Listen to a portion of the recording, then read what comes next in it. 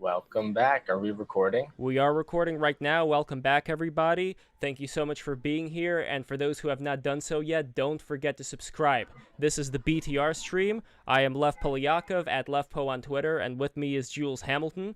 And we've got some returning guests. We have the great Alex Schaefer, amazing artist, and we have Sophie right below. And we have two newcomers, Peter Coffin and Jaron James. Welcome, guys. Thank you so much for being here tonight.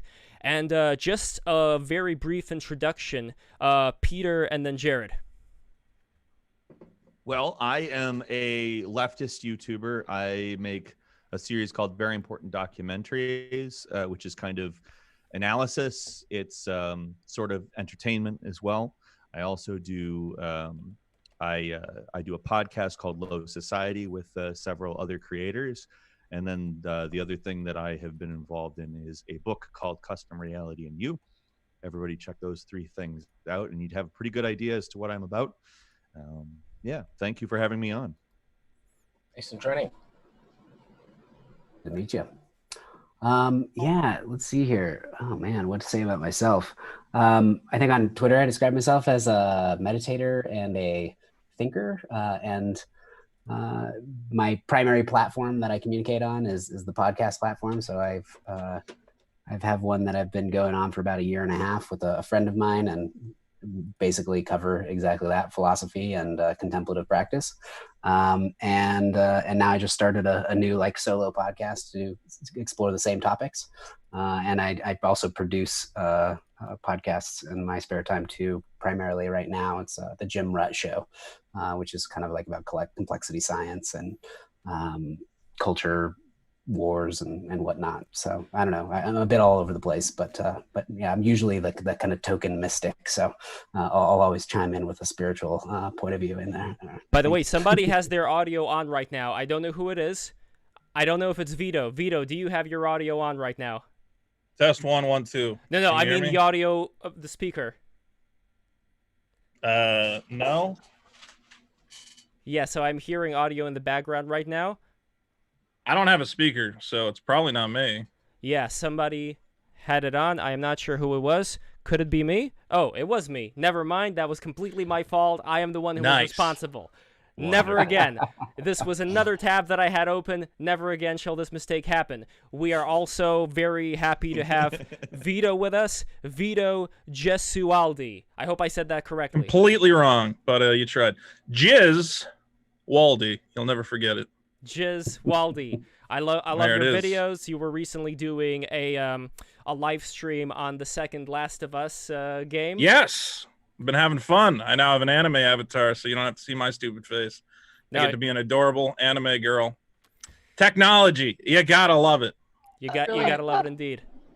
Yes. And yes. And Sophia, tell us a little bit about yourself too. Even though you were in the tantric stream before, I don't think we got a chance to really know you that much. So just tell the good people about you. Well, there's not really much to say. I'm on Twitter. My handle should be visible there. I was raised Catholic. I have an interest in Tantra, and I like reading, and I like being here. Excellent. And I also wanted to say that Alex Schaefer, he is an amazing artist at Paint with Alex on Instagram. Look his work up. It is incredible. And I want to ask everybody again to subscribe right now if you have not done so already. So we're going to be talking about a lot of different things today. Free for All Friday, like the title, is basically a chance for people to talk about whatever it is they want to talk about. We've recently had this story jump into our laps, as everybody's laps, about Ghislaine Maxwell getting arrested and what's going to happen from here. So I wanted to start talking about that, but then move on to whatever other things you guys were interested in talking about. So yeah, Ghislaine Maxwell, what do you guys think is going to happen next? Are we going to have some, as the Q people say, some great awakening, draining of the swamp? Is this the start, or is this going to go the way of her predecessor Epstein? So let's get started with Peter. Well, Jules actually came in just before here and gave the little piece of news that she's actually in the exact same prison and cell that her good friend Jeff was in. What? And to me, no, that's not true, is it? This is what I heard. This is where she could land. That's horrifying. No It's way. The same Come broken on. cameras. Same broken cameras, my friend. Same 2 guards. It's like, yeah, they're fine. We brought them back. They're good. Jesus, they're not on Lord. leave or anything. They're just still there. We hanging trust them around. this time. They know what they did was bad. This time they're going to be extra vigilant. It No. was disciplinary action. Oh, we God. showed them the error of their ways. They're doing the job they're supposed They to be feel doing. really bad about it, guys. We got to give them a second chance. Holy Lord. Yeah, I just like I tweeted it. You know, I think everybody tweeted it this morning. Is that, you know, she is now like #1 like heart attack gun target. Like that's just like Yes. Is that? I have always thought that was a myth. The heart attack gun. I've like heard about it. It's a fun joke to say though.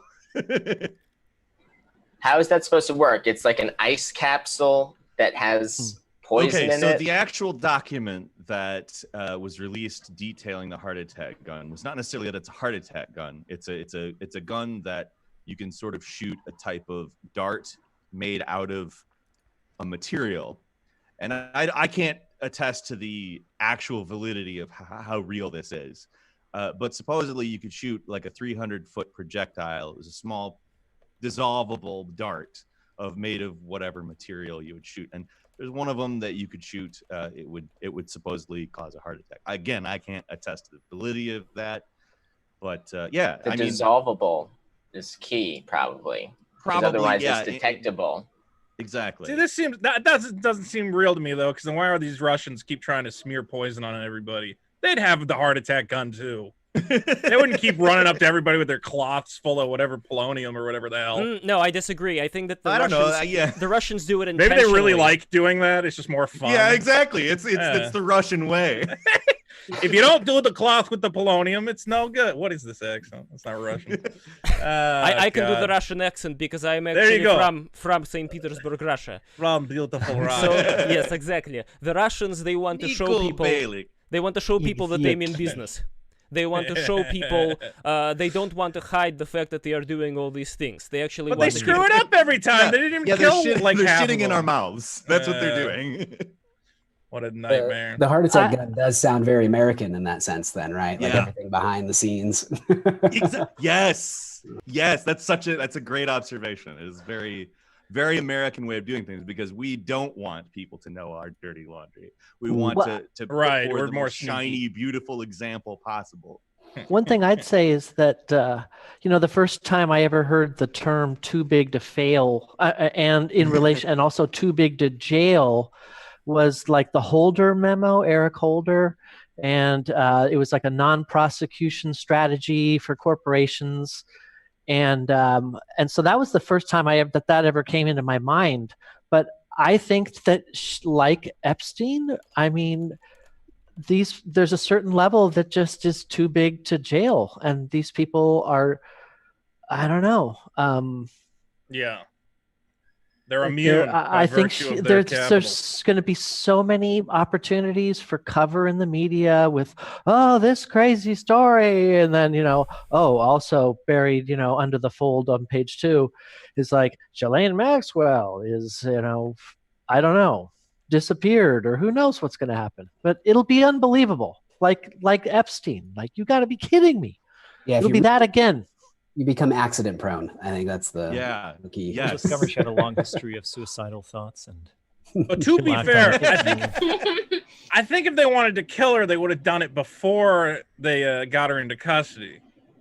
It would be really. I gotta say, it would be like the exactly what we were talking about with the Russians, though, that they want people to see it. It's possible that they want people to see, like they put her in the same To cell. know. Maybe Same maybe she'll cameras fall don't work. victim You're like, to a case you of know police what? brutality. You can't touch us.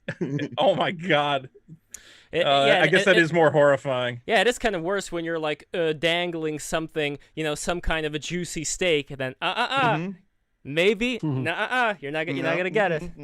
No, sir. So yeah, I mean, look, there's always going to be people out there who are going to be at that level and they're going to do that stuff. But again, I like comparing, let's say, that to whatever's going on in Russia and saying, where would I rather live? I am a proud American. I love this country. I think that this is the greatest country on earth. And I'm not saying this in the tongue-in-cheek way. I think just the potential for greatness in this country, regardless of all the people who are currently oxied up, is much greater than in Russia right now, sadly enough. You just have way more corruption. You have the oligarchs. They are taking 90% of the tax money just for themselves and then spending the rest on these horrible infrastructure projects which crumble in a matter of years. And they want people to lick their butts for those infrastructure projects. You know, they want people to grovel at them. And the people, they're not a fan of the oligarchs, but they are a fan of Putin. Like, they regard him as being separate from any of these rapscallions, as if he's like the czar that's above any of this stuff, which is complete BS because they all report to him at the end of the day. Yeah, you're talking about the Russian people feel that way? Yeah. Yeah, the Russian people, they most of them, they love Putin. I feel like I'm watching season 2. I feel like I'm watching season 2 of The Wire right now. All this, after that Russian accent, I was like transported in time to another place where that, I don't know how they fit that season in there. Because if you ever watched the seasons, it's like season 2 never fit right into the whole arc, right? It was because it was just like the drug dealers. Then all of a sudden you had like the Russians with the shipping crates in season 2, and then we're never back to that. Well, I've never seen bored with it. I've never seen it, but Putin was responsible for shipping coke into St. Petersburg Harbor back when he was the deputy mayor, and he was the one who was calling all the shots back then, not Navalny. Not Navalny. I'm thinking of the other guy. Not the other guy who was working there, whose daughter is like friends with Putin, despite the fact that he whacked her father. You know, it's a very interesting Game of Thrones type relationship that's going down there right now. It's like a soap opera. But we have another Russian here. We have another fellow Ruski. Definitely legit. Definitely legit. Would you agree with me about the fact that the Russians, they really love Putin, but they're not that big of a fan of the rest of the oligarchs there? How do you know he's Russian? Yeah, I'm Russian. How do you know? How do I know? Well, I talked with him. What do you mean, how do you know? Now we're getting some real conspiracy stuff going on. Yeah, now we're really getting down into the Dogs lower know no nationality, apparently. How do you know, man? Can't trust anybody. Oh, Lord. So, I was going to say, yeah, I mean, I hear you. When the billionaire pedophiles kill you in America, at least you know it's for the greater good. You know, you did something wrong still.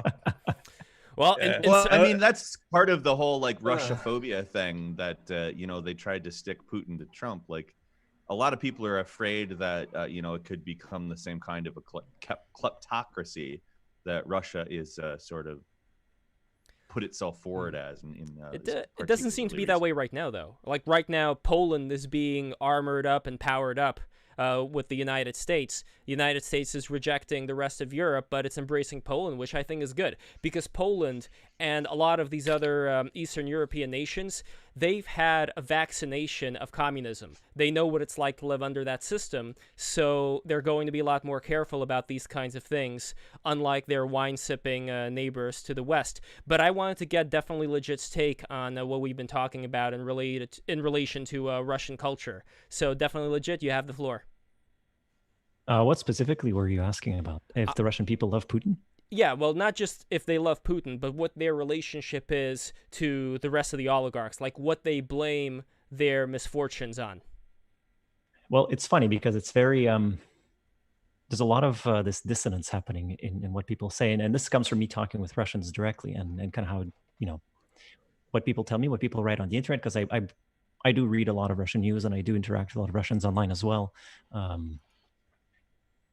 In mainstream social media and also in, you know, lesser known and on Russian image boards and things like that.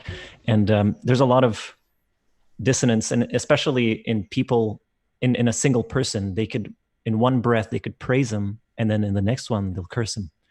And you have a lot of people who'll say like, oh, he's so great. He comes in and like he defeats all of the all these oligarchs that are constantly stealing. But then the oligarchs are still stealing and Putin isn't paying me well. So it's like, what? It's kind of a really strange way that they approach these things. But I mean, on the bright side, Russia is a great democracy. They had a vote, I think, yesterday about whether Putin or not could stay for another couple of terms, and something like 75 or 76% voted for. So I love him. You know for sure that this was a very straight vote, and it was very indicative of the people. But among the youth, though, the youth really doesn't like him. But from what I understand, the youth doesn't like him for the wrong reason. What's the reason that they like? They don't like him. I'm saying. Right. Yeah. They want him to be stricter. No, they want him gone. So they want him gone. Yeah. There's a big sort of influx of these Western liberal ideas that are being right. They're more progressive, the Russian youth. Yeah. They're extremely. The youth is it's very polarized. So you have the extremely progressive and you have the very conservative. There's very little middle ground. There's no middle ground in Russia on pretty much anything really. You look at the rich and the poor, huge divide. You look at education, huge divide. Health. Is the church still hugely influential? Because I thought that was always kind of the thing. The church is insanely influential, and it will probably be for a very long time, because the church, and I guess that's not something that people often talk about, but the church played its cards really, really well at certain key moments. And whenever there was a famine or some sort of tragedy, the church was always there to kind of slip in and do their thing. And that bought them a lot of, I guess, loyalty from the people. Interesting. One thing I wanted to bring up quickly was, to me, it just seems that Russia is an easier, more convenient boogeyman than China, because you don't have so much corporate production happening in Russia.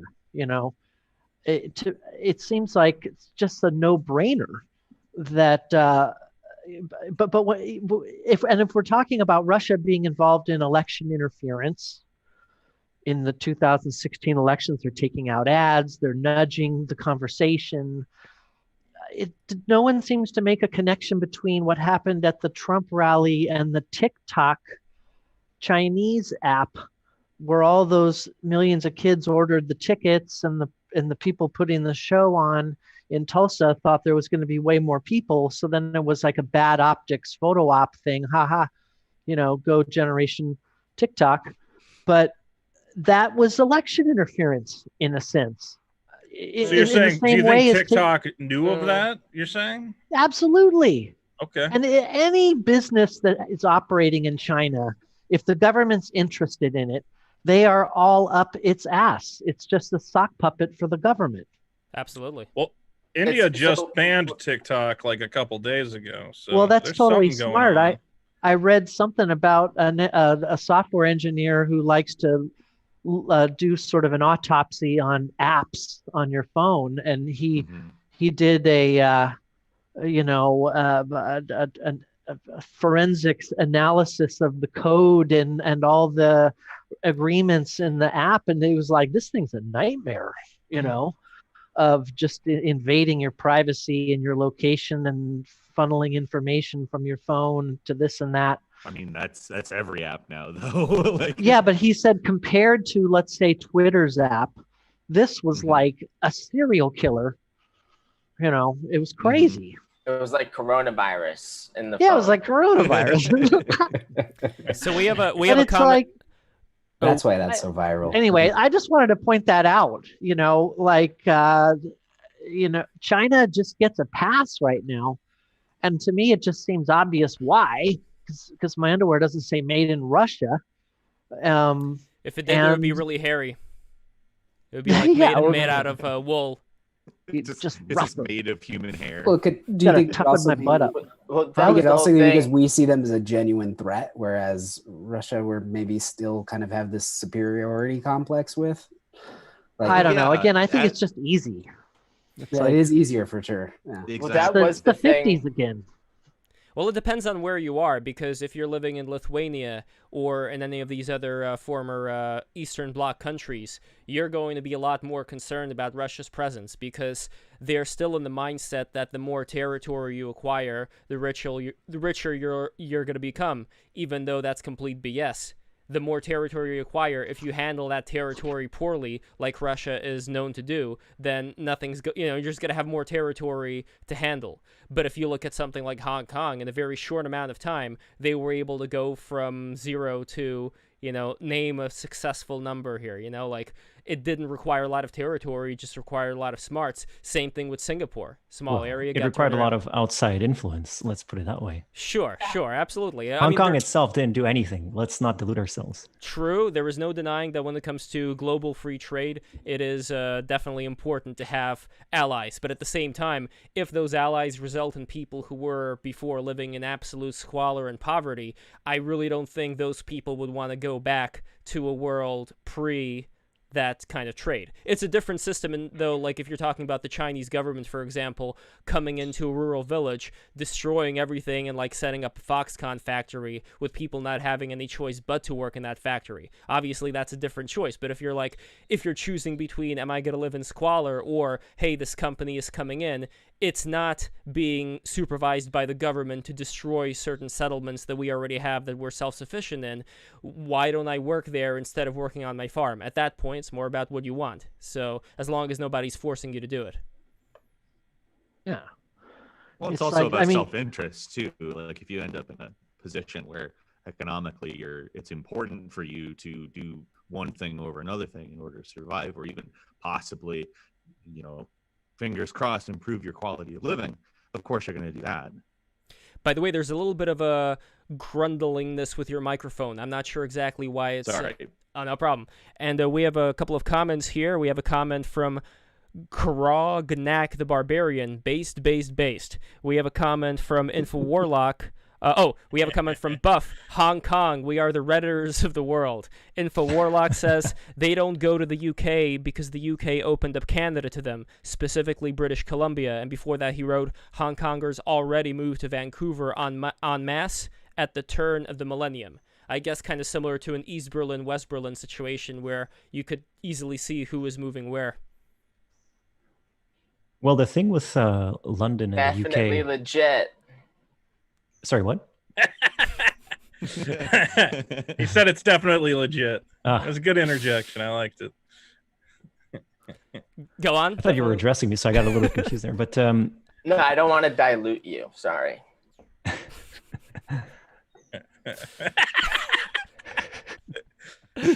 All right, definitely legit. Keep going. Yes. Sorry, I was saying they're not moving. You'll notice that the Chinese presence is lacking in London and the UK because that is somebody else's turf. London has been sort of a seat for international banking clans for a long time, and what the Chinese are doing is what Russia tried to do prior to the First World War and the Revolution. They're trying to set up a second sort of sphere of influence economically and specifically banking-wise. And you'll notice that they're trying to undercut the dollar, and they're trying to set up the petro yuan and the gold-backed yuan, and all of this is they're trying to back it up with the infrastructure of the Belt and Road Initiative, which for some reason not many people actually talk about. It's definitely something that should be explored a little bit more because it's China essentially colonizing all of Southeast Asia, South Asia, the Middle East, and Africa. And this is happening extremely fast, but we're just not really talking about it because it's, I guess it's something very similar to, dismissed like the ghost cities. For a long time, people were laughing at the ghost cities in China. They were saying, oh, look at these empty, skyscrapers and this massive city that's completely empty. Most of these cities are now populated. Wow. That's something that used to be remembered. They were they were empty for a couple of years, but not anymore. And sure, China does have a tendency to collapse on itself all the time, but their current efforts shouldn't be ignored that way. How are they getting filled up? Is it a matter of bringing people from these other parts of the world in there, or what exactly is going on? They're basically urbanizing and industrializing their peasant force. Right. So up until very recently, China was full of peasants, until very recently. And now they're moving away from that because they went from being the producer to becoming a consumer. And now they need their own producer. And that's why they're expanding into, Southeast Asia and South Asia and Africa.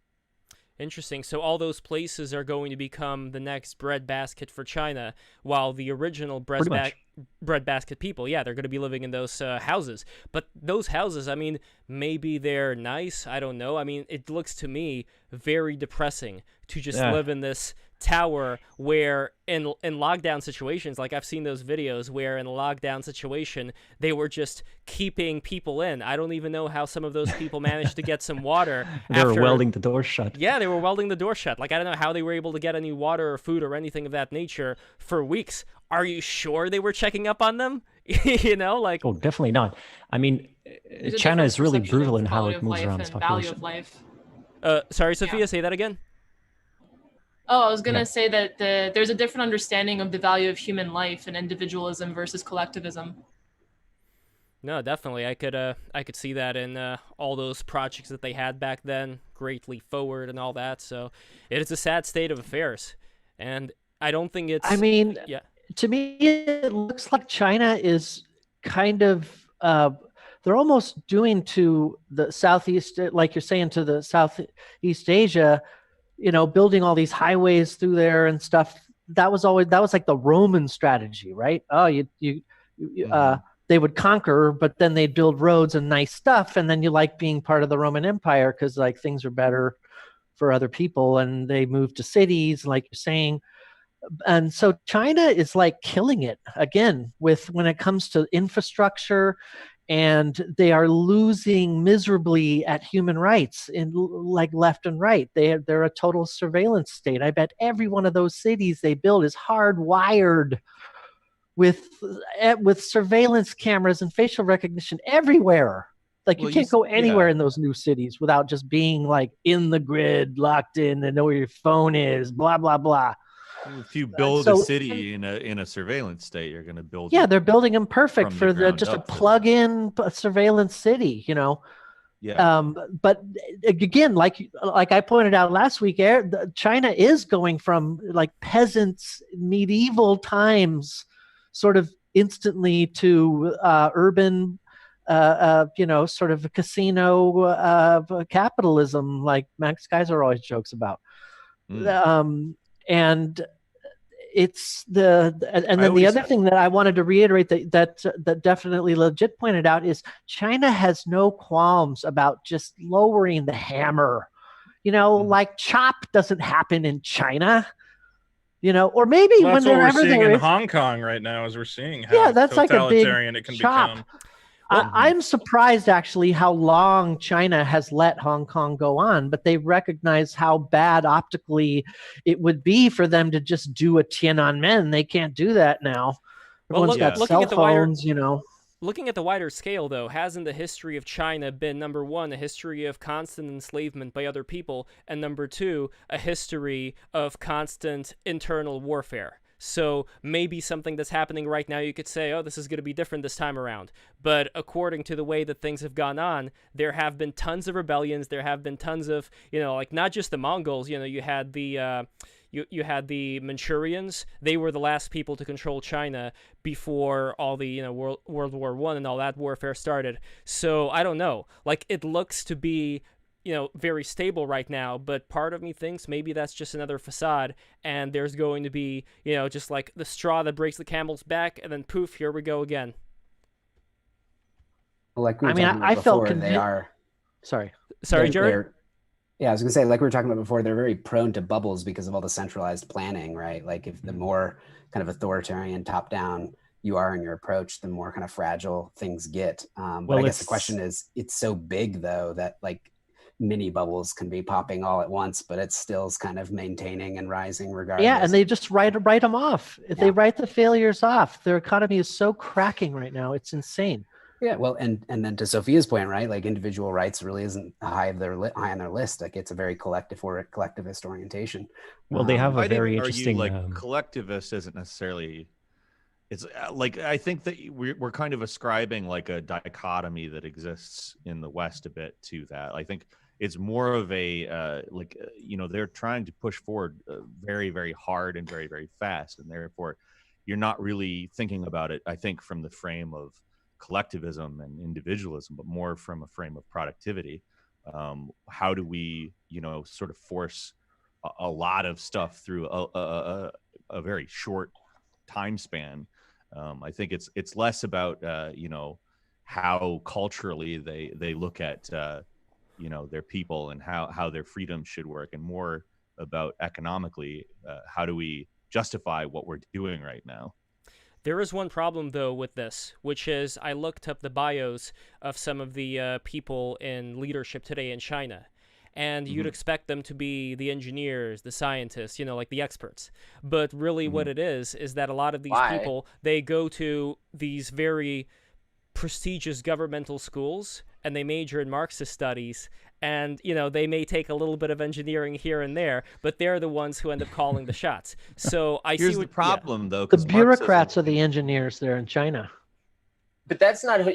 That's who should be the engineers, the bureaucrats, because they're the ones who get things done. Like, I mean, if you think about government in that way, I mean, think about Aum Shinrikyo. That's what you get when you put engineers and chemists and the coders in charge, right? Well, Ronald Reagan was an actor. He was just very informed, and he was able to win. Donald Trump's a reality TV show star. He runs big companies, and he had the social intelligence to know how to beat the system at its own game. He just came in there swinging like a right-wing postmodernist, and he's completely reset politics and completely reset media single-handedly. And like, he's constantly in conflict because like everyone is constantly against him, right? Like, he's coming from New York City. So when he visits, he's booed, right? They boo him. So it's a very unique environment. I mean, the fact that they're taking Teddy Roosevelt's statue away from the Natural History Museum right now, it's surprising that it doesn't seem to signal to anyone what that generally signals in history, like when they start replacing the monuments. Well, hold on a second, Jules. Before we get to the monuments, I just want to say one more thing about the China situation, which is that Xi Jinping, he had a lot of family and a lot of friends who were already in government. They were already part of the elite. We're not talking about bringing in the best people over here, regardless of whatever it is they studied. We're just talking about bringing in your friends, just like what's going on in Russia. Would never want to put engineers or chemists or coders in charge of anything that had to do with. That's fine. Look, put politicians in. No, but you want them to advise. Yes, put politicians in. I don't care. Put politicians in. My only point isn't about that. It's more about the fact that they were chummy with the people who were in government before. This is just handing off leadership to your friends. Or in Marcus Aurelius' case, even though... Like Chelsea Clinton. Yeah, exactly. Like, even though Marcus Aurelius was a smart dude, he wrote Meditations, he ended up giving his leadership over to his son, who was a dumbass, from what I understand. And so it's like, no good. Like Tim Dillon says, no good. Monarchy doesn't work. But Schaefer, remember in our last stream, you compared China to the 1930s or 1920s? Do you think that's sort of? Yeah.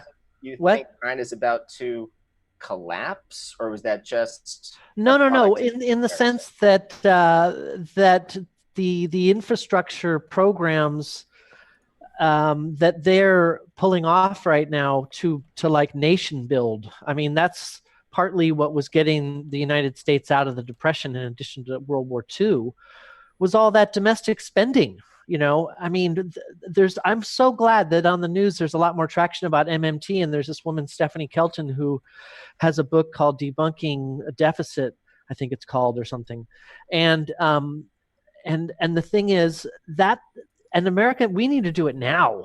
That kind of domestic spending is not inflationary. There's so many misconceptions in economics, that especially with regard to deficit, that are so frustrating, because these could be immediately solved if people just realize, like, you don't have to, the government can just begin to spend, and there's plenty of places in America that need a lot of spending.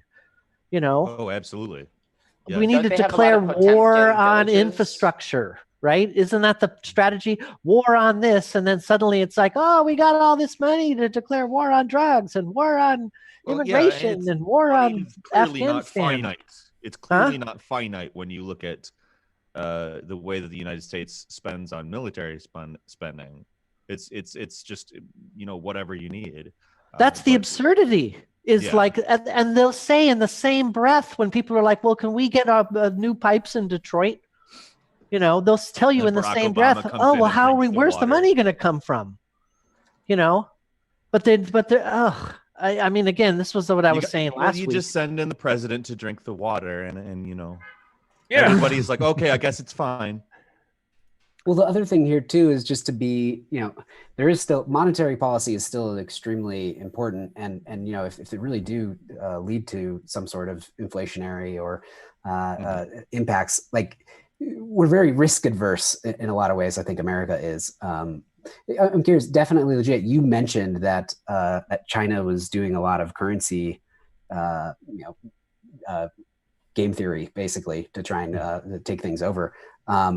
Do you see it as like successful and sound, or is it kind of crude, or like I don't know? I haven't known anything about it. The thing with the way China operates on an economic level, they're not a capitalist economy. They're just wearing the skin of one, and the big difference is that everybody else plays by those rules, but they are able to ignore them. Now, if you go back to 2015 or 14, I forget which one, there was a huge crisis in China, and the Chinese stock market fell to just absurdly low levels. And what they did is they just went in, grabbed all the pension money, and just tossed it in. They just kept on, covering that fire with other money that came from somewhere else that the government was able to just pull out and use, which no other country that is, democratic and properly capitalist as we understand it in the West could do. They couldn't do that. It just doesn't work. Yeah. And they open a lot of these little ways for them to do things that we just couldn't. Yeah, this points to that same advantage of Trump, is that he's playing a different game than everybody else, so he doesn't have to follow the same rules. Yeah, that's the thing. He looks like he's playing by the rules, but he's not. Yeah. And he's setting up different rules, and that's what they're doing, and that's why they're taking over pretty much everywhere. How is Trump setting up different rules? You just mean by social norms? Because, well, to your point, the postmodern component, right? He has zero interest in fact and like propositional truth. He's just playing. He just goes in. He just goes in wild. He doesn't have to mask his lies. Extreme populism, and it works. He just lies, and we just know that we're not going to get the truth from him most of the time. He doesn't even have to lie, though. He can tell the truth, like the worst truth ever. He goes, I want less testing, and everyone goes, yeah, that's great, let's do more of that. He tells the truth a lot too. He turns the most horrible truths into a thing to celebrate. It's insane. He just says he has zero interest in truth that much. I'm sure. Yeah, it's just like, what do I say right now that evokes the correct emotional response from the people that I'm keeping in mind, and I don't really care if it's true or not. And sometimes, so he'll say some things that are true, and that's why he thinks out loud. Like he's absurd, on so many levels. But that's like he's breaking every rule that every other politician. Every other politician trains themselves on, like, how do I mask what I'm doing with the elaborate truths, and and it shackles them in so many ways from being able to be fluid and to break rules. So yeah, it seems like a very similar dynamic as currency. I like that a lot. I want to get a lot of people think about, how do I not upset someone, and Trump thinks more about, how do I make them feel better after I upset them. Yeah. Well, and the other big thing here, right, is like, this is an attention economy that we live in right now, and it reminds me. There's this Osho quote, the cult leader Osho, as everybody called him, and he used to talk about how it made no difference to him of whether you loved him or hate him. They're the same because they both evoke his attention, or your attention to him. That's the currency of our whole system. And so, yeah, all Trump does is do whatever evokes attention. And usually we have a negativity bias. And so usually it's negative. So he's always stoking as much attention as humanly possible. And then steering very broadly, but without any kind of precision in the directions that he wants the conversation to go. And if we compare this to other politicians, like, we have politicians who, like that song from Biggie Smalls, do things in silence and violence. Like, they're not going to go up there and say certain things that they're going to do, but they just do them in the background. And that's the way it's been for a long time. And that's the way, to be honest, I think a lot of good things as well as bad things can end up being accomplished. But I want to get White Samurai's take on this. Thank you so much for joining. And also, I want to ask the 86 people. This is great. We have 86 people who are watching this right now. Thank you so much for watching. I want to ask you Subscribe right now if you have not done so yet. We would really appreciate it. We are growing this thing. We are happy to have one of the most diverse shows in YouTube history. Thank you guys so much for coming out here today. Let's go. The diversity is great. We got a white guy, You gotta a learn white how guy, to a tag white guy, team a white those. guy, a Hold white up, guy, bro. and a white You gotta guy. learn how to You're tag knocking team it out of the And a park. dog. We And got a a dog. dog. We got a white Bark, dog bark. And a female. So, and a female. so White I'm Samurai. Italian. That's diverse, right? Yeah, definitely. We're gonna have Gio, who's also Italian. He's gonna be coming in pretty soon. So it's still gonna be diverse. Anyway, White Samurai, go for it. I'm just goofing.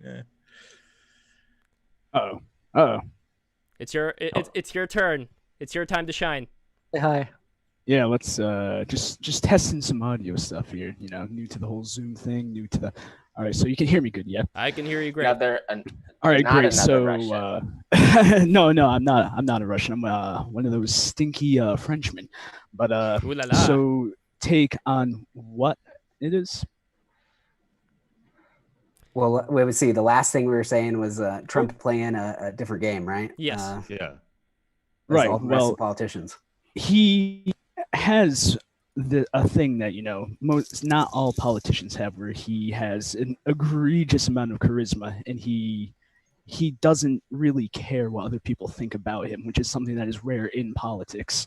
And I think the reason he's managed to become such a political juggernaut is because of that, not caring of others' opinions, and he just does him. And he radiates this aura where people are just like, this guy, there's something about him. Insight.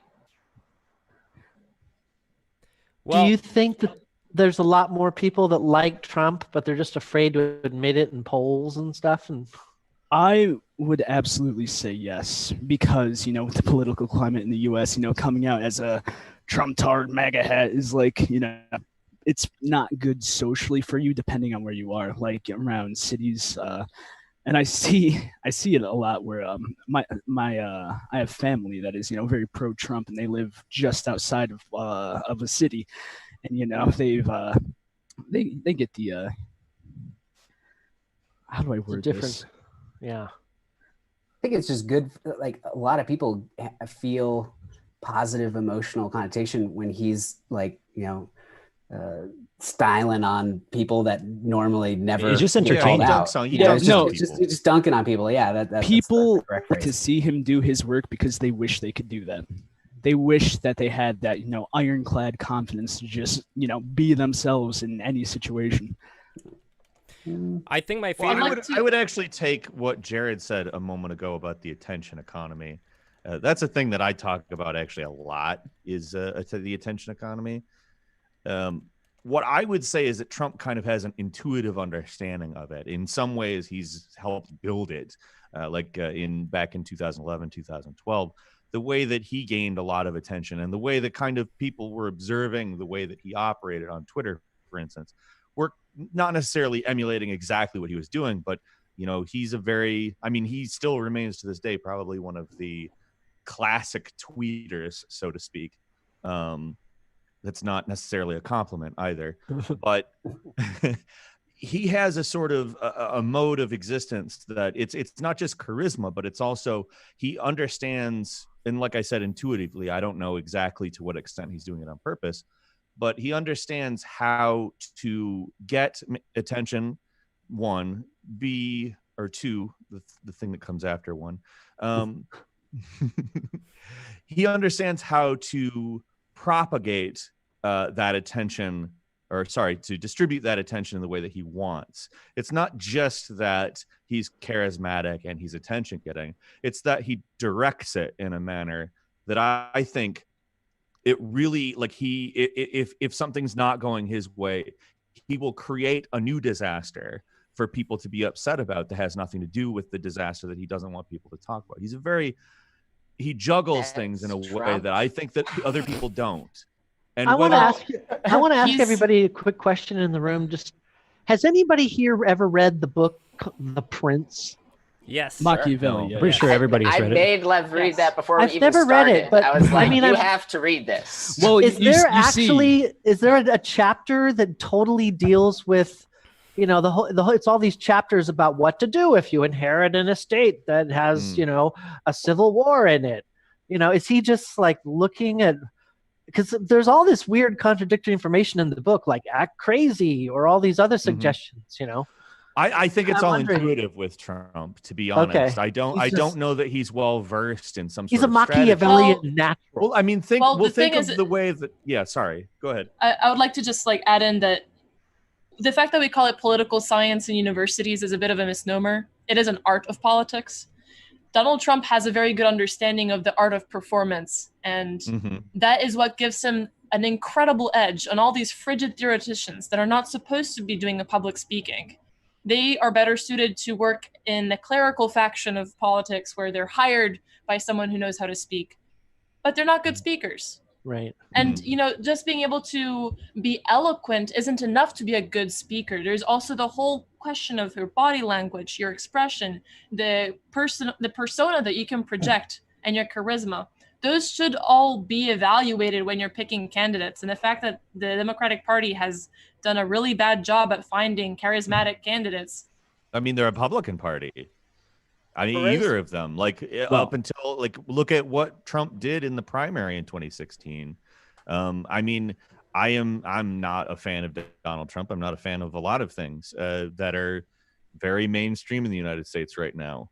However, he came in and he just absolutely bodied all of them. Like, oh, it was spectacular. It was really funny. 2016 was a really funny year. Look, you guys are trying to say Trump's not aware of what he's doing, but the guy who made Dilbert says he's playing 4D chess, and that guy made Dilbert. So. Yeah, I mean, he made Dilbert. Yeah. Yeah. So I think if we're gonna go to political takes, that's the guy to go to. Well, remember the case, I will still man he wasn't a his good speaker. I would steel man Scott Adams a bit in the sense that, you know, I think Scott Adams, as soon as he predicted that it would be something, like all of a sudden he had this weird audience capture where he had to just like kind of extrapolate all of his intuitions until they became so sexy, you know, and so 4D chess is the way that was described. But I'm waiting for the Republican purge, man. He said they're all going to die. What the hell's going on? Yeah. He's an interesting fellow. He's made a lot of commitments that he's having to uphold now, and he's no longer an absolute observation. But I think the core observation is just simply that to understand persuasion. Persuasion's a very simple game. It's like push pull, and that's it. An emotional push pull. And so it's actually a very, you know, you don't have to do a lot of strategy. You just know which way you want to send people in. And so it doesn't take any intelligence. But you know, there's some very basic dynamics of how emotional resonance is oriented toward people's opinions, and it's pretty simple actually. And he's really good at using that frame of reference all the time, and so things go in the directions that he wants them to go in. Well, and then again, the incentives and you know, rewards that you might get in society have sort of set up a situation where that's exactly what you have to be, and ultimately that's how I think we got him. Social media. Geo's take, and Geo come in here. I think he's going to be coming at around 7 o'clock. Yes, Geo's take is Trump pretty much is controlled opposition. What do you guys think of that? I mean, probably, yeah. I mean, nothing that's really honestly changed under him. Don't know. In terms I don't know. People. So, I mean, opposition to what? What's our frame of reference? Because well, we're talking about a closed sphere as far as I can see it. Yeah, there is no point. There's no point of leverage from which you can operate outside of it. I'll have to get Geo's take later on when he comes here.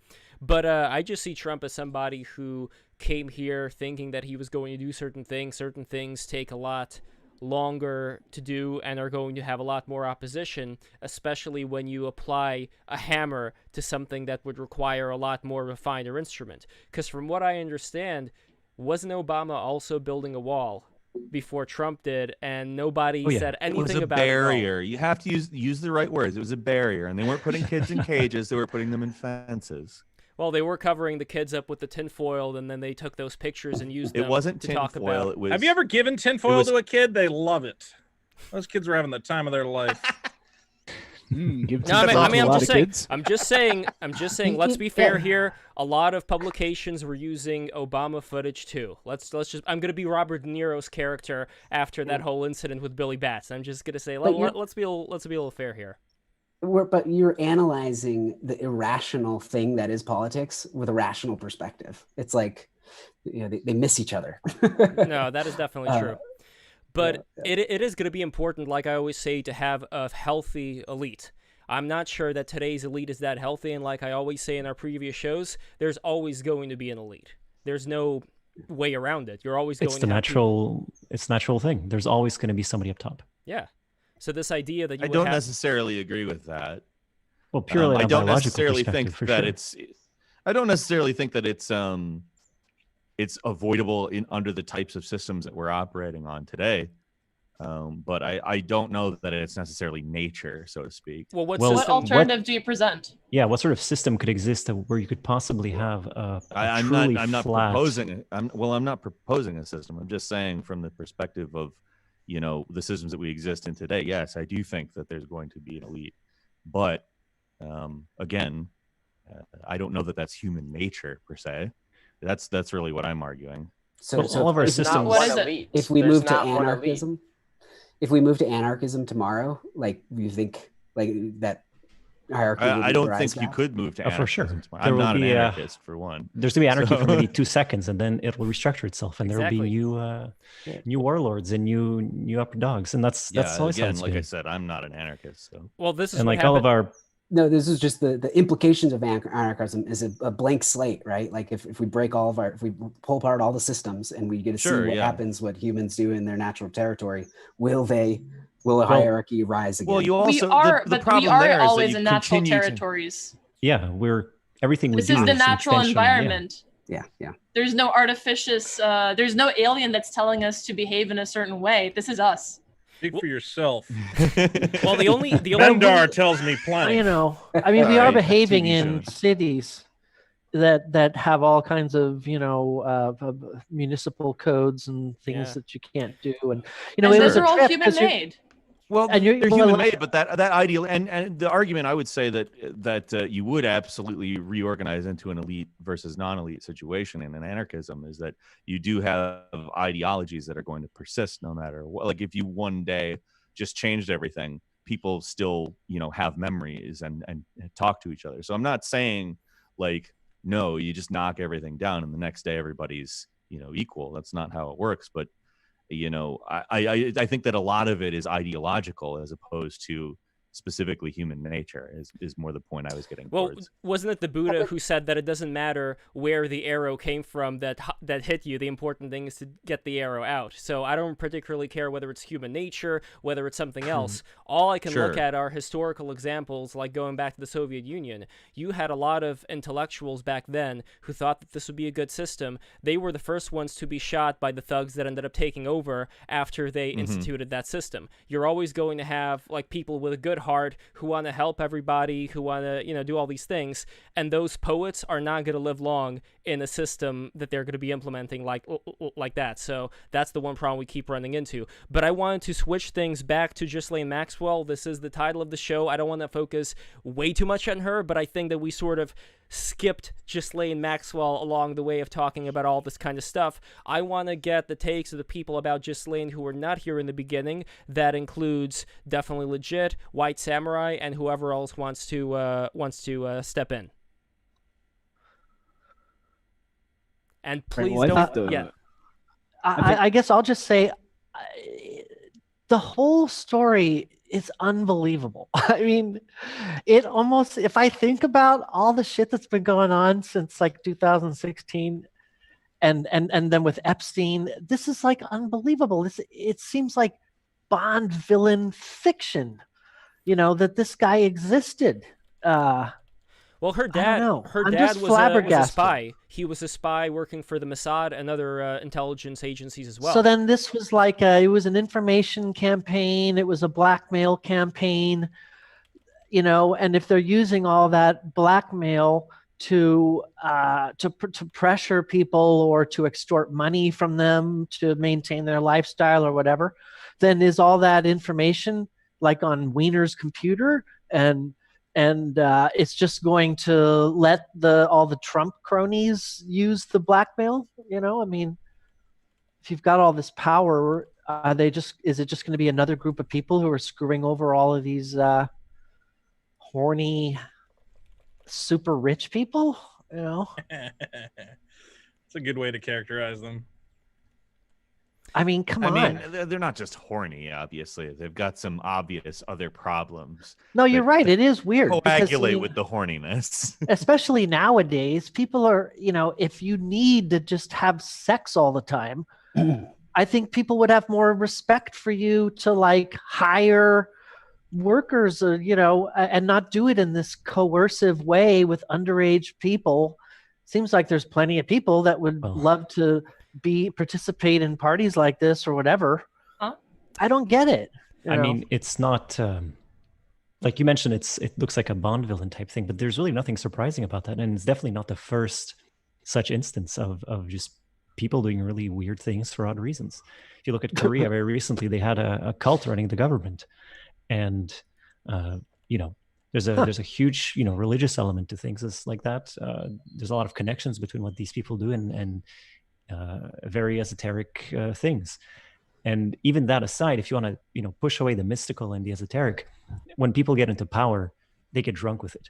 And as you get more powerful and more drunk, and you start to test the limits of that power, and next thing you know, you're like, man, I really want to dick down a little girl, and then that's what you do.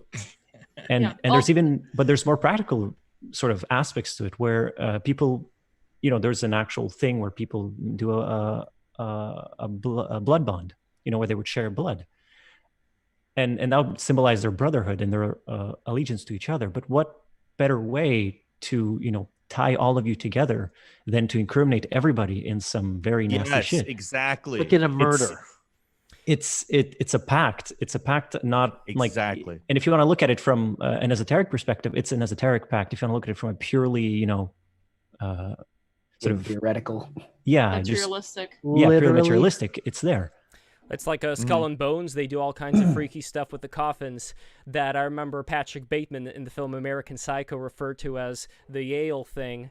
And it's something that's always occurred in history. We've always had these mystery schools, which were supposed to give people knowledge of matters that are far beyond the regular level of society. As far as what you do with that newfound knowledge, that's another question. But another interesting thing that I found out, this is from the Miami Herald, that Donald Barr, the father of current Attorney General William Barr, that he was during this transitionary period the headmaster of the Dalton School that Epstein arrived at to teach math. So it's very interesting just how connected a lot of these different people are. And here we have this guy who's supposed to be persecuting a lot of these elements, and his father already had a pretty close association. And I'd be curious how close that association gets. Man, I hope they don't get Matt groaning. I met him one time. That would just be the worst. What we were saying earlier, and I want to add in about the ritual abuse and everything. It's also like, from a materialistic interpretation, it's also a simple matter of establishing an in-group. Because if you're bringing in a bunch of people from different areas of, for instance, the US, if we're talking about the political sphere, you need to find a common ground. And the best way to accelerate that is to have some kind of ritual. Hazing. Or, yes, it's exactly as it with like fraternities. And people it's just like with fraternities. Yeah, exactly. If you look at college fraternities, they do a bunch of really weird stuff as well, and it's it's usually sexual and always ritualized. Well, an interesting one is the Mithraic cult, where in one of the initiatory practices, in fact, the hat of the character that Sophia, your background avatar image, is wearing, that's the same hat that belongs to Mithras. And one of those rituals, I believe, involved getting anally sodomized by one of the more senior members. And that's... We were talking before about reverse Kundalini. Sunny was mentioning it in our program about all of this transcendental Kundalini type sexual energy things. He was basically saying that practice would revert the Kundalini to flow down. I have no idea if that's the case or not, but it's interesting to think about what all kinds of different sexual acts do. It makes you submit. Yeah, exactly. It makes you submit. How does that change the person for the rest of their life when they go through these kind of rituals? Well, it secures loyalty on a more on a dyadic perspective between the sodomizer and a Sodomy. victim of sodomy, I guess. Yeah. Toddy.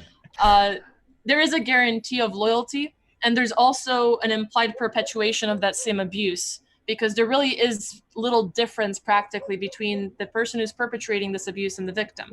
It will become replicated. You will have a transmission of this tradition. Well, like I was talking before about with Definitely Legit, that there are members of my family, like my dad, he lived in, you might as well call it an orphanage. Like his mom picked him up every weekend. But he was around a lot of bad influences all his life, yet he never did drugs, never smoked, never drank. And when you think about Russians and just the amount of drug abuse, especially during the 70s that went on at that time, it's like, whoa, like how did he manage to avoid all of that and not have the abuse that he suffered from neglect, from, all this bad stuff, turning him into that same kind of person, because he definitely is not. So there are certain people that are able to resist that and grow and just, do the complete opposite in a way, because they lived in that kind of horrible life. And that's kind of like it's a very big human test, I think. 100%. I think that it comes down to nobility of someone's soul. Yeah, and for sure. When you have these types of situations with ritual abuse and everything, I'm convinced that on some level, it serves as a test to these individuals who go through it. And it's a very harsh test. But ultimately speaking, everyone does have a choice in every matter. There's always the opportunity to either respond to these things and perpetuate them and become a victim of the system. And then you depersonalize and you become just like another element. You're just another piece in this machine. Or you can break free of it. You can break this pattern. You can overcome the trauma, and you can make a better life for yourself and for the people that come afterwards. Definitely. And we have two newcomers, well, not newcomers, one newcomer, and Hero, you are not a newcomer, but it's great to see you again. So we have Hero Alchemy joining us, and we have Johnny Nimbus, a.k.a. known as yams, which is a food that I love to eat. Yams are great. Oh, no, not him. They're a great post-workout meal. Yes, it is him. So welcome, Yams. Welcome, Hero. I don't know how much you were hearing about the conversation that was taking place. Subscribe right now. The people who are watching this, subscribe right now. Anyway, I'm not sure how much you were hearing about what we were talking about. We were talking about all this ritual abuse and all of these organizations that people join in order to either ascend in terms of consciousness, get a cushier job, like we have the Freemasons, and we had a Freemason on our show who belongs not exactly to Freemasonry but to co-masonry, Drew Arnold, who I would love to have back on really soon to talk about a lot of this stuff. But anyway, what are your takes on this whole secretish these whole secretish organizations that are still alive and well, and whether it's possible to have these organizations be in some way used for good instead of evil? Do you want me to go into it? Go for it. Sure. First off, I think there's probably a little bit of a cut because there's a delay between, where the stream I was watching ends and then where this was going. So I'm probably missing like a couple things there. The other thing is, Lev, you owe me an apology. You revoked my Mediterranean card. You only referred to Geo when you were talking about Italians earlier. Take offense to that. Wait, how do you say sorry in Italian? I forgot how you say sorry in Italian. I don't remember. I'm not Italian. Vito, how do you say sorry in Italian? It's Scusa. Scusa. Yeah. Mi scusi. I'm not. My father owned a Domino's pizza, so I'm like the most fake Italian that ever existed. Did he really? That's awesome. Cheesy bread. That's anyway, I'm not super. I'm not as well versed as someone like Geo probably is in terms of like how widespread all of this like crazy, what I would consider to be satanic shit going on with the elites and all the abuse that they cause goes. But I've heard and I've read and I've seen countless stories of just some really disturbing, like fucked up things that go on in this weird obsession with children and the energy of youths and just the abuse of that. And I very much remember what you were talking about earlier with what Sunny said about sodomizing people and the effects that has on them. And I don't really have any reason to doubt that. I mean, we see in a lot of cases in gang culture and in prison culture that is a way of creating submission in a lot of senses, whether or not they realize that intentionally or not. That is kind of an effect of that. I would very much not be surprised to learn about any of the elites currently in power partaking in any of this. I just don't know how far deep it goes because I'm not as well informed as I should be. Have you had a lot of anal sex, Hero? Me? No. I'm not a degenerate. Hey. No.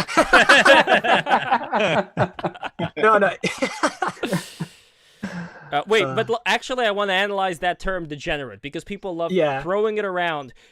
To degenerate, like generating is supposed to be like you're generating some kind of aura, some kind of light, some kind of power. So I guess degenerate, the word, it would mean the opposite of that. But can you explain what exactly degenerate means to you? And I would love everybody else's take on that as well. Dude, he just told us he was Italian and then he wasn't Italian. No, I am Italian. I'm just saying. But here's the reality, though. I think it's all about how you treat people. You can submit someone without ever sodomizing them. You can sodomize them through surveillance even, right? Like you could be surveilling and gossiping about people without their knowledge, and you're completely sodomizing them just to submit them, right? And I think that kind of stuff, it's degenerate based on how you're treating people. Because if you're not doing that kind of stuff, if you're sharing love, like evolutionary psychologists will say, oh, you can't make a baby through anal sex. You know, it's going against evolution. You can't? Fuck. Wait, aren't they now trying sex to is about social bonding. That's all it is. No, not the boy wombs. I saw an article about reproduction. You know, if you're if you're enough of a I have a nomadic, problem with you this. can manifest I'm getting an cut over SPV here, with but your, this mind. is twice now. We've had people come on the show. We have a co-show. It's called 11 Joules Break the Rules, right? We've had people come on, drop the N-bomb. We have people that like to talk in innuendo, so they're talking about one thing, they're really talking about another. Everybody does this, right? Not just in polite society. We do it live on the stream. And here's the thing. Yeah. Because I can't just let this slide, right? If something bothers me, just like I tell Lev, if something bothers you, you have to speak up because people don't even care what you say. They care about how you make things felt, right? Because look at Trump. Don't listen to anything he says. Don't listen to anything he says. Watch what he does. So if someone says something to placate you, but then their behavior demonstrates something completely different, you know their words are not as meaningful as their actions. Let me stop you there, okay? I appreciate what you're saying. I really do. I was doing that to be like purposefully inflammatory. I'm not like, you know. Sure. Yeah, I was wondering, is that a bit or not? Because I took it as a bit. I'm like, I get it. I mean, I vaguely orbit trad circles, so that is a word that does have some weight, but I was just saying it to be inflammatory. What is your opinion of homosexual relationships? Of homosexual relationships? Yeah. I don't know if I'd call it a negative necessarily. Just own the bit, my dude. I mean, right there. I mean, don't the start it. Just own it. alone. Just own it. Want to let me answer or not? Jesus. I'm just own it. You're anonymous, bro. It's okay, bro. Okay, what's the question? What are you asking me? Question is, I mean, you used the term degenerate. You're saying you're shying away from that, but I'm not. I mean, let me say this. Give my opinion straight up. Okay, yeah, go ahead. Sorry. Yeah, sure. Through college, I've found out that I, have bisexual inclinations, but I choose not to act on them because I'm interested in perpetuating myself. That said, I don't really have a problem with people being gay. I just wish it wasn't promoted in society. That's just. And in what ways do you feel that it's promoted? Just by the positivity surrounding it? Yeah, power culture, power submission. Yeah. There's just a general culture right now, at least in progressive spheres, of Ellen dancing all the time, all that dancing. Yeah. Does that drive you nuts? Not necessarily Ellen. I don't really care what Ellen does because I don't watch TV. Well, she's probably having a bigger effect on that positivity than most people, though. Probably. There was this. I fail to see the connection between positivity and like how pride parades are organized, because going to a pride parade and being assaulted with like really inappropriate imagery and people that are dressed inappropriately doesn't look like pride to me. It doesn't look like what it used to be, which was a political protest. It looks like, and if we're gonna talk about degeneracy, it's like pornography. You know it when you see it. Mm-hmm. That's what I call degeneracy. I don't like going down that road. Know it when I see it. I want some. How about some playful concrete ideas there? Because look, I can understand you don't want to bring your kids to an S&M thing, but You know So what's why is going a on at pride the parade like an S&M parade? Why does it look like an S&M parade and not a Because pride S&M's parade? fun. What's wrong with S&M? I got no problem It's with that. not homosexuality. It's not the same thing. It's not the same thing. Listen, pride is but not a place for kinks. It is not the same thing. Why not? Why? Because it is not what LGBT is. No, it isn't. Well, It's I mean, gay it's pride. Not It is not core of S&M LGBT. pride. Well, can we not have S&M pride? I got no. What's the problem with S&M? Make it a pride? separate thing, but it's never been So about you would have that. an S&M. So if there was a separate S&M pride parade, you'd be okay with it. I would not. It would be something absolutely horrendous because it's in public. But again, my point is, it's a pride parade. It's for like the LGBT community. Why is there S&M stuff at it? That's what I want to know. If we're going to talk about degeneracy and we opened up this can of worms, Okay. I would like an answer there.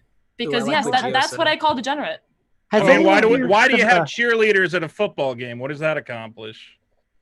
Isn't that just It's a sexuality? it's a level got of nothing to do with respect. football. I mean, I don't- Football shamans, dude. Football. What are they? No, I'm serious. I mean, I don't sexuality care for plays the- into parts of society that sure, it doesn't there's always going to be a necessarily level need of it, to. but it's just like food, right? Like you have, let's say, sushi, and I'm a big lover of sushi. I love to eat Japanese cuisine. But at a But you certain don't want to point, fuck sushi. at a certain point, no, I don't want to fuck Sometimes. sushi. Sometimes, at a certain point, when you have these mukbangs with all this junk food that people just keep eating all the time, it's like you are engaging in something where there's less nuance, and it's like you're becoming a hungry ghost. That's a Buddhist term, where you're just constantly seeking after more and more and more pleasure. And the question is, we have a very short time on this planet right now, and what are we going to be doing with it? Are we just going to be doing things just for the sake of pleasure, or are we going to elevate ourselves higher up? Because for the people who say, what's wrong with fun? Sure, there's nothing wrong with fun. And I'll tell you one more thing, that I think people who have always been on the periphery of the risque, they've been some of the greatest artists, creators, designers, playwrights, whatever. Like, people in the periphery are responsible for a lot of the art and culture. But I think it's the fact that they're constantly living on the edge, like a rock star lifestyle, that's something that makes it appealing.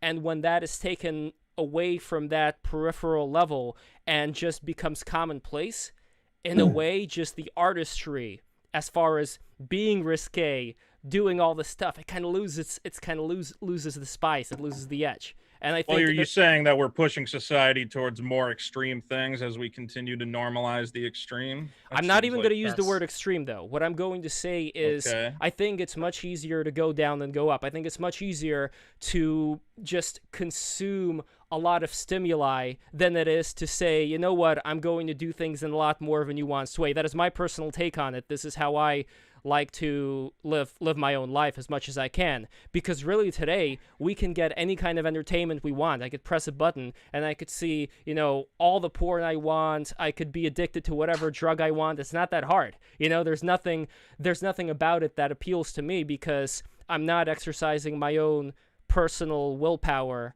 and going to a higher level just by consuming all that stuff all the time. So that's the reason why, for me personally, you don't think you go to a higher level by taking drugs? What drugs have you taken? No, you don't. No, you don't. You definitely don't. All right. Well, I've gone to some levels. Is there a period in time that you consider the morality of the human race to have been at its height? Because it seems like you think we're descending. Or is that not something you agree with? No, I don't agree with that. I think that some people are descending, some people are ascending. I can never point and say this was the best time, because look, we had childbirth deaths, we had all kinds of diseases. There were horrible times that I would never want to go back to. At the same time, I can't let that be a shield to stop me from criticizing certain things that I'm not a big fan of today. Are you a man of God?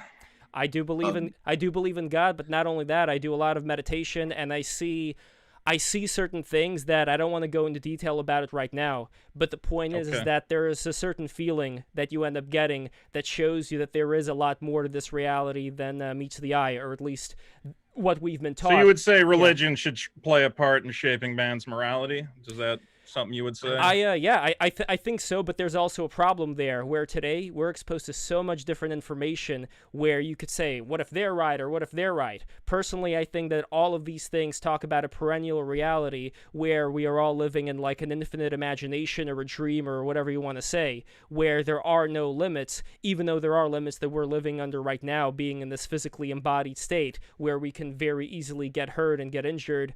But the point is that I think that we have these limitations for a reason. I think that we have these What frailties. limitations? Sorry, did frailties I like you could fall off a building and die. Yeah, you could fall off a building and die. You could get injured by a spider bites you, like the South American wandering spider. It would bite you. Your whole body hardens up. You get an erection that just lasts forever. Nice. Even your corpse has an erection. First world problems. We have like a lot of health issues that come in the first world. People don't have such high like life expectancies, especially in the U.S. Hey, dumb question: is AIDS God's punishment for bad things that we've done? I also as a society. Vito, have you ever done DMT before? No. Can you get me some? Oh shit. By the way, we have Archon. I'm not good at getting drugs, and I feel like that's my greatest shortcoming as a human being. By the way, we have another guest. We have Archon, Darth Archon the Undying. Great to have you here with us. I'm going to add your handle in here as well. But yeah, I don't know how much you were hearing about the conversations that were taking place. We talked about Ghislaine Maxwell. We talked about China. We talked about Russia. We talked about what it means to be a human being living either like in the center or the periphery of whatever things are going on. So Darth Archon, can you hear us? Okay, Darth Archon, there is no response yet. We're going to work on that and see what we can do. I want to remind everybody to subscribe right now who have not subscribed yet. Thank you so much for watching this, and thank you guys for being here. So, yeah, like as far as the limitations that I talked about before, just to put a pin on that, I think they're there for a reason, because, Vito, if you can imagine for a second that we could do whatever we want to. We can teleport, we can fly around, we can just create pyramids by thinking about it. Like, there wouldn't... pyramids? I don't know, pyramids are cool. There wouldn't be... They're cool. Yeah, they are cool. They wouldn't be anything for us to learn if we could already do anything we want. It would just be, we'd just be fooling around all the time. I see this reality as more of like a William Shakespeare, everybody, this is a play and we are all actors.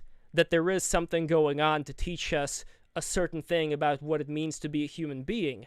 And I am absolutely against legislating morality in the sense that you're going to be locking people in jail for doing something they'd want to do.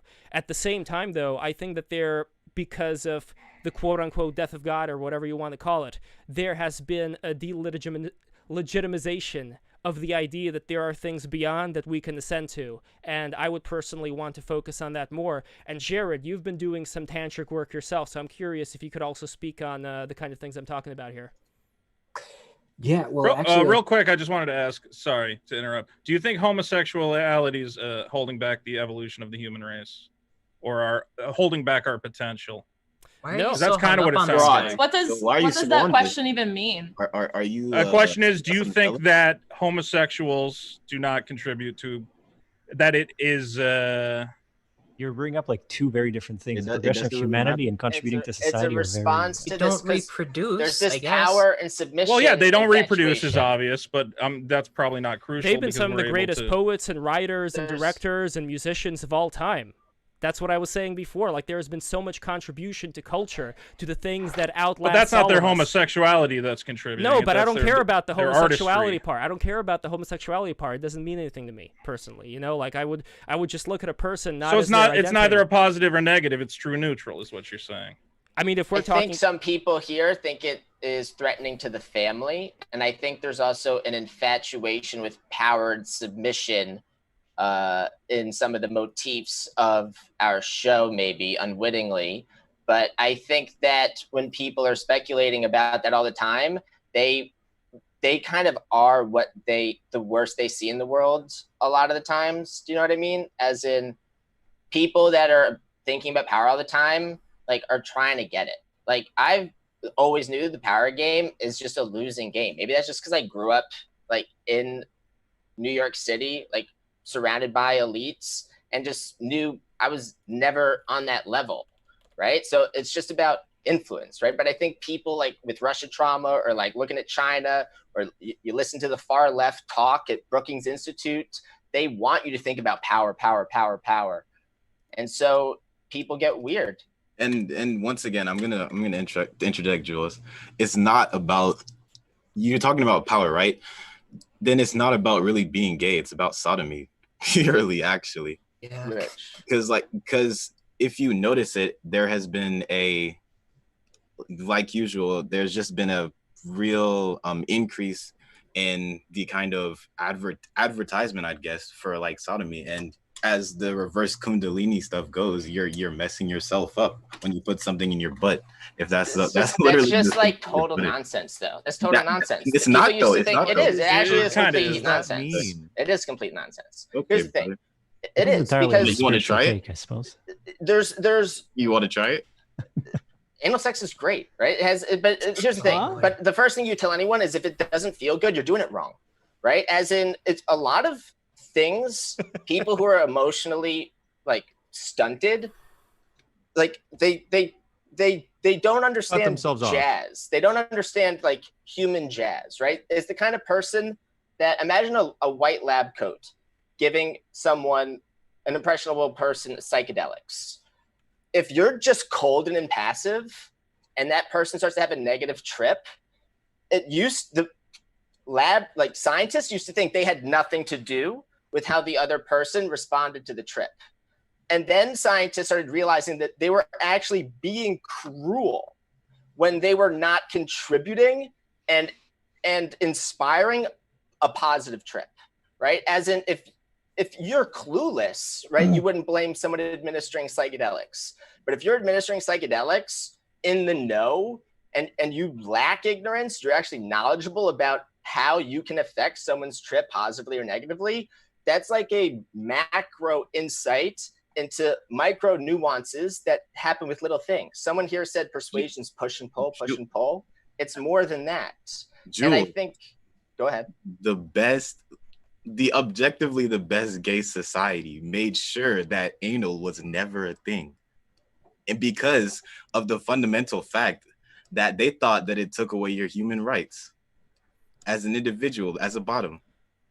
This is a language game. Wait, are you talking about Greece? This sounds like a lot of fun as far as like a language game. Wait, hold on. Let's get historically accurate here. You're talking about ancient Greece, correct?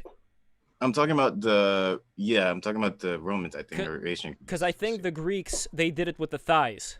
Like they did not. Yeah, like frauding. Yeah. They're way better frauding. Men without putting it in your butt. The thing is, like with how the Greeks did a lot of education was you had the master, you had the student, and the master taught the student pretty much everything, including sexuality.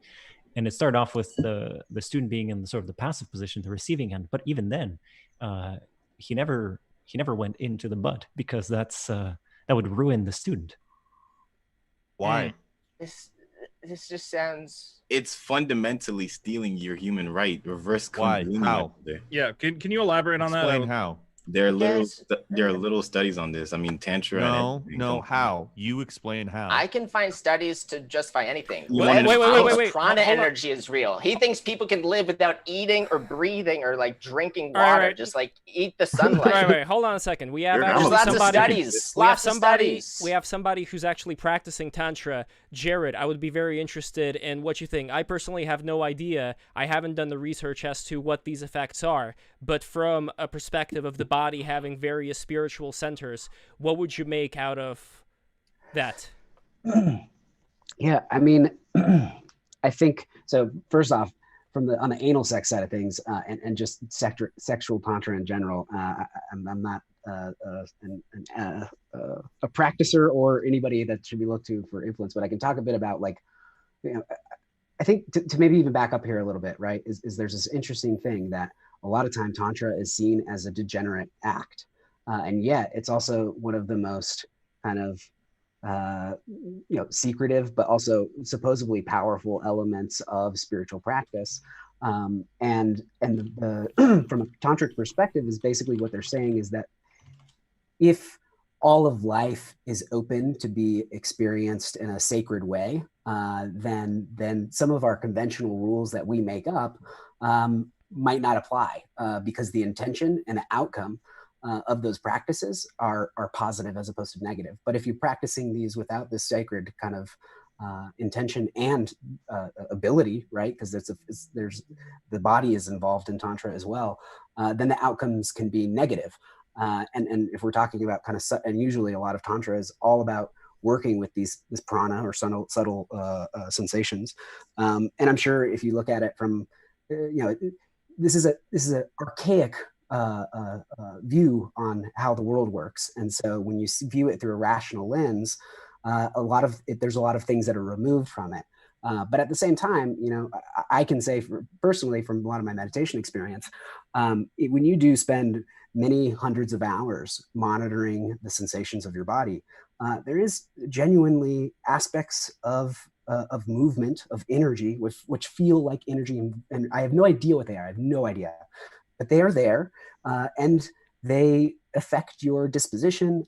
And the idea of Kundalini is that there's usually a lot of blockage. There's not a lot of movement between this free flowing thing that you can begin to experience when you're really in touch with your body. So I guess, if you block it in any way, and it sounds like what we're saying here is that the spiritual view on sodomy is that it blocks that channel from being opened and free flowing. I have no idea about it, but I'm thinking that's what we're talking about. No, the view is that it reverses it. It doesn't stop the flow. It reverses it. What if I don't have homosexual sex, but my girlfriend puts her finger in my butt? Is that okay? That's no chakra knowledge. No. Okay, so that's still degenerate. And reversing your Kundalini, what that does. So anything in the butt, it doesn't matter if it's homosexual. Dude. What do you mean obsessed? He said it's degenerate to do butt stuff. I'm asking if it involves a girl, if it's okay. Did I say that? What? I thought he said that you lose your humanity if your master has butt stuff with you, right? Yes. Did I miss something? Wait, Okay, well, if my master's a woman, is it okay? Why is this so unreasonable? I'm asking what I think are reasonable questions. Bro, chill, bro. Thank God for veto, dude. What? What am I doing? Okay, no, wait. I want to You're interject. hilarious, but your question is good. Thank you. I wanted to interject a little bit and tie maybe a few things together, like Epstein and Ghislaine Maxwell. No. I mean, honestly, I think that anything that two people who are consenting can do whatever the hell they want to do with each other's bodies, and it doesn't cause some sort of demon to be If your summoned. girlfriend is pegged you, she's tagged your Kundalini, brother. Okay, but not pegged, like the wait. finger. I've just been listening. Yeah, I've just been listening because people are all wrapped up in the butthole right now. But what I see is more problematic that was touched upon with the gay pride marches and the sort of extremist sexual activity that seems to be hijacking kind of like pride and LGBTQ type stuff. What I see happening is just the normalization of Jeff Epstein. Like that is the direction and the nudging that I see with the rampant sexuality of younger and younger people, the incentivizing, the monetizing of sexuality, TikTok, everyone's appearance. They're very concerned with their looks and the limbic system, and they want to be sexy. And what I see happening is they want to get whoever they is, whoever's nudging all this. The end game is to make sex with minors not a thing, so that it's not even a crime. Or that society's like, oh yeah, 12-year-olds like to fuck, it'll be like Idiocracy or something. That's more concerning to me. I think all this stuff you guys talking about your Kundalini, that shit's crazy. There's articles crazy. About and you guys I'm so out of my depth with this shit. Nobody's trying to legalize that. It's always a bizarre argument. All right, we have Geo here. Well, again, I think that the whole secret society argument is that they do that specifically to have shit on other people. Like you enter into a sort of pact. I think that that's a very valid argument to make about that. And if you legalize it, it suddenly removes the entirety of the. No, they're not going to legalize murder. I think part of the pact is killing someone. What the I think the sex is just the fun part. Torture involved for sure. Bro, what? Everyone wants to just fuck, right? I mean, it depends on what Not layer kids. of hell, right? It depends on what level of hell, what circle level Sometimes. or whatever. By the way, we have Daniel DeMars and we have Gino Panacchietti. We have two Italians here. Great to see you, Gio, again. Nice to meet you, Daniel. Mamma mia. Subscribe. People who are watching this, subscribe. We have 86 what a people. time to enter the I conversation. cannot believe people have not subscribed yet. Subscribe right now, those who have not. Oh my God. Subscribe, you fools. Subscribe. Okay, Gio, what is your take? And then we're going to go to Daniel. Oh God, there's so much. There's so much. Let it out, man. I think quickly.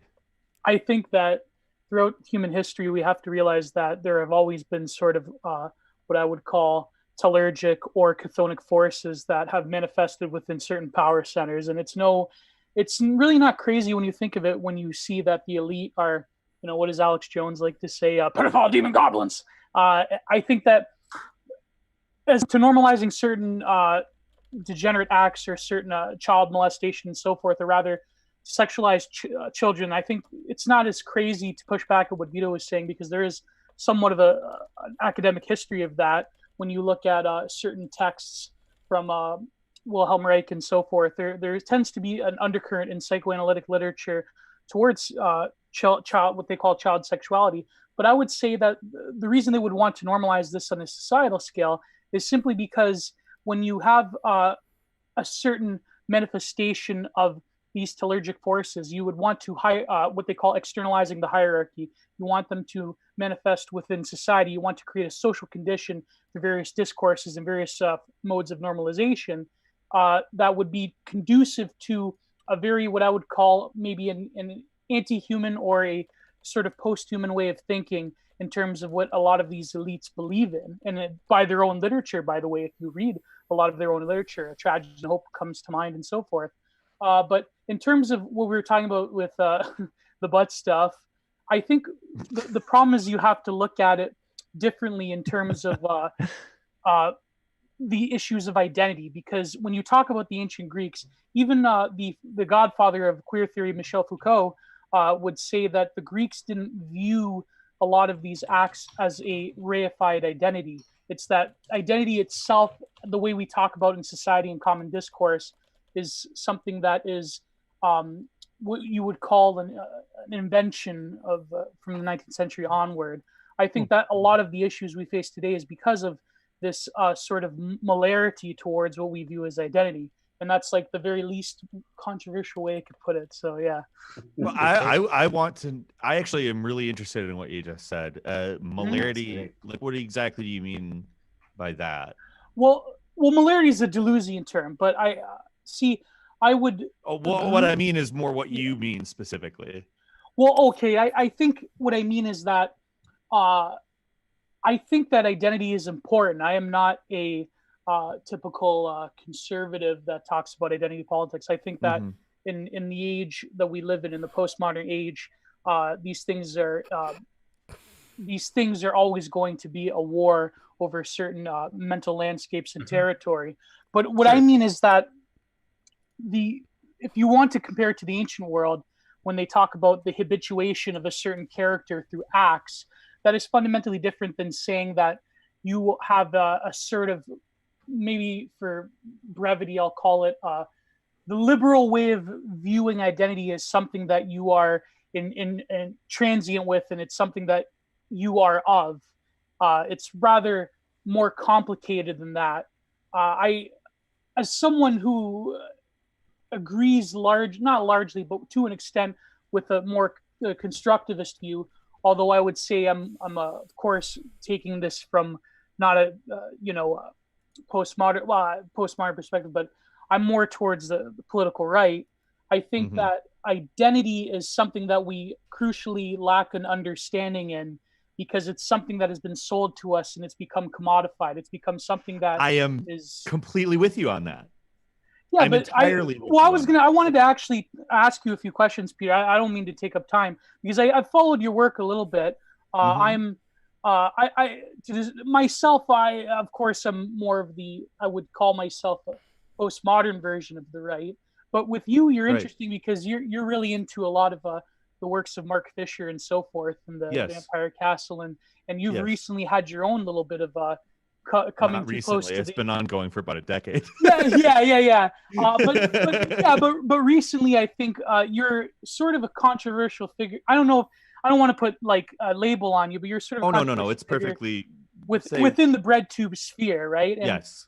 But I think that's very interesting because, well, I don't think we agree on a lot of social or moral issues. I think when we talk about the economics of the formation of identity and the commodification of identity, I think that's a very interesting thing. But I want your perspective on where you see the state of like your sphere and YouTube politics, and you, for example, you've recently gone through this thing where you tried to interview Milo, and I think Milo is like an irrelevant, grifter goofball. But yeah, sure. I admire you for. So do for I, in some respects.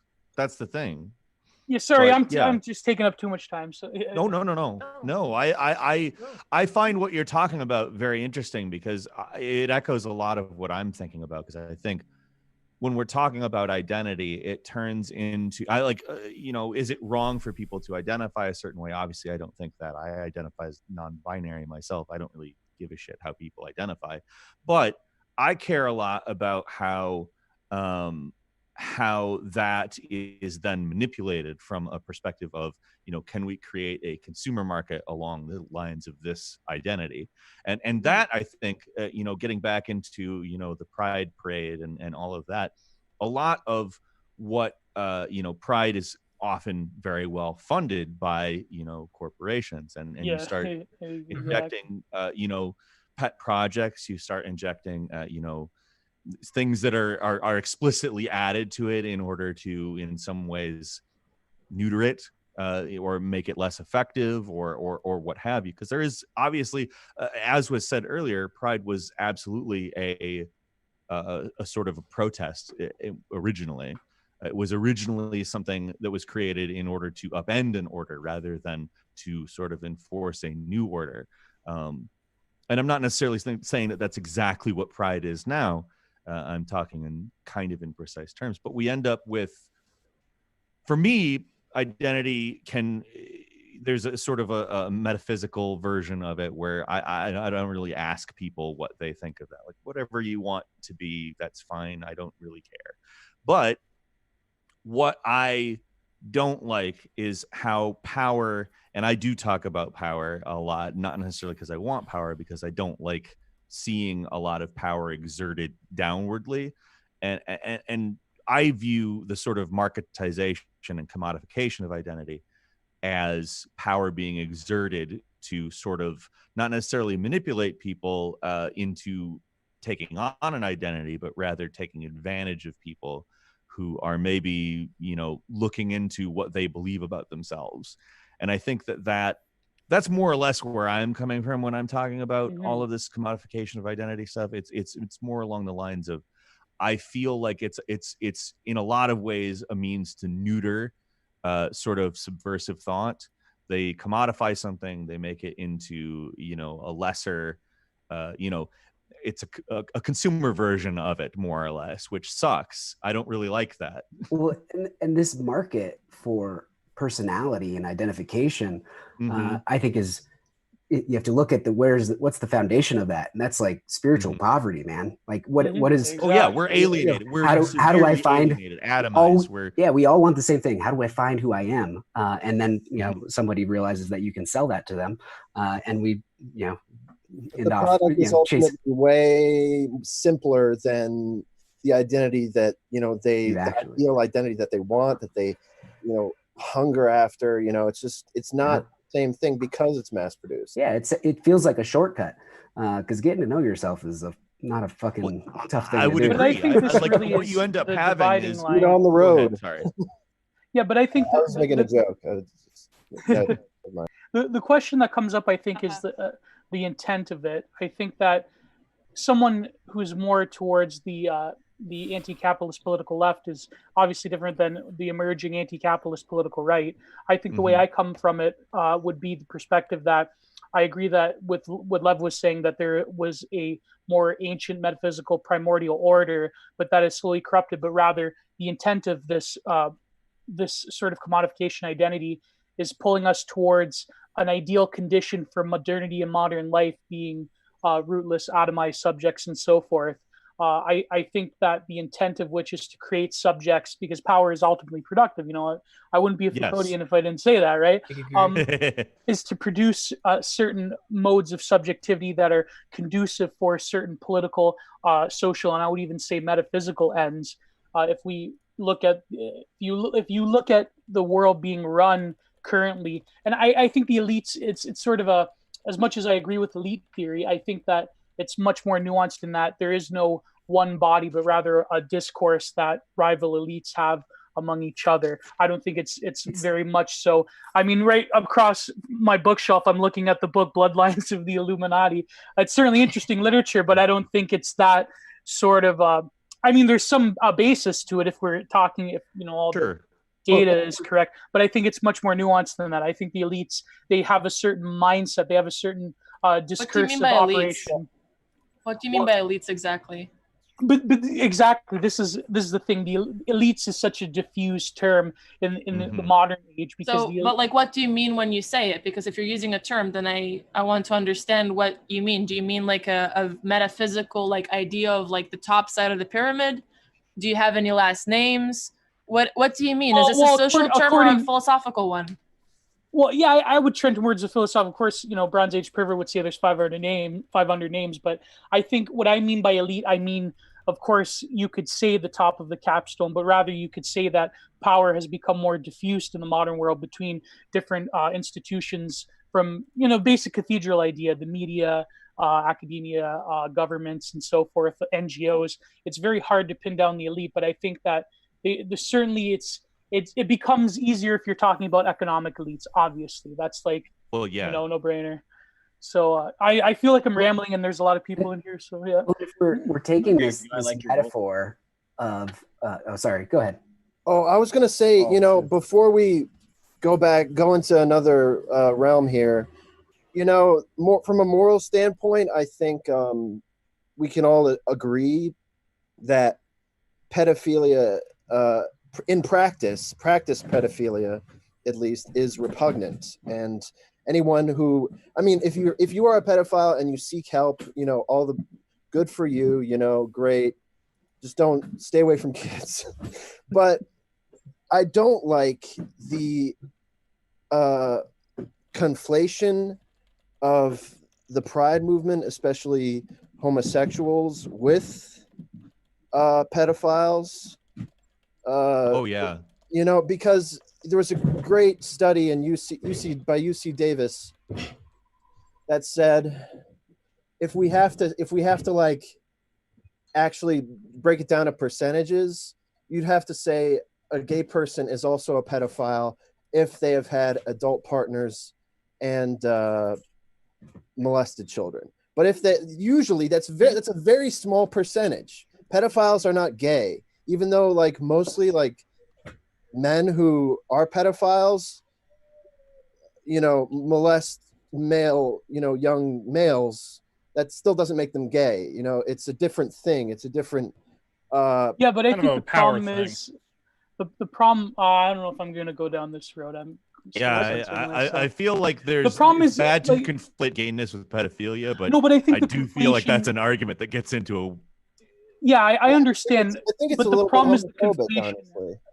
honestly. Definitely homophobic.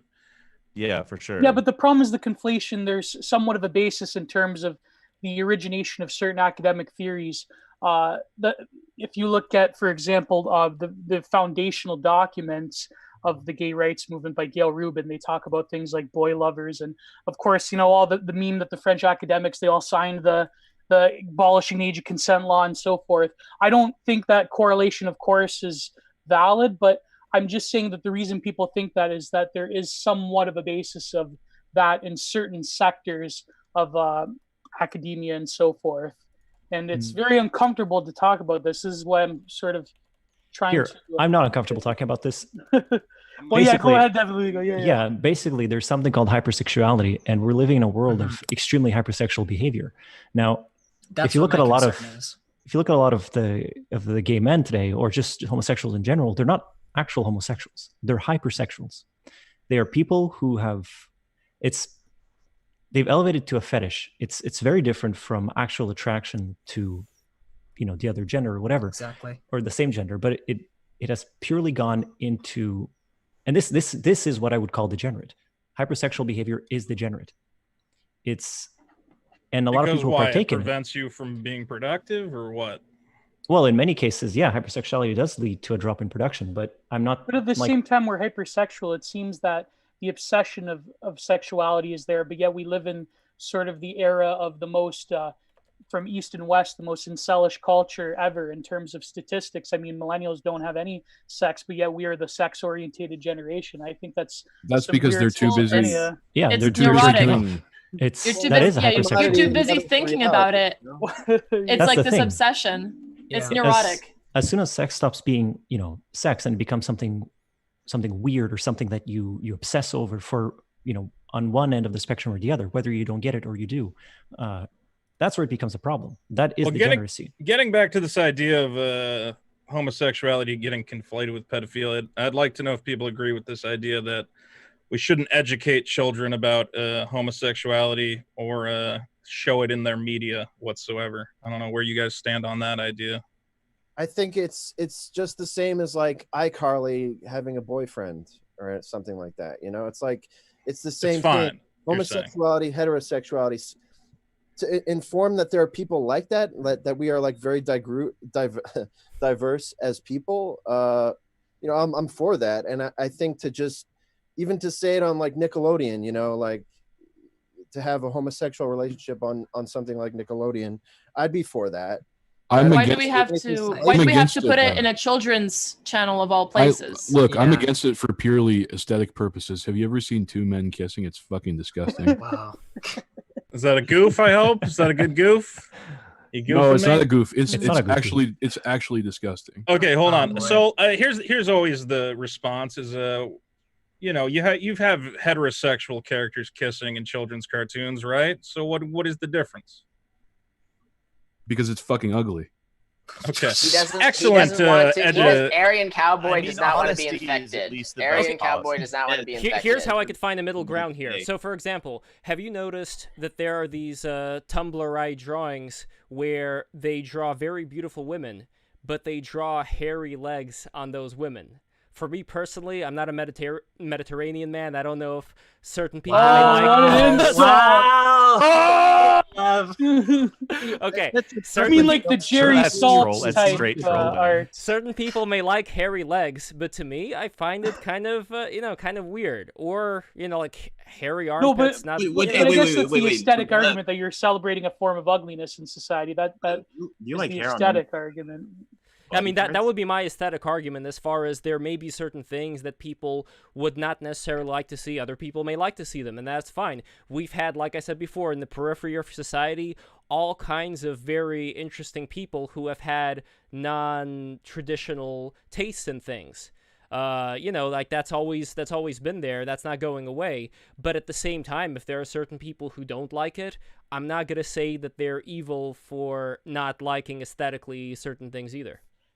I think any sort of like overt sexuality in children's show is sort of no bueno, So nobody should kiss in a children's show. Maybe not kiss, but I don't understand why. There's some pretty horrific examples. It's such a priority to have two kids of the same sex kiss. Why I don't understand kids? why I'm not that's a talking about. priority. Whoa! I'm not talking about children characters. There's for instance, Arthur the cartoon recently had two male adult characters have every a wedding. day when you kiss sin boys on the street.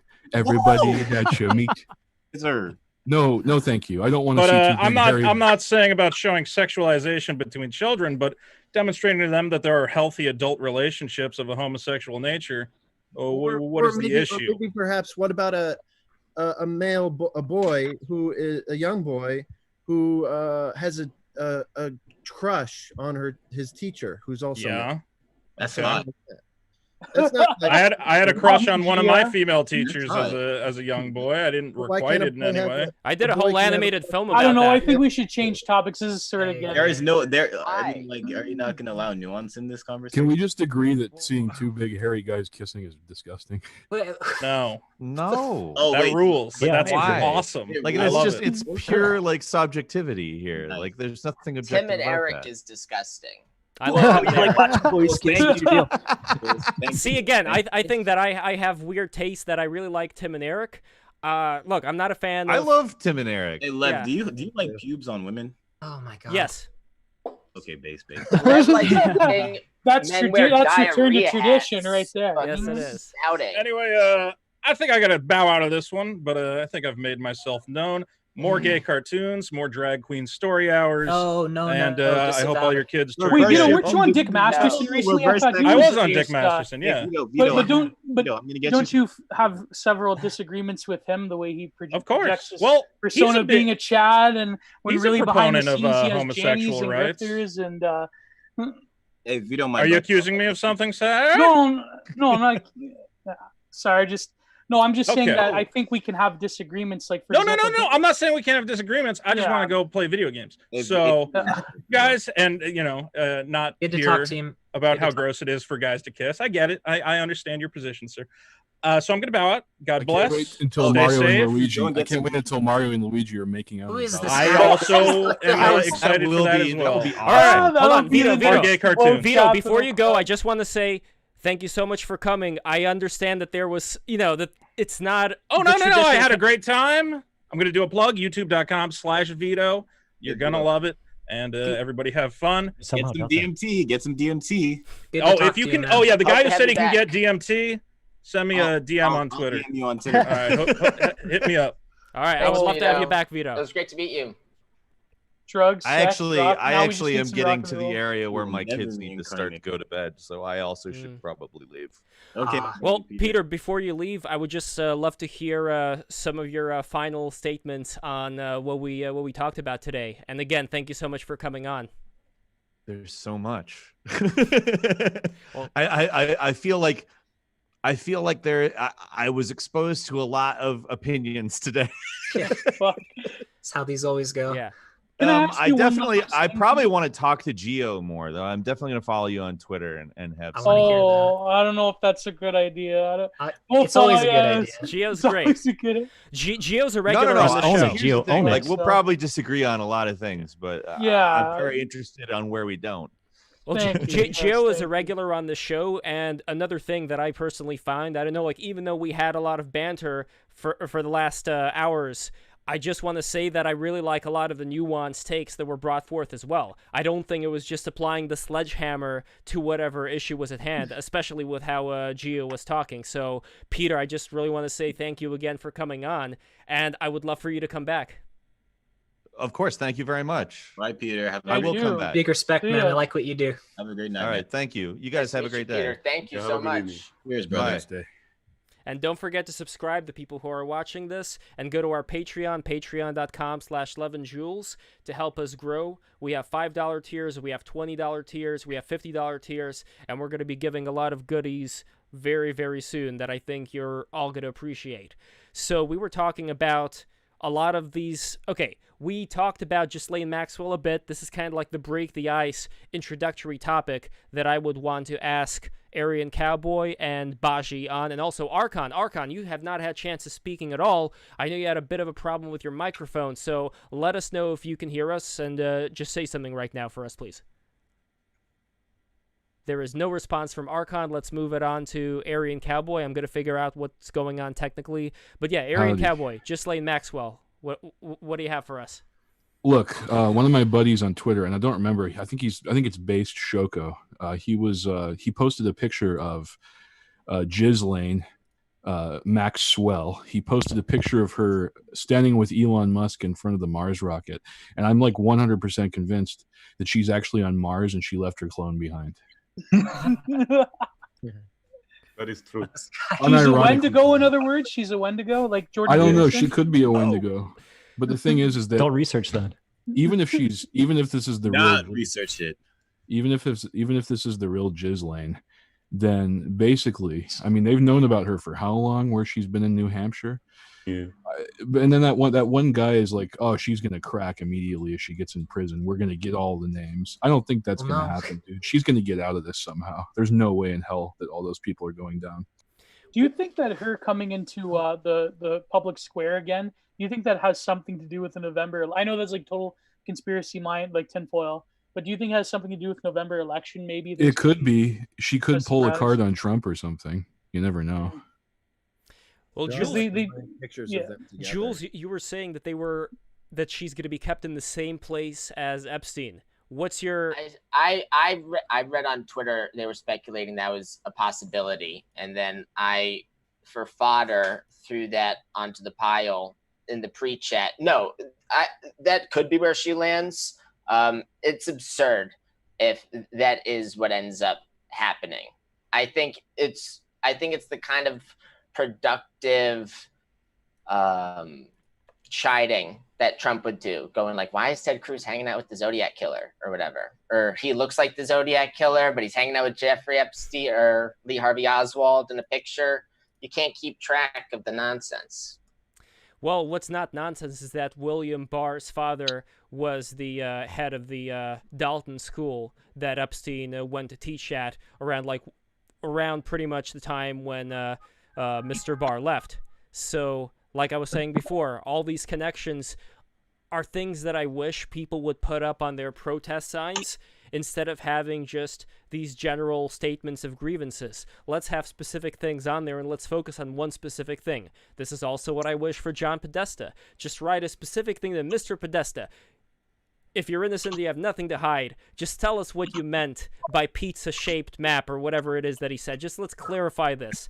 Finally, for the love of God. But that's always a bogus thing to say. If you're innocent, you have nothing to hide. Like, that's how the Dreyfus affair happened, right? If you think about a bunch of insiders basically decided, we're going to make this guy look terrible, we're going to trump up charges, and we're going to try to take him down, right? It turned out that it was a farce. If people can use the government to strong arm you, if they're in position, and people don't even have to be in the government to strong arm you. They can just have a big group of friends surround you and then just totally torment you and make it seem like that's not what they're doing at all. And it's problematic. Gaslighting. Yeah, I was going to say the same thing. Well, gaslighting is like inflicting Munchausen's syndrome on a person. Thank you. Yeah, it's like saying, no, we're not doing this. I'm not poking you. I'm not, it's like, you're crazy, It's, that's evil shit. Yeah, it's just like people tell me about 5-layer dolphins, man. Well, even just the art that people like Jeffrey Epstein and Podesta. 5-layer cunning. Yeah, it is very weird looking art, and it would be nice to have like a heart-to-heart, like, let's just have it out here. Frankly, Mr. Podesta, we're concerned. We're concerned about the things that we're seeing. I have the one name of the, let me look it up. I have it saved here. An interview with John Podesta's #1 commissioned artist. What's the name here? It's in my favorites. It's a weird, Slavic, Archon, are we getting sound from you? I want to see what's going on with you, because it went to you right now. Can you hear me? Yes, I can hear you. Finally, we have Darth Archon on. Darth Archon, thank you so much for being here. You were probably here the whole time that this whole thing was going on. So if you have any thoughts to add on what was discussed, unless you want to move on to what we're talking about now, let us know. Yeah, sorry. I'm kind of like ER when it comes to conversations. I'm just in the background. If that reference isn't lost on anybody. But like Gary. A bit. But yeah, we can move on and not dwell. I mean, it's up to you guys. I'm a wallflower. And you don't have to call me Darth Archon. That's just that's just a dumb Twitter handle. It's just Archon. Archon, okay. Archon is good. I mean, the full name is Darth Archon the Undying. So he's a good bird. He's a good bird. So why do you call yourself Darth Archon the Undying? Where did that come from? A lot. It was Archon at first when I made my new account after losing my other one. And then someone was making a joke in my group chat about how I'm just never going to die. So I threw Undying up there. And it's an Undertale reference. And then people were starting to, when I got into Has Been Hotel and started using that profile picture, people were calling me edgy and all sorts of stuff like that. So I thought about what's the edgiest thing I can add on there. Star Wars reference. I'll just be a Darth something. So I added that on there. It's just a meme of a name, and it's fun when people take the name so seriously. Info Warlock asks, Archon, are you Asian? No. Why not? Why not? Is it more Russians? We have a yeah, I don't know. By the way, I found the name of the artist. Biljana Duždjević. Yeah. This is the Podesta artist that did the little girls. They're all like looking back in like this creepy bathroom, and yeah, they're all like naked, getting raped on a bed and so forth. And John Podesta gave millions to this artist. But I think that this is further what we're talking about in terms of the macabre and the grotesque that seems to be what a lot of these elites promote and worship. But I think that this art reveals a lot of the headspace of a lot of these elites. I mean, I think people don't talk nearly enough about the eugenics dimension that Jeffrey Epstein was trying to concoct on his island. He had this idea that he was going to create his, like, I don't know, like lolly little girl Lolita master race. So if that, like, through his superior high IQ genetics, I mean, and his egg-shaped penis. Oh God, is that? But it's really crazy how there's this promotion of the and with the recent outbreak, the lockdowns. There's this sort of weird connection with an aesthetic that is of a medicalization. So Podesta had like all these weird red light rooms with dental chairs and medical equipment. He was doing crazy shit in, and also the one Olympics in London. I forget what year it was. That was the opening ceremony was directed by the great director Danny Boyle. Where they had like children in medical beds, and the god of death, like a Kali figure, was hovering over all of the beds. I think that there's something there. It's almost as if this outbreak is a sort of a externalization of the hierarchy on a metaphysical level. It's really interesting how medicalization factors into the mythos of what these globalists believe in, right? So, well, you mentioned Danny Boyle. I just as a quick aside, I got to meet Danny Boyle at the NBR event, National Board of Review of Motion Pictures. I was a member there for a couple of years. Oh, wow. Yeah, and so I met him there. 8 days later was like my favorite childhood film. He's really nice. He's a super nice guy. And also, he had Rosario Dawson on that film of his where she was completely naked. She has such an amazing body. Look it up. Rosario Dawson nude Danny Boyle. Look that up after this stream. I guarantee you are going to enjoy looking at her incredible body. She had such an incredible body. We're just talking about how Coom is bad. My God, love. I know. I'm just leading people into the wrong direction here. But seriously, though, I think a beautiful body is a beautiful thing. You know, like Rosario Dawson, she has a very beautiful body. That came out wrong. Yeah, thanks, Lev. I remember you talking about that, and I think that's even weird because, you know, you guys remember how some subreddits got shut down a few days ago? Oh yeah, even the Chapo one. That's right. Yeah, and there are a bunch of actual goon squads invading Twitter.com right now. It's dude, we're not supposed to. How can it get any worse? My God! Yeah, oh my God, we have to fight them now. Okay, damn it! This was supposed to come out in the Cali zine. So basically, sorry. Fucking hell, Yams. Well, don't spoil it then, dude. Just play the Cali zine. No. No one's gonna watch this anyway. I'm just kidding. The fucking okay. Oh my God. No, but we in the Cali zine. Oh boy. In the Cali zine, we were gonna do an article doing a rundown of how we took over a bunch of Reddit communities, and we're in the beginning of taking over the Goon community as well. We have a couple of Goon plants in there, but we actually got a bunch of them shut down. And it's funny because as soon as we saw the article go up about like this big conspiracy theory about all of these places getting shut down, I'm just laughing my ass off because literally the whole time, me and Yams and Sunny, we've had like so many tabs open on Discord. We have like 80 different Discords, and like 5 of them are Discord admins, and like 10 of them are Discord moderators. And what we started doing is we started reporting the Reddit, we started reporting the Discord activity to the Reddit, and we just kept sending reports, and eventually they're all gone. Yeah, man, it's crazy. Can I blame you guys for making Twitter worse? That's a problem. That's a problem. No, it's not. It's just fun. Chaos. Explain to people what goons are, by the way, for those who don't know. So should people just report our channel for no reason and take it down? They're going to anyway. Sure. No, they're not. But these were you guys are cool. These were tactical operations against retards. Serious. This is What are you talking about, dude? You gotta goon snipe him. You gotta take Dude, him. I have no idea who Aryan Cowboy What are goons? is. What are I have goons? no Please idea who explain this what a person goons are. is. Aryan Cowboy is a wise man that I met in a goon op, and ever since then we've been friends. Honestly, I don't. All right, You're Jules. all clip art. You're all clip art. I am clip art. Jules. That's it. That's the thing, is that I'm clip art with a rainbow revolver. I'm clip art. I can shoot people through the internet. I'm literally Chaz. I'm literally Chaz. Here's one thing that I can say Okay, about Aryan Cowboy. Goons are like these Redditors that watch like horrific hour-long bouts of pornography, and they're obsessed with porn stars, and that's their whole thing. That's what a goon They have is. goon caves where they have multiple monitors set up to watch all kinds of porn.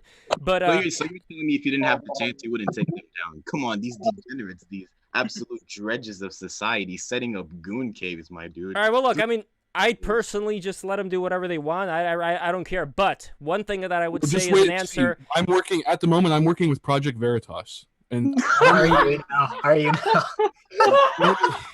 Okay. Normally I wouldn't work with someone like that. As But we're exposing the connection between competitive Smash and goon caves. Man, don't tell them. Do not research. Do not research. Wait. Somebody posted a picture of like a Smash Brothers version of me who had like a weird looking face. And yeah, that's very interesting. I could see that there's like a Bizarro Lev with blonde hair sitting down playing Smash.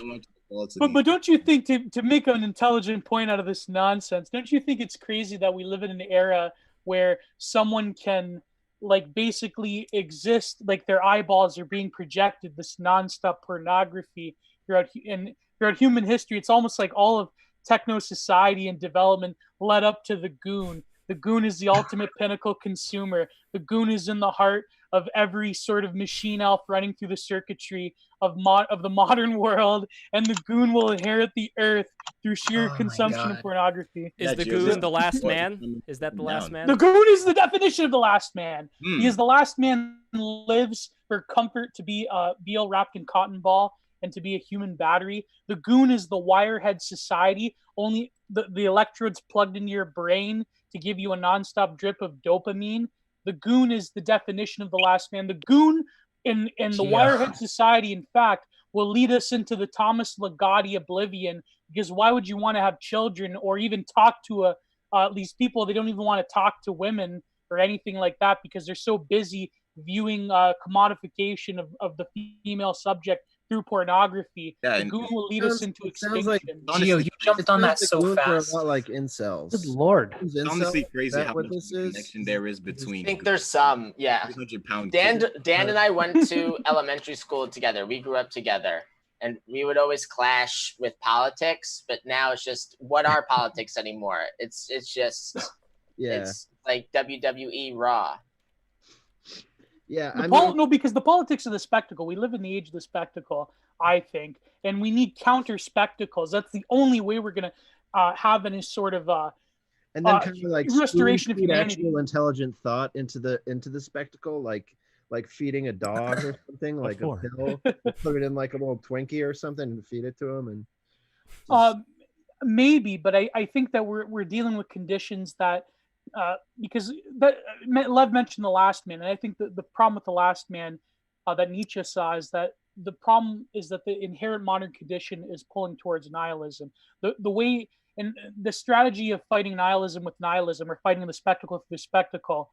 I get what you're saying, Daniel. I think it's somewhat of a gamble. It's somewhat of a very almost destructive strategy, because that would require an immense amount of psychological shredding of a lot of people that aren't capable of handling certain thought patterns or sort of alternatives to the way that we've structured Western civilization as such. And I think that the amount of psychic violence you would have to inflict on a lot of people is terrifying, but it's the question of whether it's necessary to awaken people out of their slumber. I mean, the fact that we make memes about the whole topic today about Jeffrey Epstein, I mean, that thing, the meme that Jeffrey Epstein didn't kill himself, that is a way of that's a psychological, that's a psychic disarmament of people, because the globalists made a meme out of it and people laugh at it.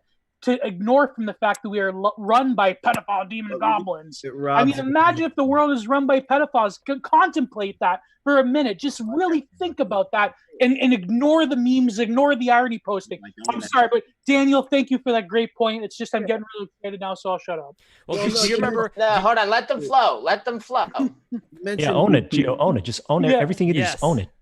You're the most excited I've ever seen. What were you saying? I think Dan, I truly think that we're not ready for the amount of psychological warfare that will require to break people of these thought patterns. So yeah, that's all. Psychological warfare if we genocide them. Gio, you mentioned Nietzsche and in a very interesting context in terms of nihilism as being this sort of cultural dearth, or poverty.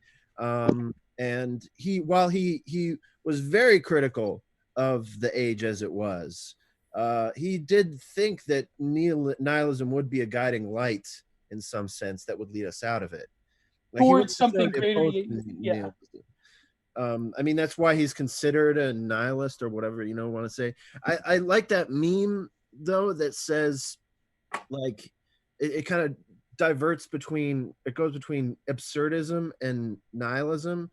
And nihilism's like, but there's no meaning, and then absurdity's like, fuck you, I don't care, I'm gonna make my own. Like, yeah, that's the existential dilemma going from Camus and so forth.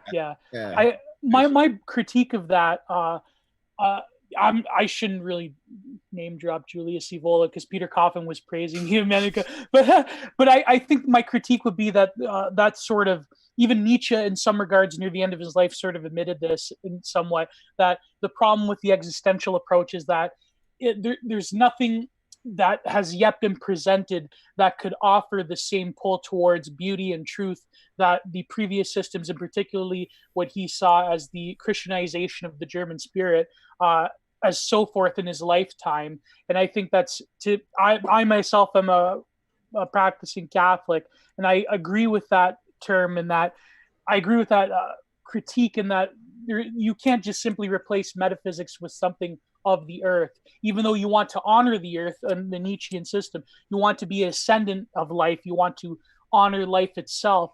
I think the problem is that any sort of filler or ersatz way of meaning is always going to crumble under the weight of these various forces that are pulling at the human subject in modernity. Yeah, the problem is that everybody pretty much wants to return to baby, and there's absolutely nothing wrong with that. And everything, if you just think about everything around you right now, it just wants you to return to baby.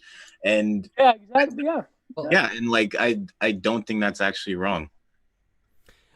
Thomas, so we were talking about Christianity a little bit, but as far as the America goes, right, which is a Western experiment, all the founding fathers were heterodox. They didn't believe in Christianity. Jefferson tore up a Bible and said, I hope discourse can make this obsolete. They were Freemasons, so yeah. EJ said that. I think it's fine if people are free to organize however they want. Like, there are people that believe in prana energy, or like there are people that believe you can turn invisible, like your physical body, just from thinking. Jules, and I see no problem with Daniel had people something to say? having any power if that's what they want. Like, frankly, I just think people should be free. Jules, do you believe in anything? Of course, I think everything. I believe in. I'll respond to it this way. Okay, Dan spoke about nihilism and absurdism, and the nihilist perspective is that there is no meaning, and I disagree with that. Just because meaning is a human construct, right, to explain existence, right, doesn't mean it's misleading to say meaning doesn't exist if humans don't exist. Like, if no humans existed, that's the mental proof for that meaning doesn't exist. It's a social construct, right? It's misleading because all meaning is a tool humans invented to explain objective reality.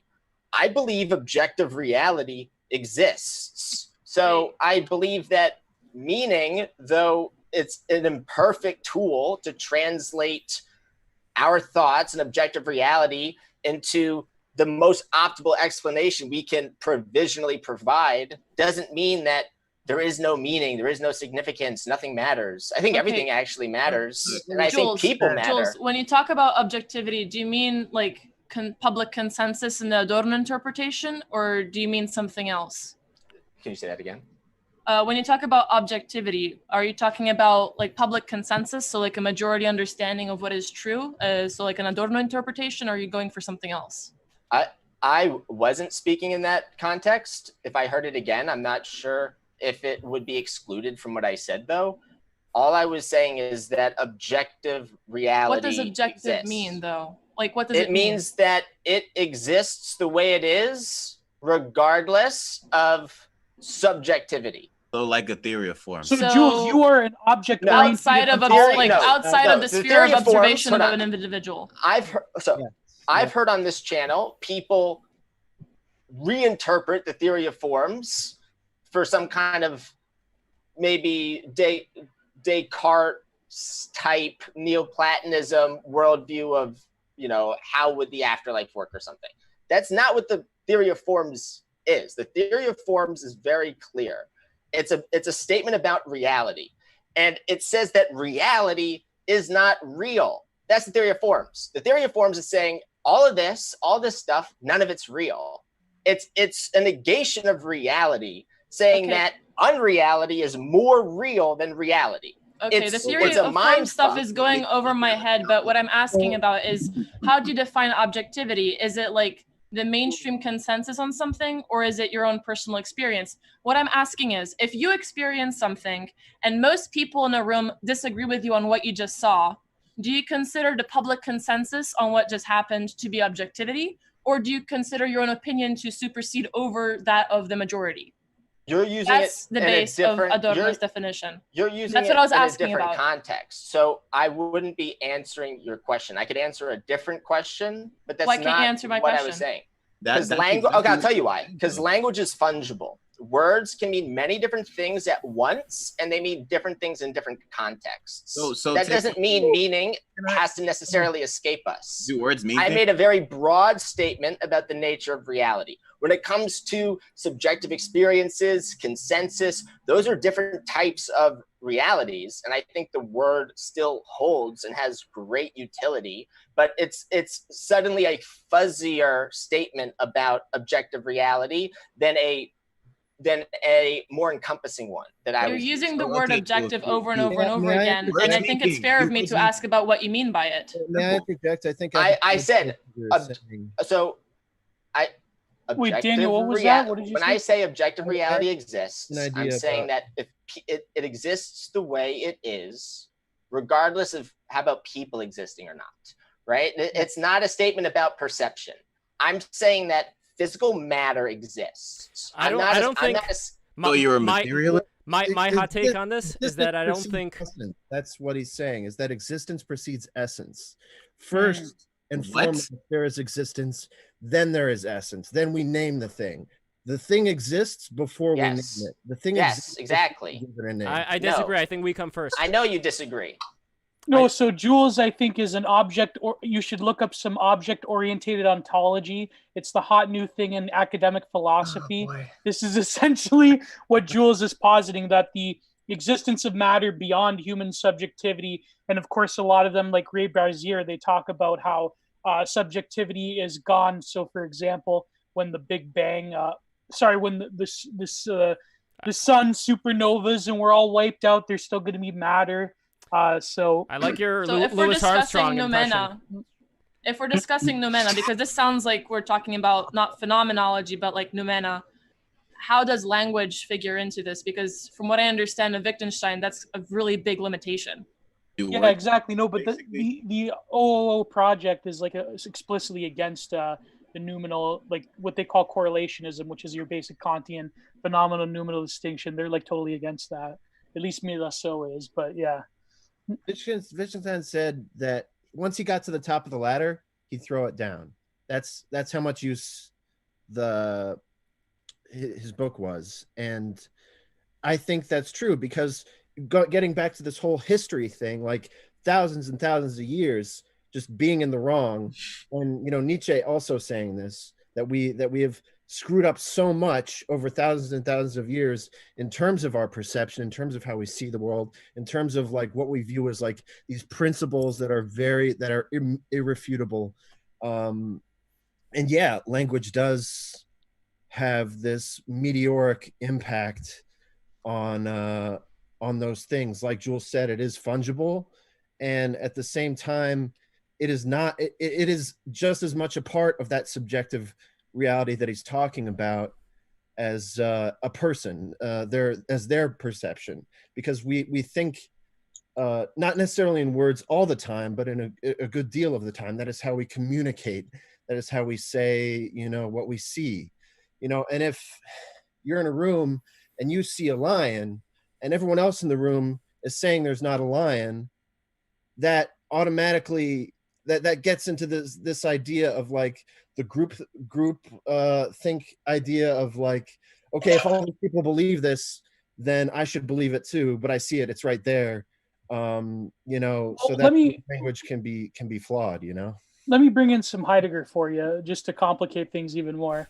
I think, as I'll make it simple. As Heidegger said, language is the house of being, in terms of being. What he means by Dasein, which is being in the world, is that we are fundamentally beings of temporality and language, because language reveals to us this temporality, because language clears the way, or what he calls presencing, towards a reality, because reality is always something that is fluid and ever present, but yet is hidden and concealed, but also revealed to us. And language is the house of being because it serves this function of clearing the way, or what he called presencing. And so this is why language is fungible and complicated, because the way language gets towards truth is through revealing. Truth is, to Heidegger, and he also, like Nietzsche, agreed that the way we did things since Plato was fundamentally flawed. He overturned every single philosopher since Plato, because the Platonics and the Cartesians and so forth, they forgot being. They forgot being itself. And so that was the Heideggerian take, that language itself is what produces this sort of presence towards truth, towards the revealing of truth. Okay, Gio, that's a beautiful explanation. I love that. But do words really mean things?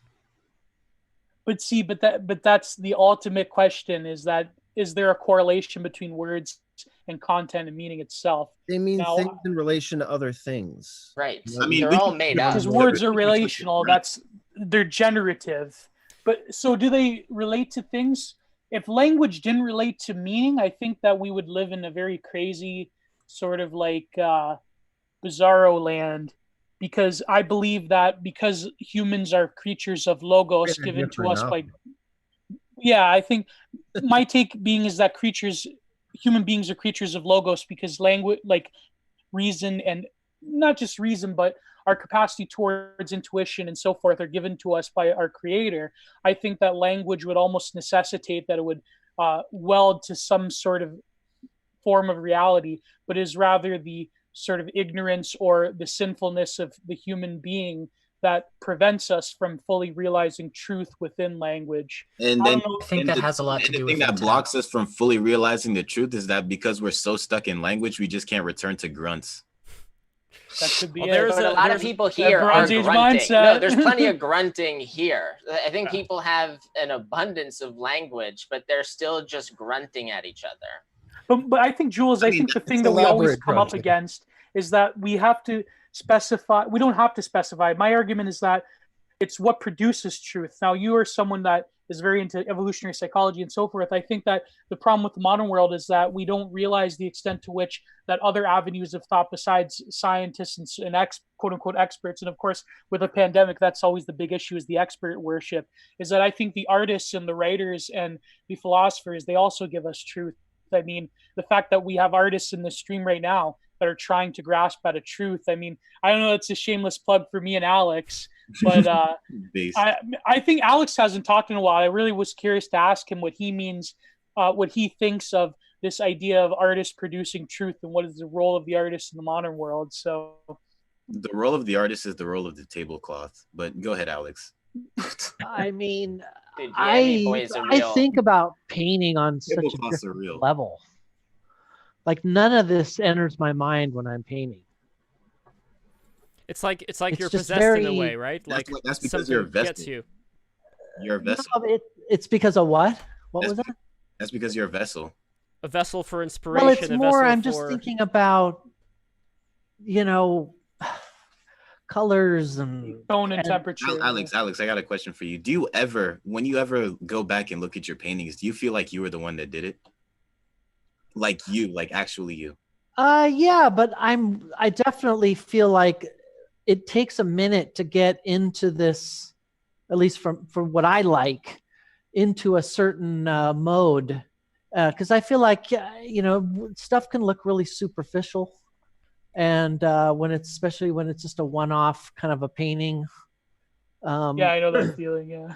Yeah, because you're inducing a flow state. You're channeling the energy. You're the vessel, and that is the spark. That's why I said it's like we are like tablecloths. I mean, it's a joke, but the tablecloth doesn't remember the glass that's put on it, or it doesn't remember the plate that's put on it. It literally just serves its purpose there. The polished mirror. It sounds like you're a coder.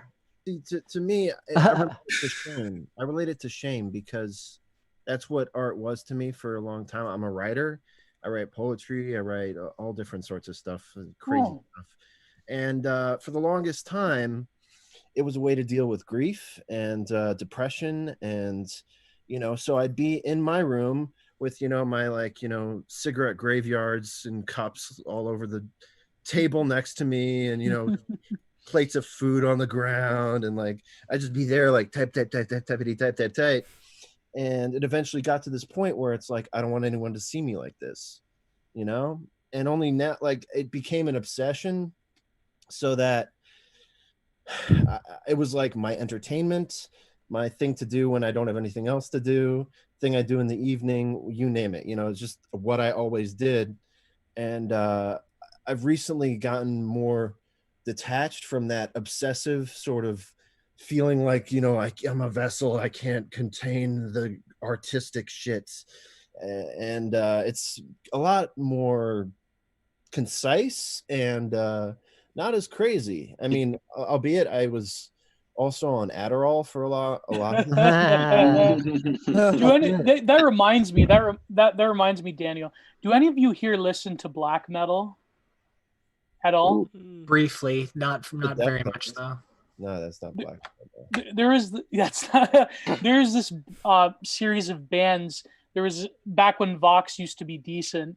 Not Vox, Vice. When Vice used to be decent. They had this documentary on one man black metal bands. Of course, what comes to mind would be Zarther and people. Of course, Varg Vikernes, Superism, one man band.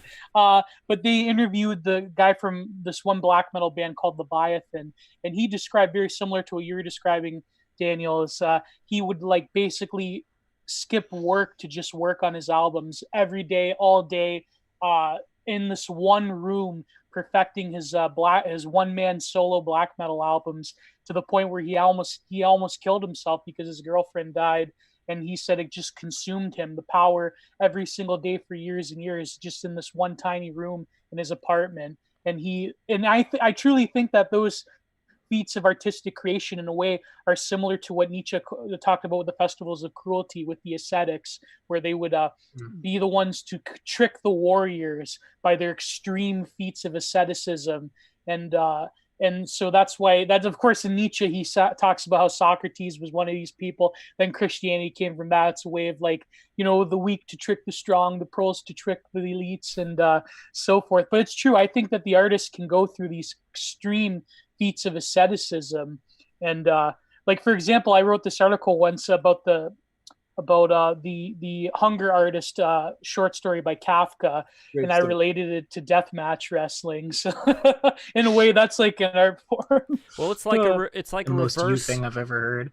It's like I know, if you know my brand, I have this thing about deathmatch wrestling. So has anyone here story about? What was that Kafka story about?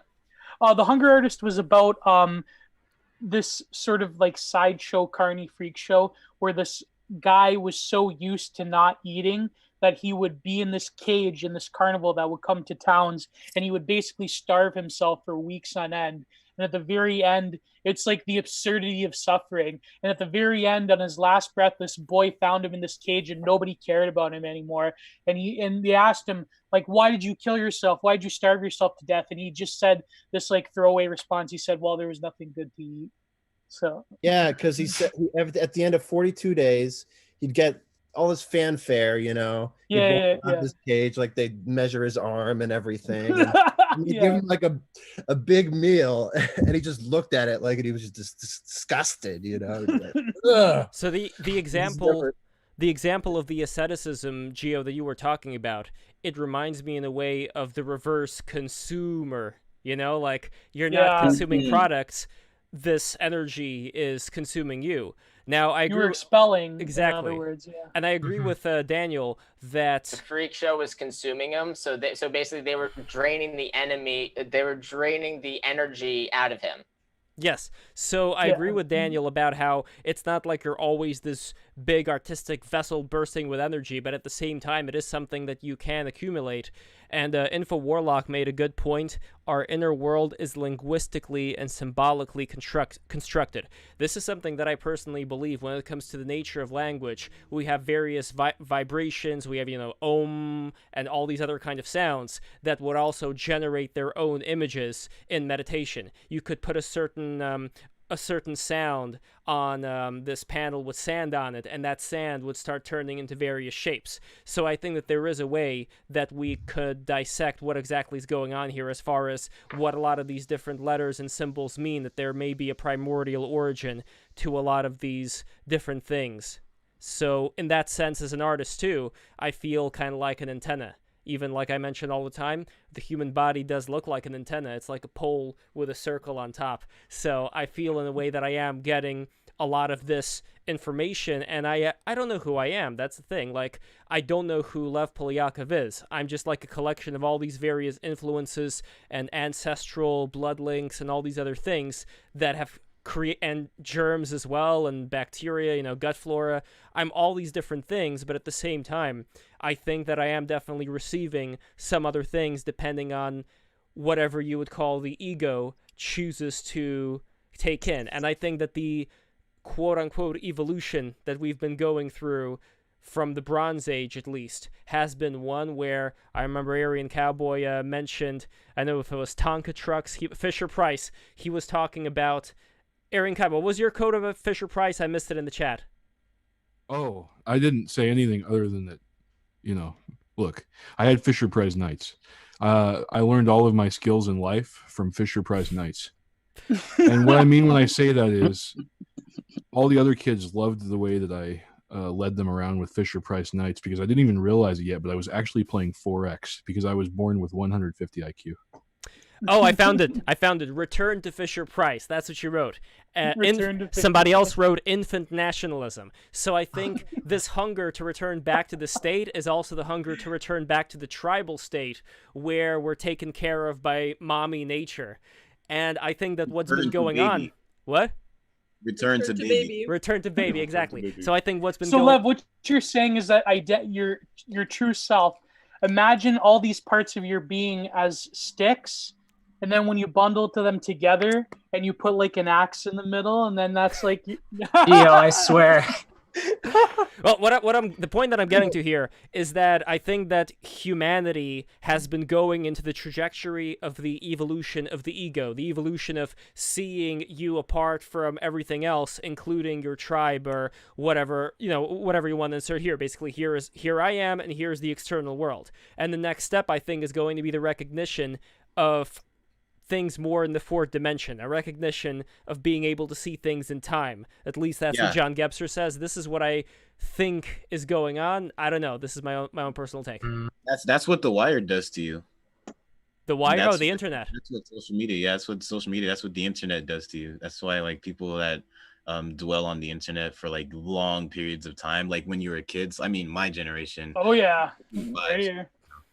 Well, no, I think, Lev, what you're saying is with John Gebser is similar to people that have been inspired by Gebser, such as his main prophet in the modern world would be Ken Wilber. Double kill.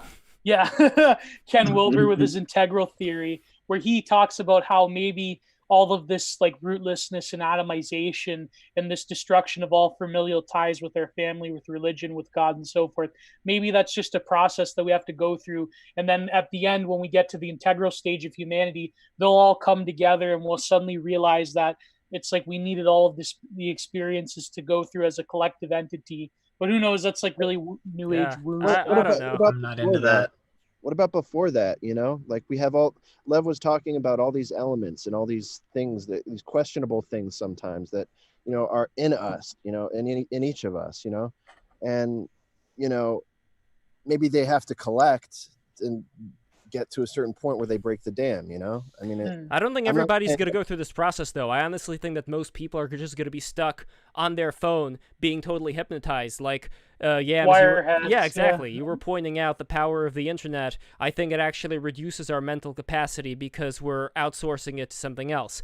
But I still think that there are going to be some people out there who are going to be able to, not even because of the internet. I think the internet would slow them down. I think because of the knowledge that they would get from the internet, certain things that they would learn along the way, they would be much more disciplined with themselves and with their family and with their kin, so that they may then ascend to a higher level while still retaining the ego state, not really thinking of themselves as just being like this one tribal member of this other tribe, but getting to another level beyond. Not everybody, I don't believe in this whole age of Aquarius, everybody's just all going to ascend at the same time. I just think some in a people way, will, writing won't. did that. Writing externalized our mental capacity, according to people like McLuhan, right? So the movable type made us externalize our knowledge base, and that's been like a Promethean, like good or bad gift. It's a double-edged sword. Well, Gebser attributes it to perspective, to like someone like Leonardo da Vinci who came along, and all of a sudden we got all these perspective artwork which did not exist. I mean, the Romans sort of had it. I mean, they had it with the statues, obviously, but as far as the artwork in ancient Rome, a bit of perspective. I mean, better than the iconography that came afterwards in terms of that kind of mastery. But how much perspective would you say the Romans or the Greeks possessed in their artwork? Not a lot, right? Perspective? Yeah, perspective. Like a 1-point perspective, 2-point perspective, like. I mean, I don't. We don't have any Marble of their statues. paintings. We've only got the frescoes, but they did make oil paintings in Roman times that were supposedly really amazing. But they had a different kind of space, that wasn't sort of linear perspective. It was more just size, indicating distance and things like that. It seems more like dimensionality than perspective necessarily. Yeah, and then also like we just really have the decorative interior type of paintings. Walls. And then in the 20th century, like Clement Greenberg said, we almost returned to that dimensionality over depth of perspective with abstract expressionism, because now the flatness of modern art is sort of invaded the consciousness of the European and also of people throughout the world. But it's funny because that type of I hate Clement Greenberg.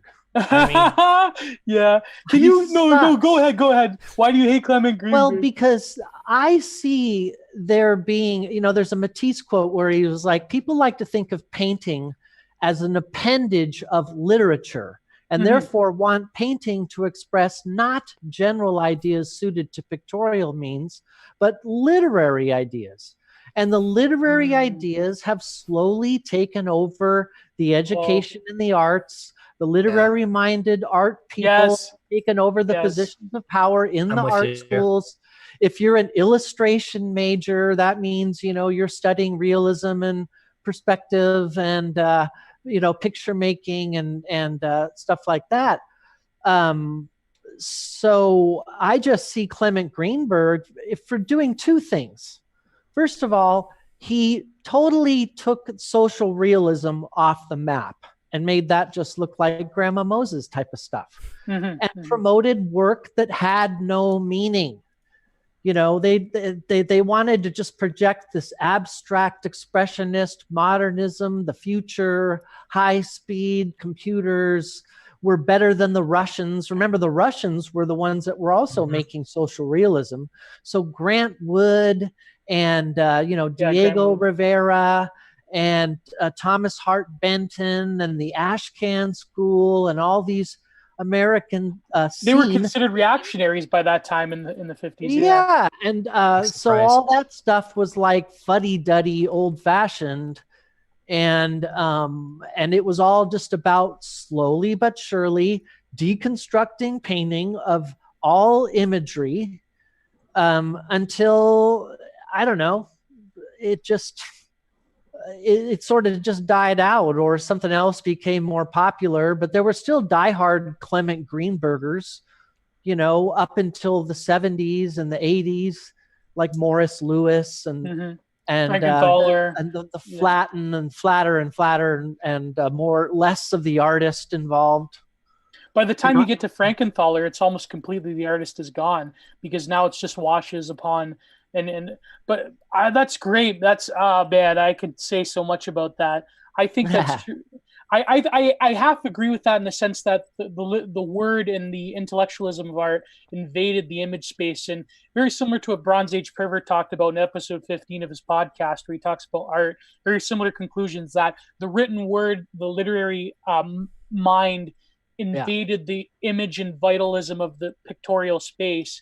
Mm-hmm. But I think that the artwork that was produced, I don't think it's lack of meaning, but I think the meaning sort of became this like hyper intellectual thing that distracted from the image itself, maybe, or something like that. Yeah. Like I admire a lot of the abstract expressionists, for example, even the ones that came before them that were sort of ignored, like the what do they call it? The Northwest school, like Morris Graves, Mark Tobey is one of my favorite. These guys really, they took a lot of the Eastern mysticism and they meshed it onto like Western art styles, even way before Jackson Pollock. Like I'm talking, this stuff was in the 30s, but they become totally buried under the weight of history because of the New York school, even though the Seattle painters like Morris Graves, they influenced the abstract expressionists. But, and of course, Clement Greenberg, he had to bury the lead because of course, like he made quite a lot of money being the promoter of Jackson Pollock. So as much as I admire Greenberg, like what I would say, one thing I'd say about Jackson Pollock is I think that if he'd lived longer, he would have pulled a Philip Guston and returned to figuration. And, like his earlier stuff. That's right. Yeah. Yeah. And he, because that's why Philip Guston's so awesome with his big, dumb forms, eyeballs and shoes. And it's so clunky, you know what you would like? I hate this other shameless plug, but it's pinned on my Twitter. I recently completed part 3 of my series of articles on examining contemporary political protest art and painting. It was this gallery. It was called the Abortion is Normal Gallery. I really go into the mythos behind a lot of like painters like Marilyn Minter, Lena Dunham's parents, like Carol Dunham. He has like these like neo 50s paintings of like women and their orifices, and you never see their faces, and it's really almost childlike. So I think you maybe, not to be a shameless plug, but maybe you would like that, Alex. It's really goes deep into what the contemporary art world is at in terms of like a lot of the reintroduction of painting. Cecily Brown is another one that I critiqued. She's very popular. Her painting recently sold for $22 million. Oh yeah, it was about the migrants or something like that. So yeah. So and it's a lot of like right now when it comes to contemporary painters that I like, Henry Taylor, African American guy. Who's the other fella?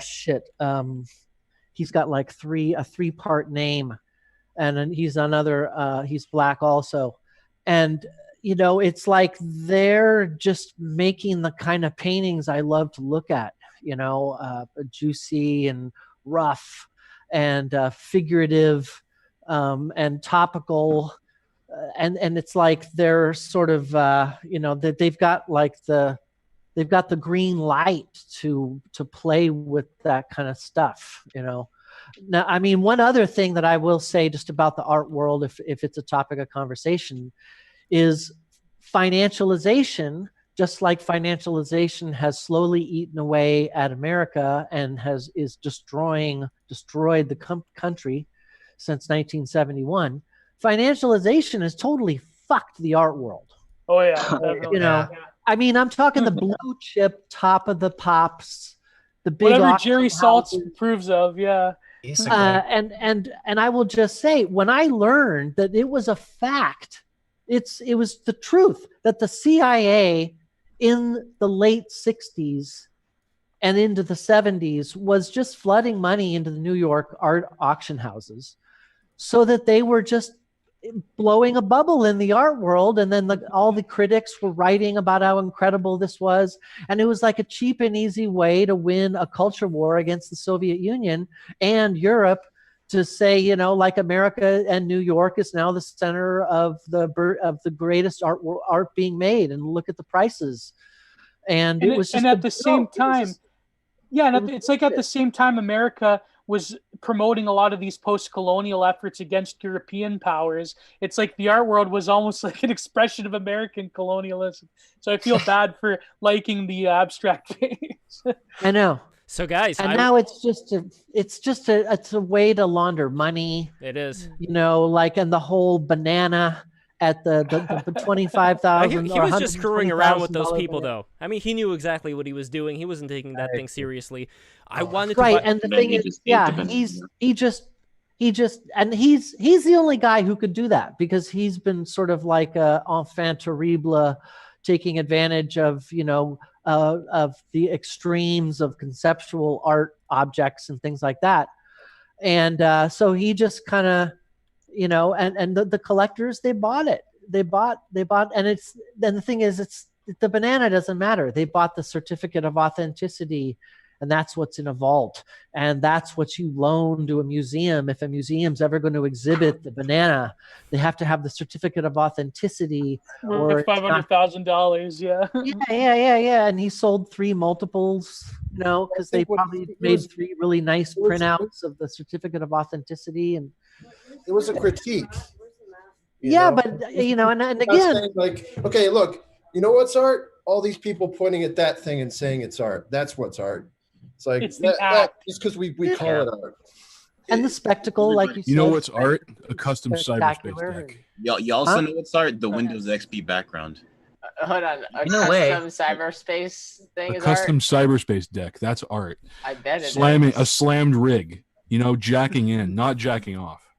A goon tuning in.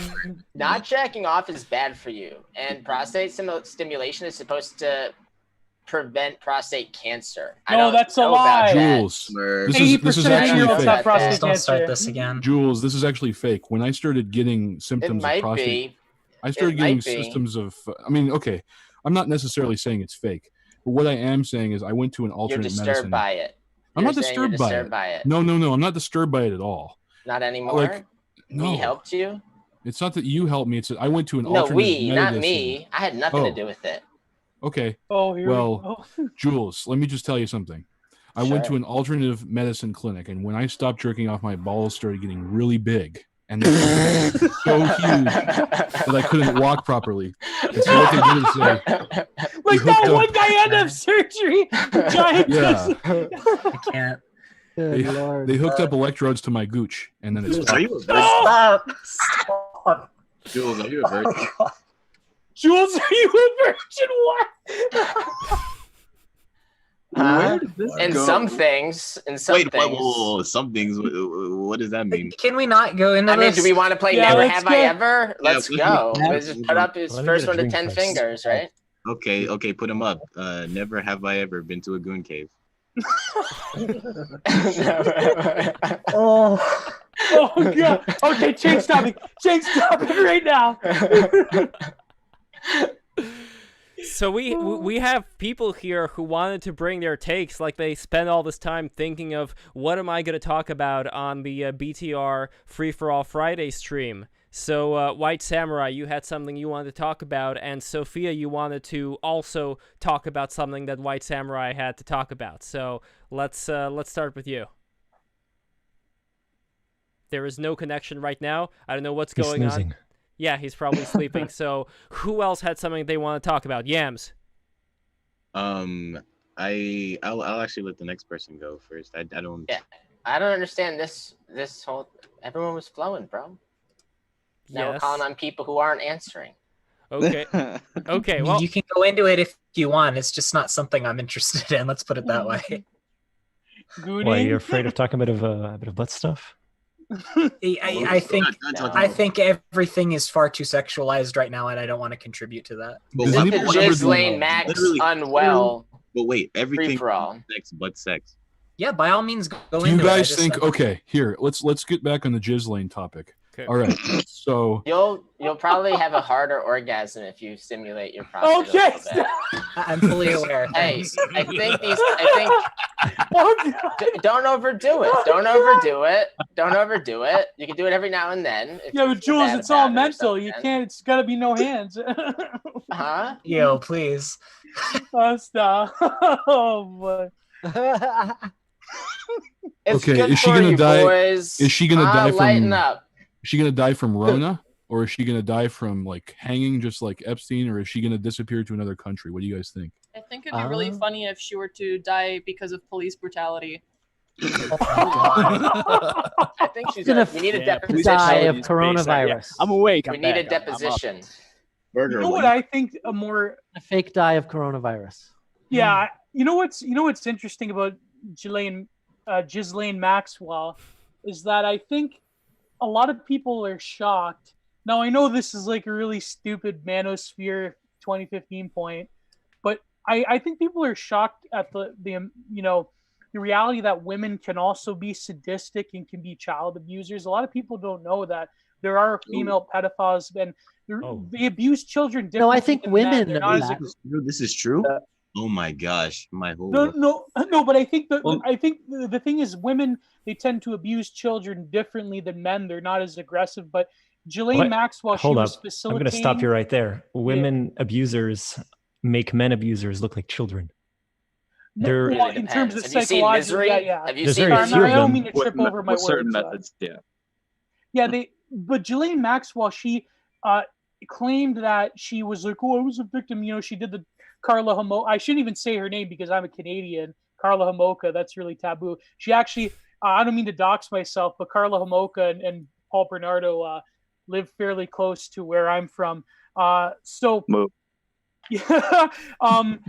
But women, like, she facilitated it, but in a way where she made the girls feel comfortable and she made them feel like, if I'm present, then it's okay. And she taught them how to please Jeffrey Epstein. I think it's really crazy, the psychology behind female abusers that team up with these men. It's like they have this sort of really weird demonic, two psychos find each other, very similar to Carla Homolka and Paul Bernardo. Or in England, if you're a Bong, from Bongland, they have, what was her name that the priest visited? Myra Hindley and Ian Brady. That's a similar one. It seems that there's a pattern of these couple abusers where the woman is like the one that disarms the children, where the man swoops in and abuses. But of course, Ghislaine was also involved in it. She was involved in some really sick sexual, I don't even want to describe this stuff. It's just horrific. But why? I think she was active participant, like Homolka, like Myra Hindley. She was an active participant in the abuse of these children, and I think that it's really as young as 12, right? As young as 12. Yeah. So they report even younger. But definitely younger. Yeah, definitely. Really? Yeah. Here's one thing, and I'm just gonna say it. I've said it before. Jules, do not no, Gio, do not go down this road, please, for the love of God. Yeah, bro. Here we go, man. Hold on. There is a difference between people that have gone through puberty and people that haven't gone through puberty, and people don't want to get over it, but that's your fault. Is this supposed to be like some? That's a really weird way of phrasing and saying children. I'm glad, Tim. It's only relevant. It's only relevant to the recurring thread. I think everyone can agree, like we said, that pedophiles are monsters, right? And that no one condones that. But then you have people that, just like the left, and it serves them right, want to play language games. Suddenly they're calling 17-year-olds children. And not only that, they're so obsessed with this notion of preserving childhood, they manufacture people who should be mature teenagers into being totally inept and stunted. And then So do you we support boast about teenage how pregnancy? they're I don't think illiterate Do and you we're support not. And like, oh, developing we're the woke schooling people, thing? aren't I see we? the And opposite. meanwhile, we're Okay, so hiding does behind the anonymous maturity profiles If your and being IQ is does the homophobic. maturity And does it's the like, who do maturity you of think's really in the teenagers wrong? does the maturity of teenagers extend to starting families? I'm sorry? Does the maturity of teenagers extend to starting families? Not in this day and age. What do you mean? I'm asking, like, what do you like? I think that people used to be able to recite sonnets of Shakespeare. I think people's memories. Romantics are dead. Next. I believe that you had people that would start families much younger. I think that if you're upset about consent, right, you have deeper problems. Oh. Wait, Okay. what do you mean by being upset about consent? Jules, I think actually, it's if not you're not- pedophilia; it's hebophilia. Yeah, hemophilia. Yeah, libertarianism.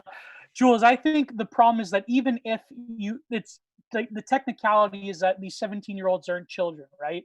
Okay, maybe they can consent or whatnot, but the thing is, the Epsteins were still engaged in these rape and druggings and demonic ritual abuse of these younger adults, even if they were 17-year-olds. I think I don't believe that a 17-year-old could consent to this very rich and powerful man who was promising some of them that he would promise them that you could get into an elite college because he knew all the academics. He knew Lawrence Krauss and Steven Pinker. Your favorite Steven Pinker. You're saying a 17-year-old can't consent? Hold on, because this is great. You're saying a 17-year-old can't consent? That's the thing. Here's a good Ridiculous. rule. But even if they can consent, it was still rape because he was still abusing these children, and a lot of it was coerced and forced and so forth. And I think that to focus on the technicality of it is not, you know what I mean? It just sounds the optics of it, Drew. That's the only thing. The point of having the technicality,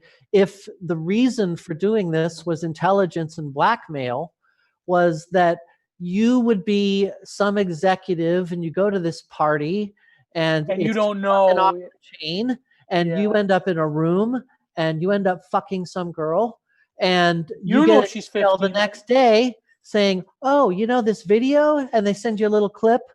She's 16. Okay, Yeah. so even if it is age of consent in Connecticut, or isn't there some? Like if I'd be some able place, to I'd be able to tell the whole someone- point of it is Hold on, not. I have a story. It really wasn't about Epstein getting off. He is. It's about pinning a bunch of people, and extorting them for power, for their position, for just straight up money. So it doesn't matter thinking of the issue as far as like Epstein getting his rocks off. That was like, I don't know. Some people say that he was the fall guy and Ghislaine was the power behind it. And she's the one who comes from the spy side of the family, right? Her dad was a glow in the dark. That's right. Yeah. glow So in the that's the dark whole what? point. I mean, if you got a girl who's like just looks old and she's 17, intelligence. Yeah, so get them on the technicality so that they get bended knee to this power monk. Wait, I have a story. Hold on. I have a story. those of you who don't know at what my a glow in the parents' dark- wedding. Hold on. At my parents' wedding, my dad's best friend brought a date, and my parents had gone on several double dates with this person over like I don't know how long, maybe several months period. Was it just maybe several week period? No. It turns out this girl helped my mom pick out her wedding dress. She was 15 or 16. No one had any idea. She spoke and acted like she was their age, right? Does that make my dad son a pedophile? She was so mature for her age. So mature oh for my age. God. By the way, if for you those think who about don't it, know, that it's type of surprising girl, when you look at how mature people That's are the one now. they want. It's Maturity hard is to what it's about. imagine that you could actually improve a bunch of degenerates. If you want a good metric, just date within your own generation. Just do it. That's really the simplest metric. Just go with your own generation. Here's the thing. And I I respect think people that want to stop immorality. I don't respect busybodies who just think their sense of morality is better than others. right? Yeah, As in stop abuse, That's moral relativism for the But win. if it comes to like, oh, like look at that guy, like, you know, he has such terrible taste, and oh, he's so offensive, and oh, what an abrasive personality, and oh, you know, like that person's shouting. Oh, you know, it's like, come on. Well, for those who don't know what glow in the dark means, it comes from a term that was invented by the late great Terry Davis, one of the best programmers that God ever sent to humanity, Terry Davis, where he called them the glow in the dark. I'm not going to complete it. Just glow in the dark means federal agent, someone who is part of the short. CIA. Is it missing some words? I'm not. No, don't please do not. Don't get love banned for the stream. Do not go down that road. Canadian, don't make him say it. Okay. It stands for glow in the dark CIA night hearing. Night hearing. Yes. Yeah. Please just. Yeah. That's.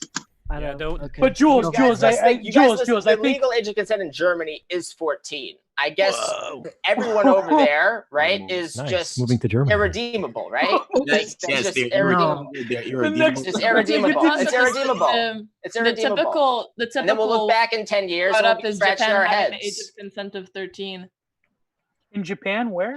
Yeah. Isn't in Japan? I think it's 13. I think we should look at Afghanistan as well. It's with parent consent. Puberty is a fact. Consent. Since we're going to take some moral. Since we're going to take a moral age of consent relativism, is an opinion. Hey, look, since we're gonna be moral relativists, I think that we should be cultural relativists, since that actually has. I'm not a moral relativist. Absolutely it sounds not. like you are. It really sounds like that's what you were saying before. No, that's not what I'm saying. I'm not a moral relativist at all. Objective reality, then there has to be a moral relativist. Well, no, hold up. There's a biological element, bruh, which is puberty. But the human brain, and like we'll set aside all jokes about women intelligence, like a teenage girl, 17, 18, is still extremely stupid.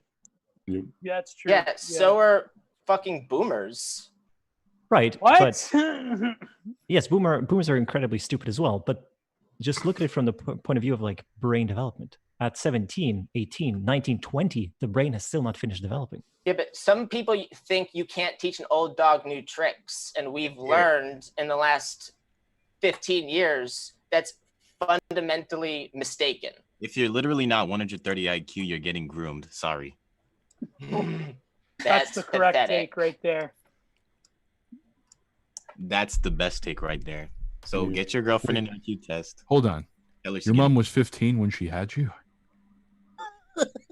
Let's go. My friend Ospina, his mom was 15 when she had him. Wow. David Ospina? How old was the dad? And he went to the same school as I did. Wow. That's Jules, I think I just think you guys live in fantasy land. We're not trying to make this shit real. Bro, I'm not trying to fuck kids. Good. No one should. Okay, then stop justifying it. I'm not. You're fucking saying anal sex messes up your kundalini, yes, right? Yes, on a fucking channel where people are going like, oh, let's just fucking absorb sunlight as prana energy. It's like, come on. It works. Have you ever tried it? It works if you These people are just upset and they just want to take out their anger on someone, and they can't fucking. They just can't fucking realize that most of their issues are internal. These are not internal. They're like Yeah. real. They're real issues. Conductor, we have a problem. Base reality, dude. Base reality. You will never come. You will never come. Conductor, we have a problem.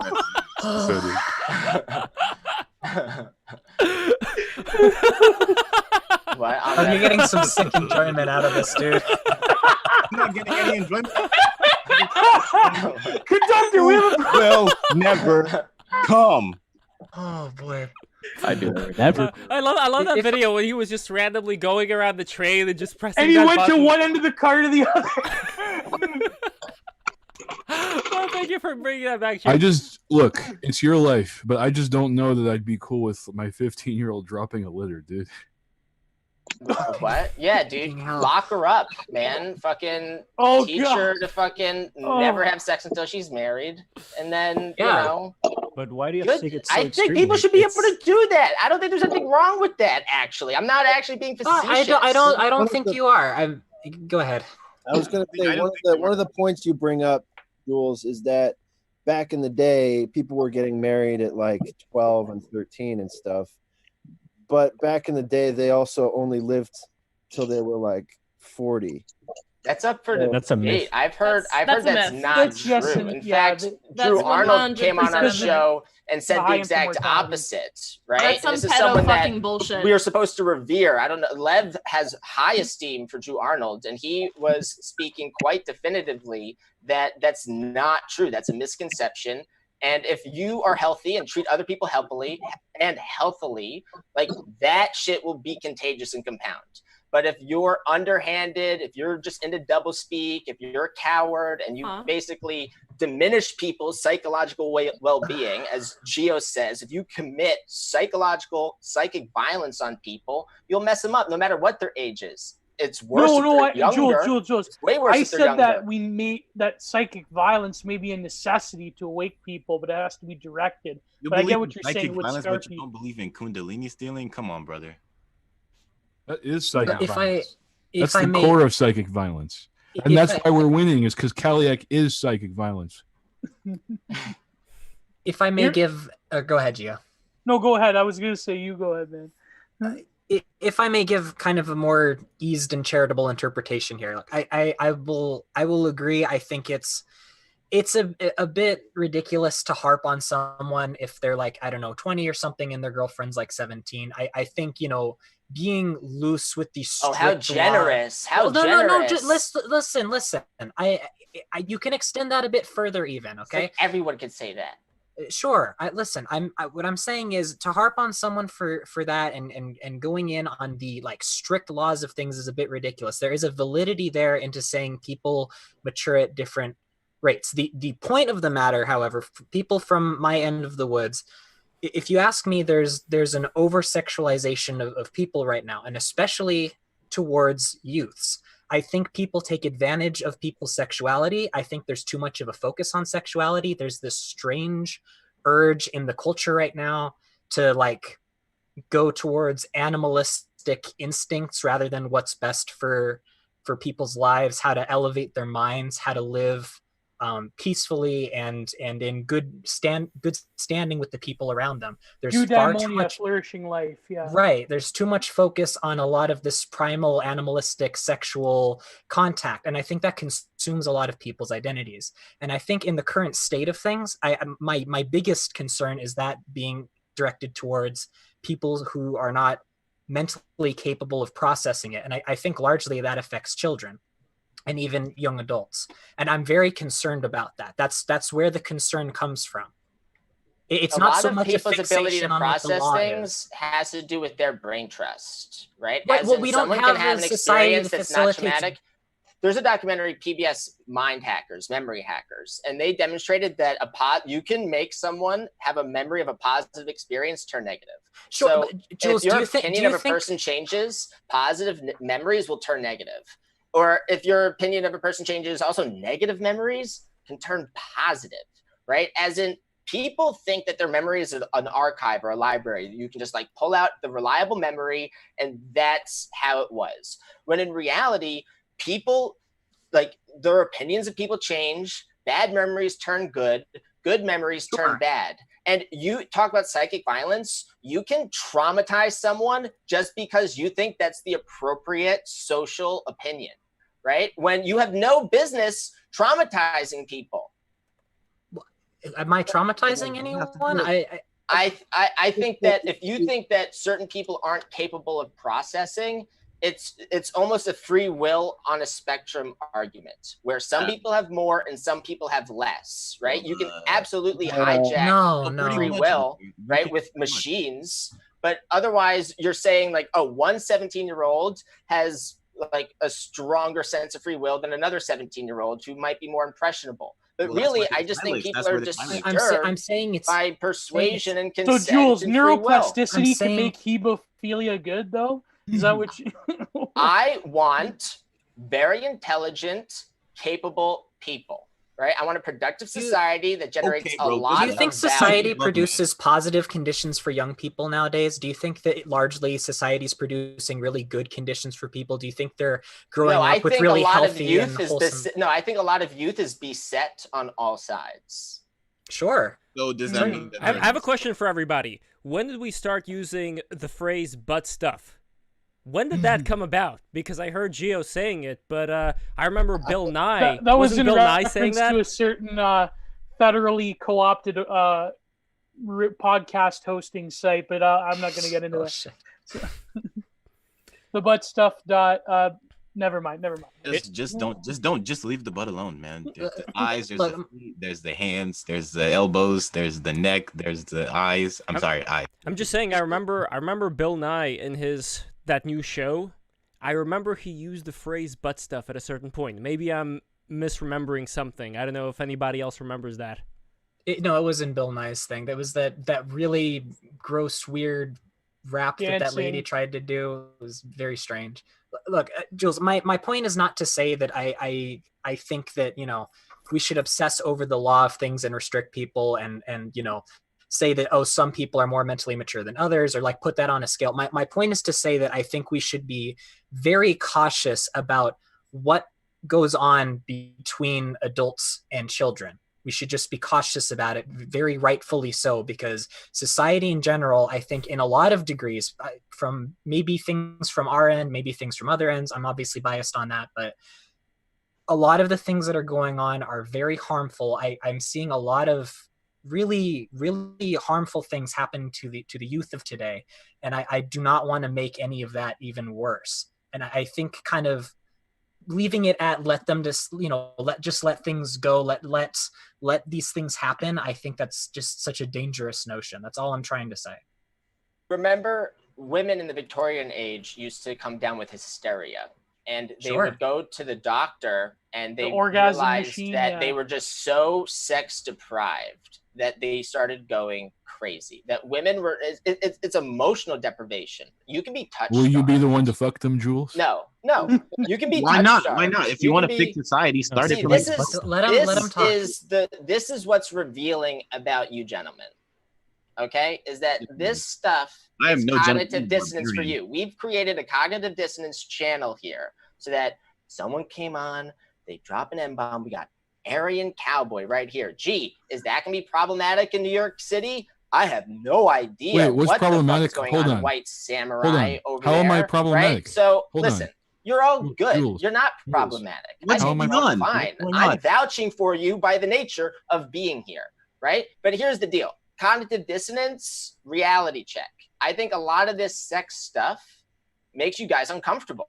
What do you mean? I think rightfully so. But I think that you have yet to experience chances to challenge your own beliefs, because you don't have to. But I don't you want to just kiss lie a big about furry who you guy. are, what you do. I don't want to tell my parents I'm fucking a high schooler. You get your anonymous. I'm unashamed of my thing. I say the same things in person that I'm saying. Emboldened. Let me just. No, the repression thing. I don't know, Jules, that's a Daniel? weird thing to say. Yeah. Like you said, Jules, I'm incapable of having sex because I'm clip art, so don't marginalize me. Wait, hold on. Let's let Daniel speak for a sec. Daniel.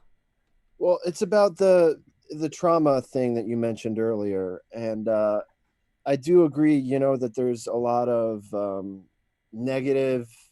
That as you said, the youth is beset on all sides, which was a very memorable way of putting it.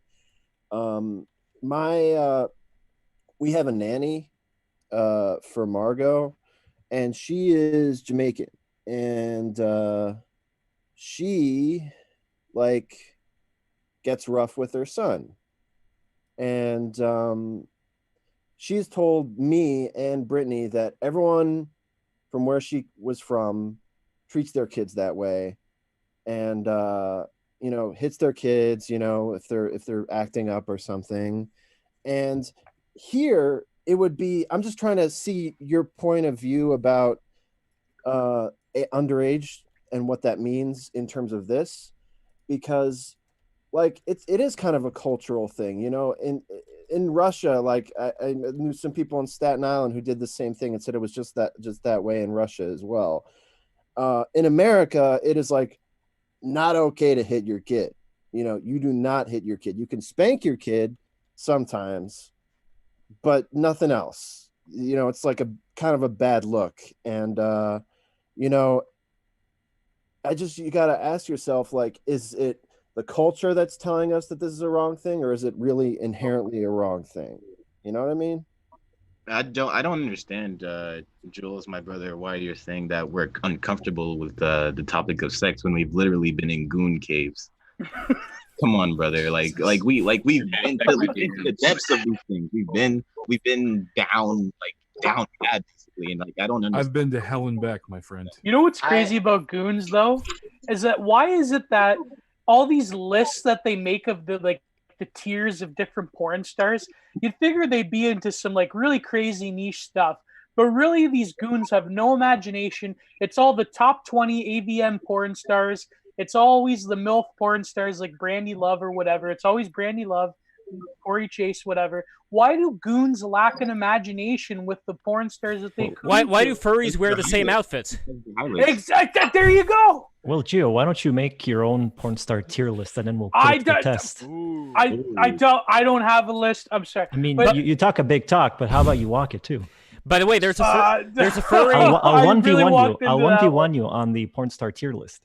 There's a furry I want to bring in, by the way. I want to bring in this guy who's a furry who I know personally, but he does not. He actually wrote a book about furries, and I'll tell you the title soon. I just have to look it up. But he does not wear the traditional mascot suit like with the fox or wolf or whatever. He wears a lizard costume. He's scaly, dude. He's based. Oh god. Yeah. Another thing I would point out with Jules. Bring him out. Another thing I would point out with Jules, I'm sorry, Jules. I feel like we're picking on him. I'm sorry, but no, Jules. I think he's a big boy. When you mentioned the Victorian, no, but I don't want to be mean. No, don't but Jules be mean. Just say it. No, it's good. It's constructive.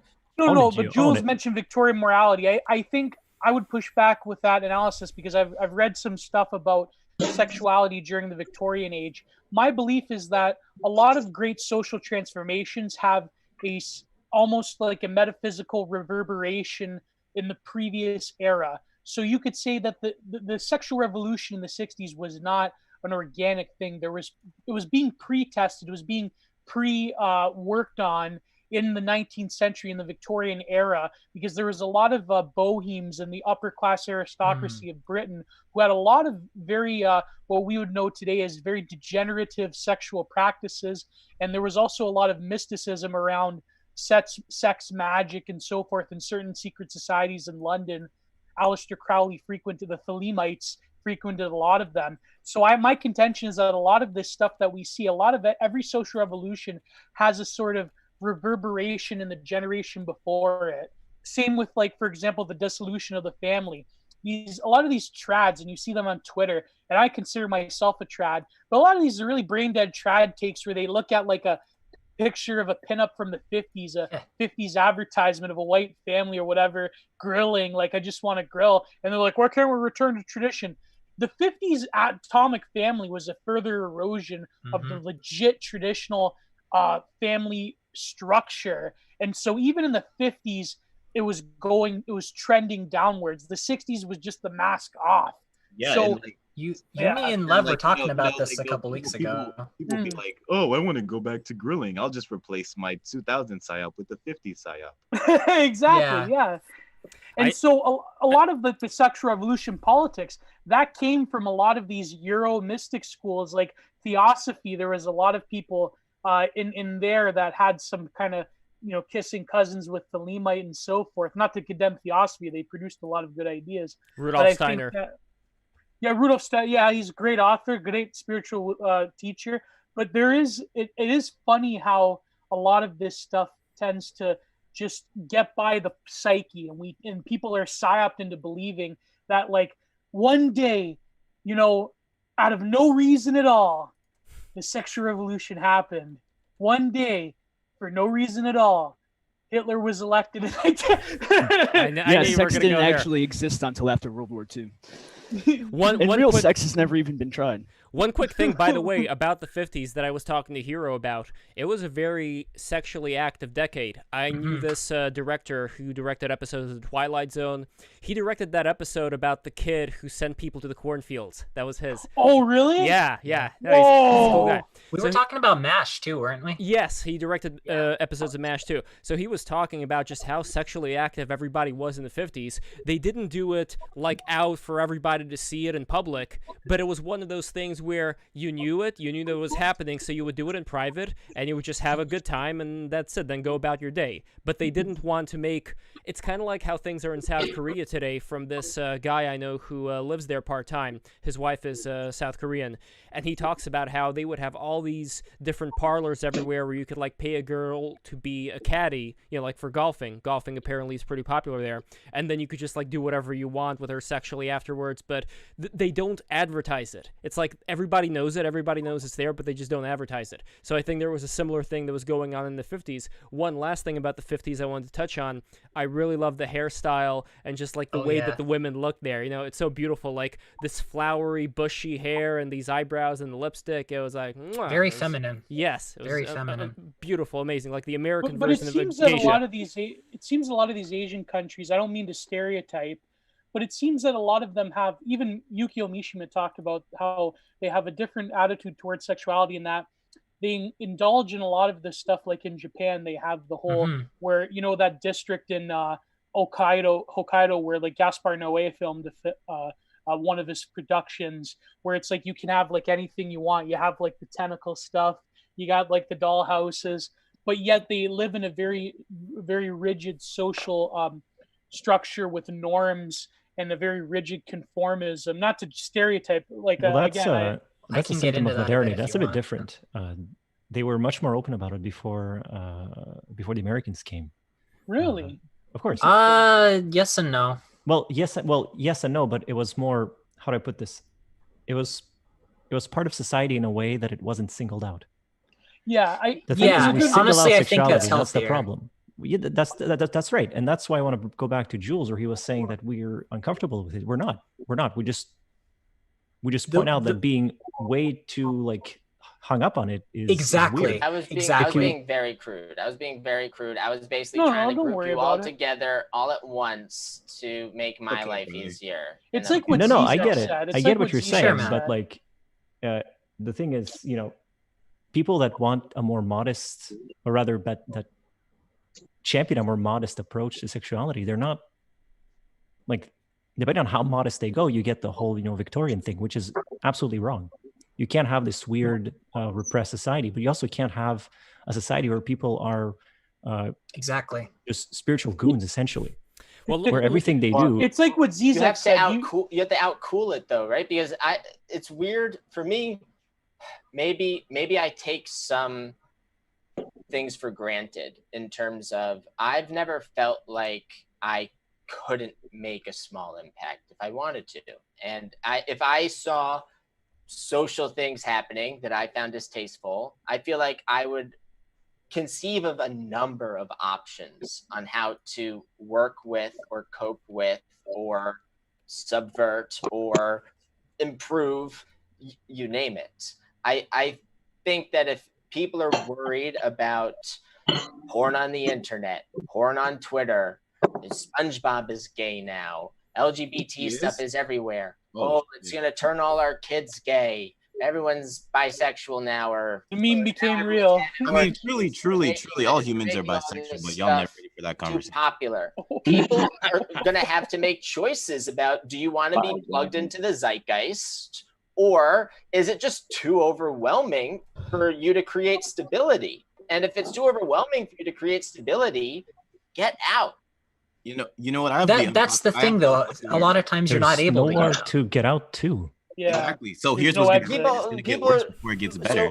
So what's the deal, right? Because I think people are interested in this because we see the potential of technology, the potential for totalitarian states. I would much rather have a localist society where people, you know, had like appropriate trust for their neighbors, and that people were like constructive and like focus on making healthy communities. That's a return. Sharing values, you know, like exactly. Like you don't need to have a 8 billion person village, okay? And I think that when you think in terms of just how do we force a homogenous society so we can like centralize it with an AI bureaucracy, I think that is really not desirable at all. Well, I would agree with you, but but make those people want to put that vice on everybody is when it sounds like people would rather make it impossible to do mild things that I don't think people should be punished for, whether through psychic violence or actual like legal strong arming.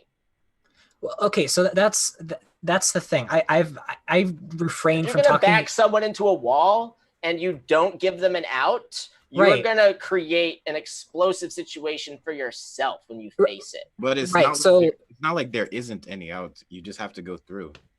I mean, we have to go through this period of absolute degeneracy to even get to like a period of moderate sexual, moderate sexual competency. So my thing here is when I talk about a lot of these things, I try to refrain from talking about like laws or legal wise what I would want to do, because that's never been something that I'm interested in. My question is always, what way is the culture tending and what effect does that have on society? If I have a problem with something, that just means that I want the culture to tend in a different direction.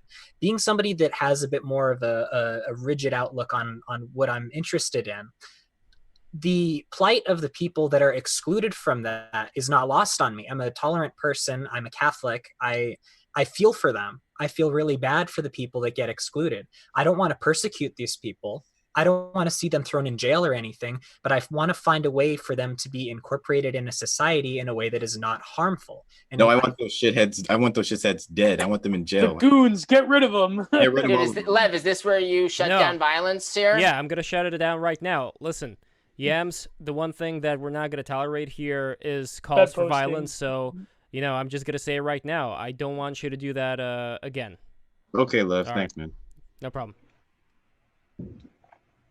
Yeah, I know this is kind of a somber note right now, but this is the Free for All Friday. It is Free for All Friday. Yeah.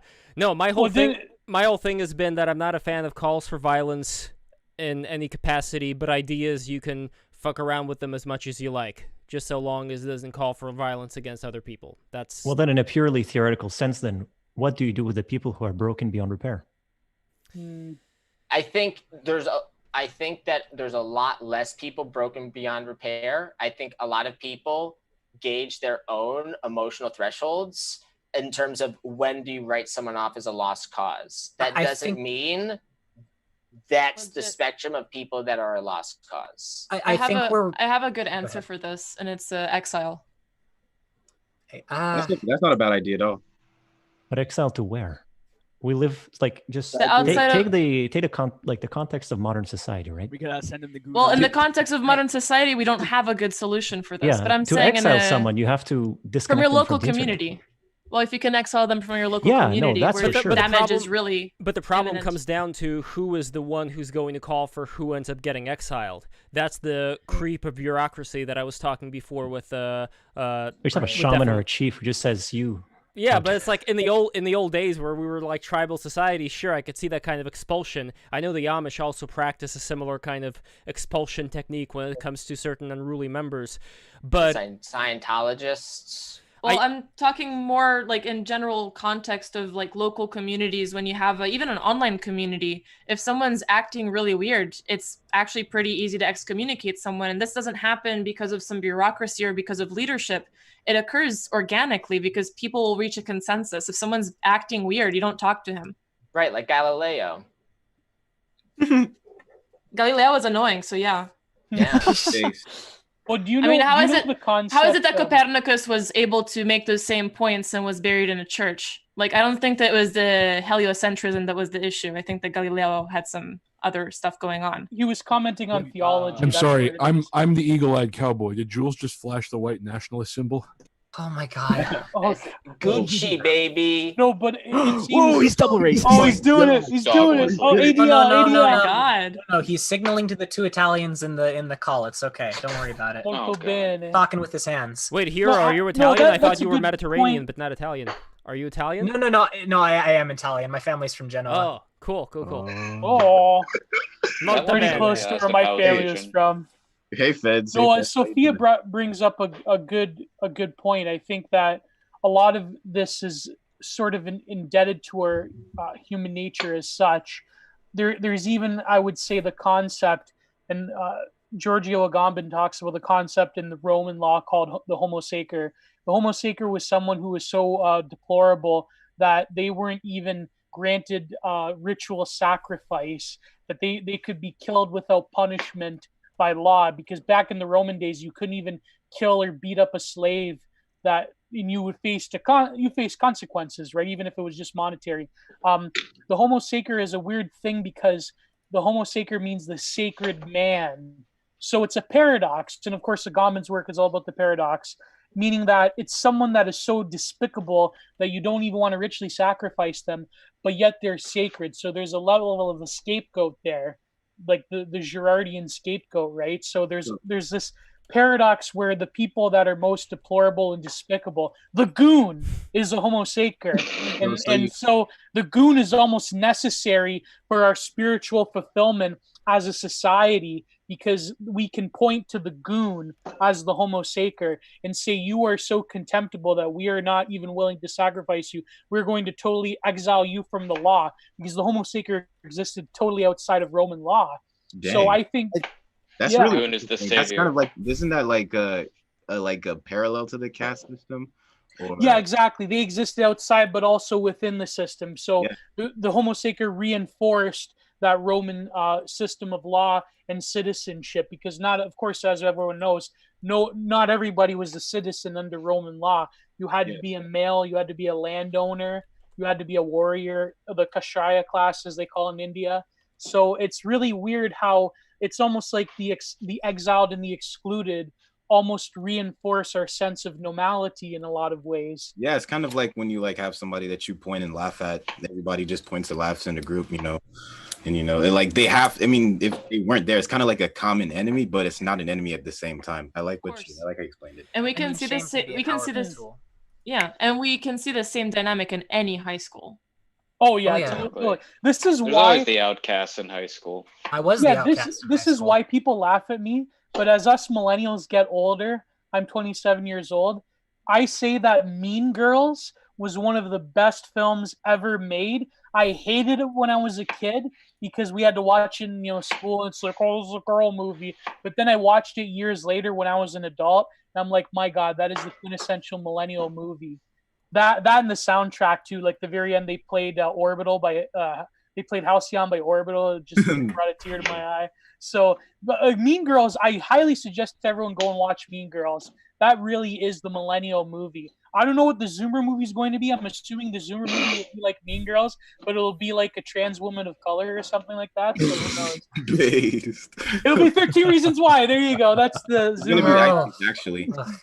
But another thing I was going to say to address Jules' point, now that I have the floor, I think I want to bring up the Zizek quote. I realize I'm being totally referential. I'm being a total theory cell brainlet by bringing up so many people. Zizek Everyone's a brain. Yeah, everyone's a theory cell nowadays on Twitter. Zizek said the worst form of oppression is nowadays because you have like the totally rigid, insane patriarchal oppression from like what Lacan called the order of the father, where you restrict everything. Then he said Christianity came along and you had like half of that. You had like the moral order was in place, the order of the father was in place, but there was little pockets of transgression, and there was things that you lied about to your parents. You're the big parent, the government.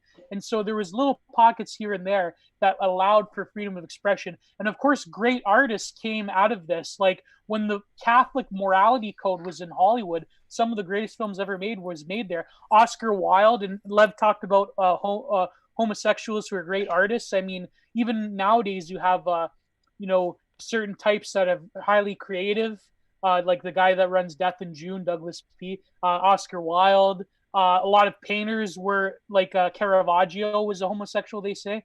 So Zizek said the ultimate creativity comes from this middle way that Christianity offered. But he said the worst form of tyranny is when you just let your kids do whatever the fuck they want and let them go off and become these parents nowadays, these Gen X parents, now these millennial parents. They're like, I want to be friends to my kids. And here's an example of what he said. May No, happen. that's the worst tyranny. Your kids will become totally ruined if you try to become their friends. Sorry, Lev. Sorry, no problem. There's this kid in NYU who I knew who used to have a bottle, and sorry, I'm gonna go blue right now, but he had a bottle of piss that he just had. He just like, even though there was a toilet in the door. Piss jug? Yeah, he had a piss jug, and it was like a fetish. The tactical piss bottle. Yeah, but it was like a fetish thing. The piss jug. Piss jug nationalism, dude. I'd hate to be the guy that had to clean that. And just, oh god, just imagine. No, just imagine I think he liked it. That's the whole thing. It was like a fetish for him. That's like Trailer awful. Park Boys, Ray, he was a truck driver, Ricky's father, and he'd throw the piss jugs out in the highway even though he wasn't a trucker anymore. My brother did that one time. What, through No, the piss well, jug? hey, way of the road, bud, way of the road. That For those, well, I shouldn't say Canadians because now everybody knows the Trailer Park Boys, right? So, because it was on Netflix. And by the way, R.I.P. John Dunsworth. He was Jim Leahy. Oh yeah. R.I.P. My aunt watches the show, believe it or not, and she wait, this is show a line cook in the Falls in one of these like Clifton Hill cafes, and she actually met John Dunsworth, and he wrote a little autograph for me that had a little sailboat on it and says, "The shit winds are coming, boy." Oh my god. Yeah. Would your aunt be interested in watching this show, by the way? Oh, most definitely. Have her subscribe. Yeah, it's important. You can bring her on as a guest, man. I would love to have her on.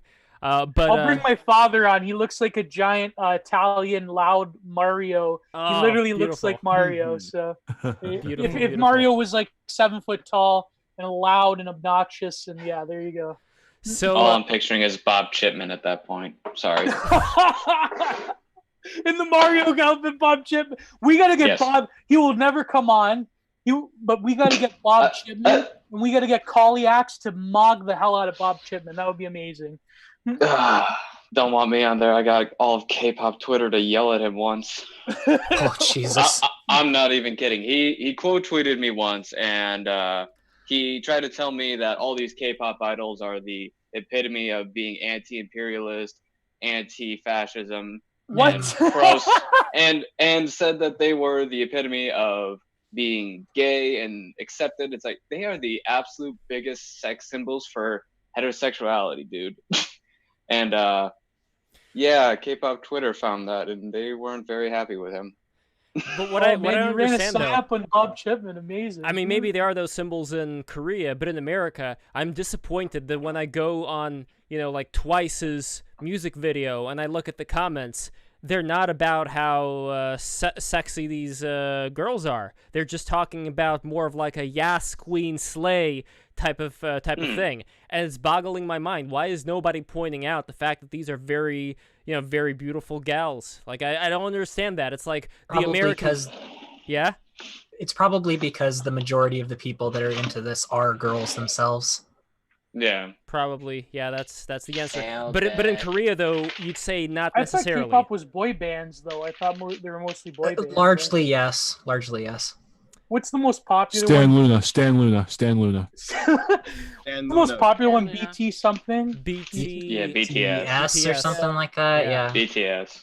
Then they gave like $1 million to Black Lives Matter recently. Yeah. So, and apparently a lot of Black Lives Matter came out, but a lot of it was like there is some kind of strange like money laundering involved or some stuff like that. I don't know. Reject Black Lives Matter, return to medieval. Wait, who's eating chips? I hear some crunching of the chips going on in the background or whatever that is. And I want to remind everybody to subscribe right now. This is the gap time that I'm reminding everybody. This is the time indeed. And go to our Patreon. What's the Patreon address, Jules? It's LevinJules, patreon.com/LevinJules. And our Discord should be the same handle. Can you go to Discord online? I'm going to leave a Discord link for everybody to look at. Just find me, just DM me, and I'll send you a Discord invite. Because we can continue the beefs there. We could. I would love to have a better gauge of how these. Because our conversations bounce around so much. I wonder how many people would like to tag on to conversation threads that are otherwise just, just kind of disappear into the Well, we have an audio cacophony. section. We have an audio section called the Symposium, or I want to write it as the Simp-osium. Just have it be yes, exactly. Simple. When's the 11 Joules OnlyFans coming? True. I want to see. Well, Lev was the model, so Jules was the model. I was the model. Sorry, Jules. Oh my God, Jules was a model, but Lev could be a model. No, OnlyFans. Yeah. Thank you. We want to do an OnlyFans stream though, where we bring on OnlyFans girls. Talk to them. Yeah. We could do a thing like Eric Andre did. You remember when Eric Andre barred in all those Instagram gals and just did a lot of weird stuff? Bring in with the smart ones, not the cherry picking for a narrative. Yes, let's bring in the smart ones. I totally agree. You should go even like older school and do the Kasim G route where he brought on all the porn stars on the show.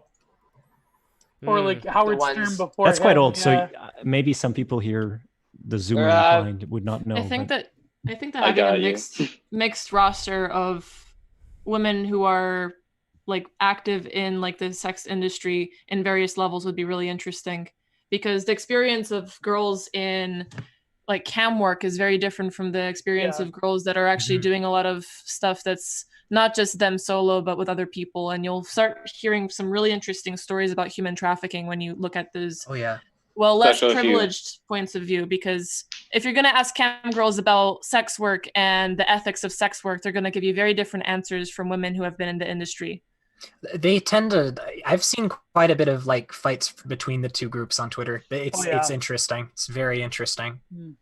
I know that there was a movie that came out that was some like cheap horror movie, and it was supposed to be a discussion opener, as they call it, as a movie about cam work, and it just was so wrong and off base that cam girls were really upset that a movie that's trying to be this, start a conversation about this, taboo topic, and it was so horribly done. It's true. I actually knew someone. She unfortunately passed away. She was a poverty rights activist, and she was best friends. And she actually went to school with my mother. She was best friends with the guy that helped legalize, semi-legalized prostitution in Canada. But the problem was he went back on it because Canada has this really weird law, like in Sweden, that's basically meant to punish men, to punish the Johns, where you can sell sex and it's not illegal, but you can't buy sex. That's being a John is still illegal. And the reason that a lot of victims' rights people that work with sex trafficking, the reason they pushed back on it, because not only would this law not deter sex trafficking, but now you've created, in a weird kind of like Foucauldian way, you've created a whole underclass of now the Johns are the underclass that you're criminalizing. So it's really weird, this dichotomy, this almost like mainstream, like girl boss government feminism, where it's like you can sell sex, but you can't buy sex. And it's really strange how the that Nordic still model. leads to Maybe you shouldn't be a loser and buy it. Yeah, that's one point. Second of all, I don't really feel sympathy for clients. No, I think. Yeah. What I wanted. If you're buying sex, there's something wrong with you, in my opinion. Yeah, but like that's not even my focus. What I want. It means you're a beta. Unfair. That's all it means. That's unfair. Yeah. Gio. I think that's unfair. No, what I wanted to ask shouldn't about say that. more is the human trafficking, because the Nordic model, from what I've read about it, has successfully dealt with human trafficking in the countries that have adopted it. It's at least much better than if you look at Germany, for instance, where they legalized it and now are struggling with immense human trafficking issues. They're not willing to acknowledge it because, expanding the borders of the EU makes human trafficking a lot easier. But this is a massive problem. Plus there's a lot of sex tourism, Germany to the Czech Republic. That's another thing that's like a legal sort of loophole. I shouldn't say that, shouldn't be this harsh. I think that there's different reasons why men seek out prostitution. I personally think that there's some kind of deep issue that like why men seek prostitutes. I don't think a lot of them are abusive, but I think to me I think that there's kind of a sadness there from the perspective of a John and a prostitute. Like, why? What are the social conditions that have created this economy where you have to sell sex and buy sex? I think that's so. If I was being, I was entirely being harsh to people, but I just think that there's a moral qualm I have with the fact that prostitution is being normalized and people are calling it sex work because there's horrendous abuse involved.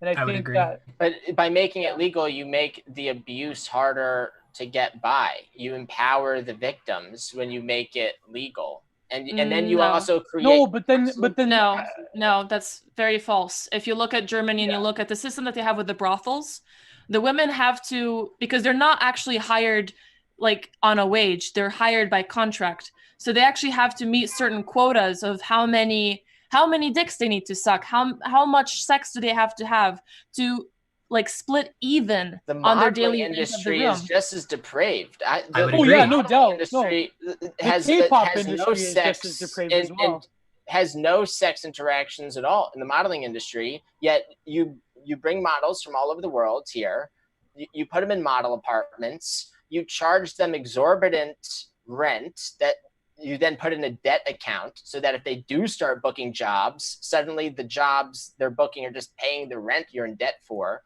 Like, you basically have all these indentured servants that are models. Yeah, you're describing another industry that's extremely abusive. I don't see how this contradicts my point. We have a comment from Vito, by the way. Vito is saying that the way you deal with that has to do with, in my opinion, it's over legalized in the sense that you have all these regulations that are intended to protect victims, that actually empower people with lawyers to create bullying situations that they can then put their hands up and say, we did nothing wrong. And just because you can do that, if someone's saying, oh, you should legalize this to give people recourse, is what I'm saying. I'm not saying, oh, look at corporatism and its worst examples. Look at how the banks exploit society. Look at how disadvantaged people in any industry are taken advantage of. If you have no leverage in any area, people might exploit you. And it's the kind of rude reality check that gives a lot of people trust issues as well. So it's a separate moral conversation. Like, it disturbs me to think that legalizing prostitution or lowering the age of consent would empower sex slavery, like sex trafficking, like True Detective Season 2 type stuff with minors, or like Liam Neeson Taken type stuff. I still think, but that's what happens. That's what tangibly happens been when you happening. Look I think it just happens in a legal setting. That's in Germany. I think that's been happening, and now it's. I think just the veil is coming back in terms of people aren't ignoring it because it's impossible to ignore, and they want to know how this stuff works, and they want to get control of it, handle it, and get rid of the abuse, right? Civil rights is an ongoing thing, right? Human rights, I don't think the government gives me my rights. I think my rights come from my creator, right? I love that we abolish slavery, and we should always strive to abolish slavery wherever it is. And I think, there's a problem in America with the legal system. I think we've actually criminalized too many things. And I think that in the EU, it's just so hyper regulated. I think that's what's empowering those sex traffickers. Not the fact that something's legal, but the fact that just everything is so regulated. Without regulation, how would you deal with these problems if you were to legalize it? We have a comment from Vito, by the way. We have a quick comment from people. I would use public information, and I would shame people. I would try to rally popular opinion, and I would then do things that were activist in nature, so that, because here's the thing, it's a lot more effective if 100 people show up to your business and go like, knock, knock, knock. We don't like this. Like, can you consider other options? As opposed to, oh, the government is telling me not to do this. Like, depending on how inside you are, like, as we've seen, you can just skirt the whole thing. How inside? Like, what do you mean by how inside? Hang on, do you know the prosecutor? I want to ask a question. Judge? I want to dish out a comment that Vito made. So don't have brothels, have the women sell it themselves. Vito, thank you for joining us in the chat, by the way. We really appreciated you coming on. Thank you. Well, we were all aware that Vito was a retard, Jules, so this addresses don't need to this. confirm it again. I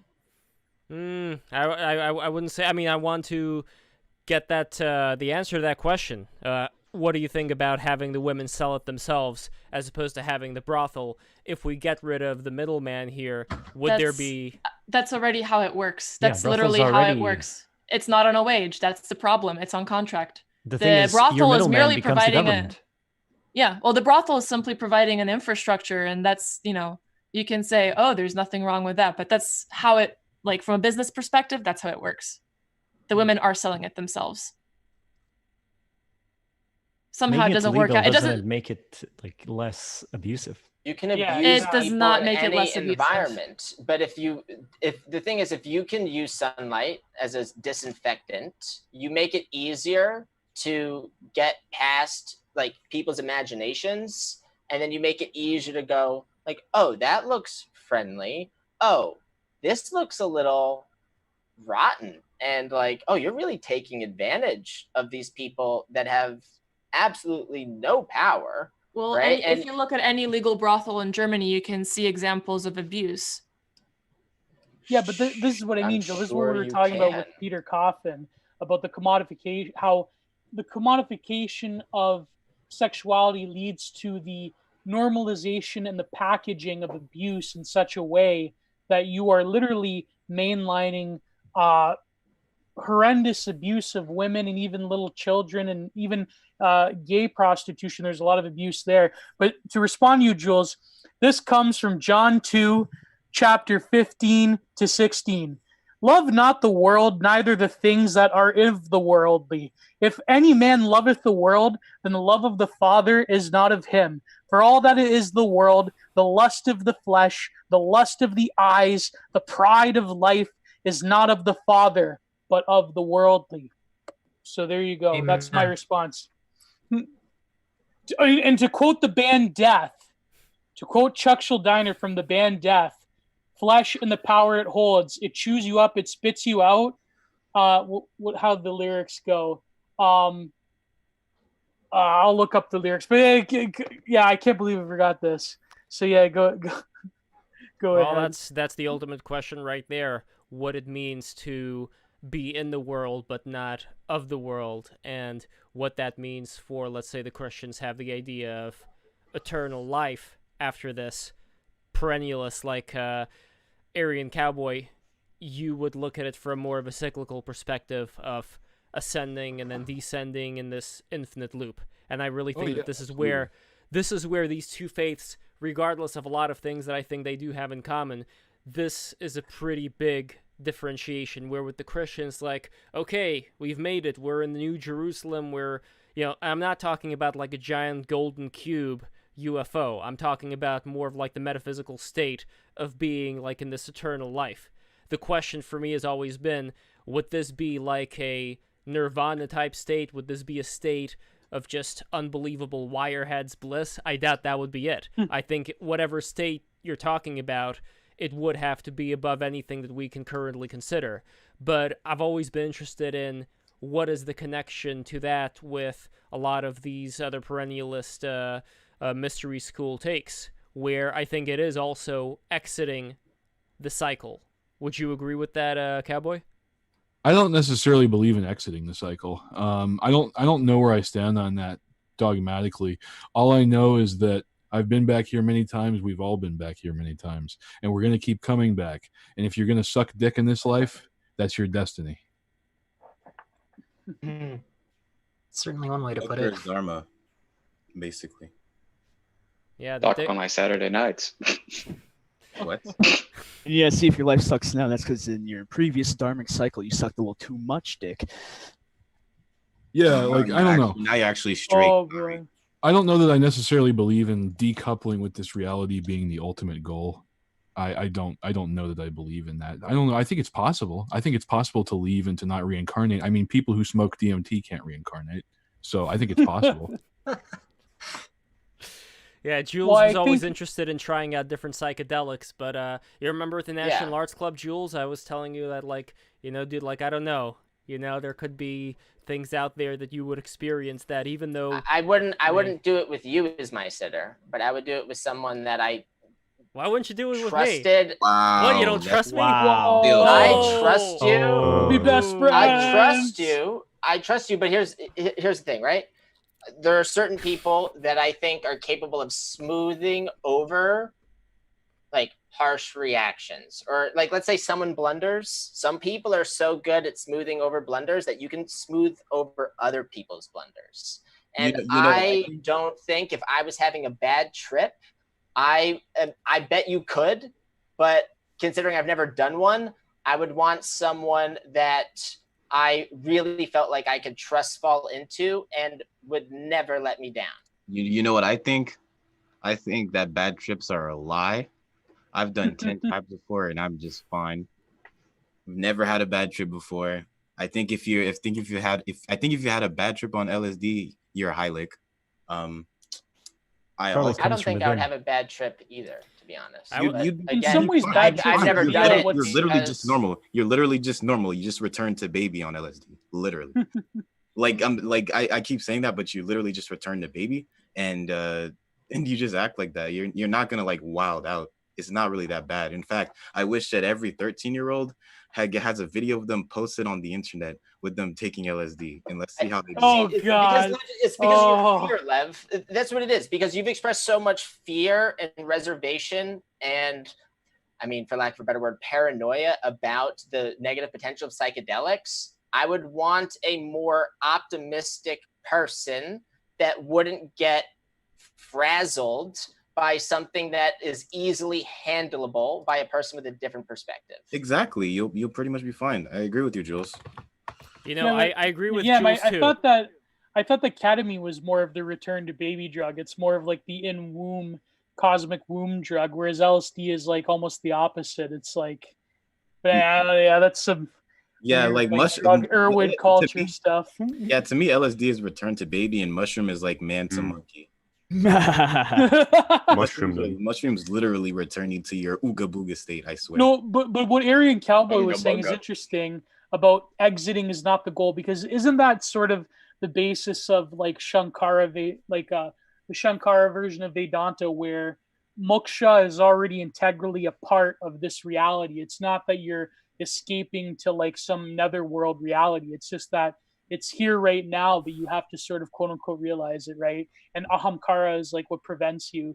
So yeah, maybe like this, you have to really be careful, because a lot of these concepts are mediated by like new age jargon that becomes westernized. So it's really difficult to describe in these terms like quote unquote exit or transcendence or whatnot. Those are very like Western imported concepts in a lot of ways that come from like 19th century American transcendentalism and things like that. So it's always like, this is my thing for years and years, like being in the perennialist thing, is ultimately what I realized is that there is always a danger to being like a total synchronist and like taking like this theosophy, like mishmash of different things. It can potentially What's a synchronist, by the way?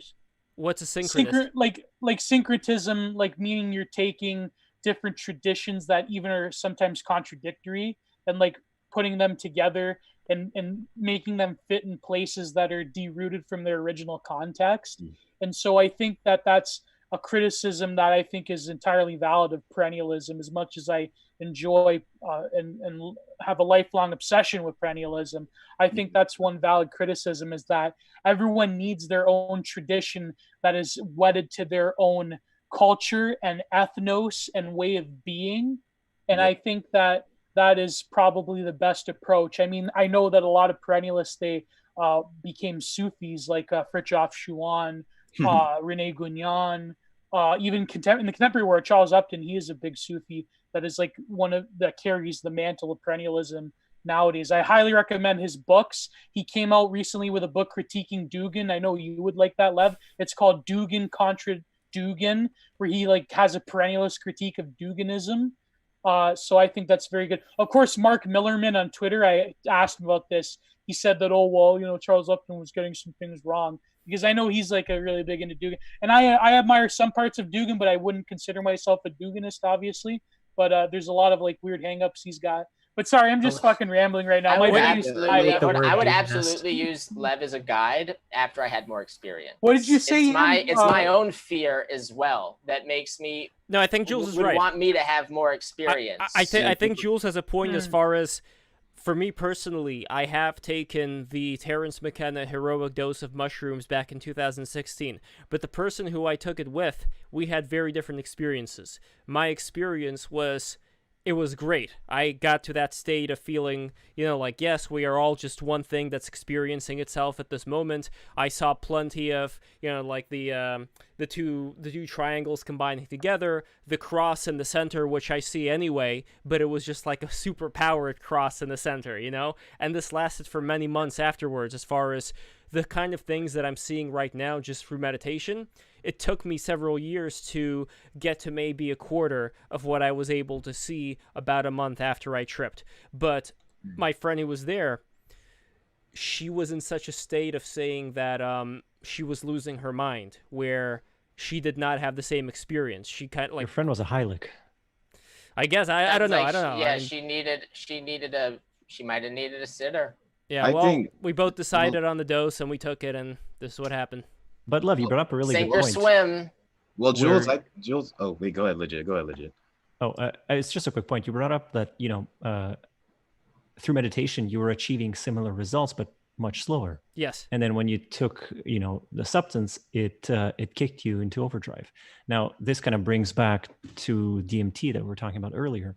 DMT is the one you don't mess around with, because basically what you're doing is you're taking a sledgehammer to the wall instead of walking through the door. Exactly. And that's not something you should be doing. And I don't want to do mushrooms again. Like, this is the thing. Even though I did it that one time, and I'm not saying that I regret it, I think it was a good experience, I don't think it's required by any means. Like, it definitely isn't. No, none of them are required. They're just. Do you think that your mind's eye might have been improved by taking the mushrooms? I had the mind's eye. No, I had the mind's eye thing before I took the mushrooms. Definitely. Like, when I was doing the Wim Hof method, that's when the light in the center started opening up, and I started seeing a cross and all that other stuff that came with it. So it was before, and it definitely heightened it for several months afterwards. Then it tapered out, and from there on in, I mean, I always see vibration around. Like, I'm looking right now at the room, everything's vibrating. I didn't really get it from the mushrooms. I got it from doing a lot of this breathing stuff earlier on. And just in general, like, closing the eyes, I see after images last, like, I see lights last for a long amount of time, even after I close the eyes. As well as all the other crazy stuff I mentioned before with, like all the visual snow. Kind of like visual snow, but it doesn't blur the vision. Like, I still see everything very visual clearly. snow doesn't blur the vision. It's just static. It's like static, yeah.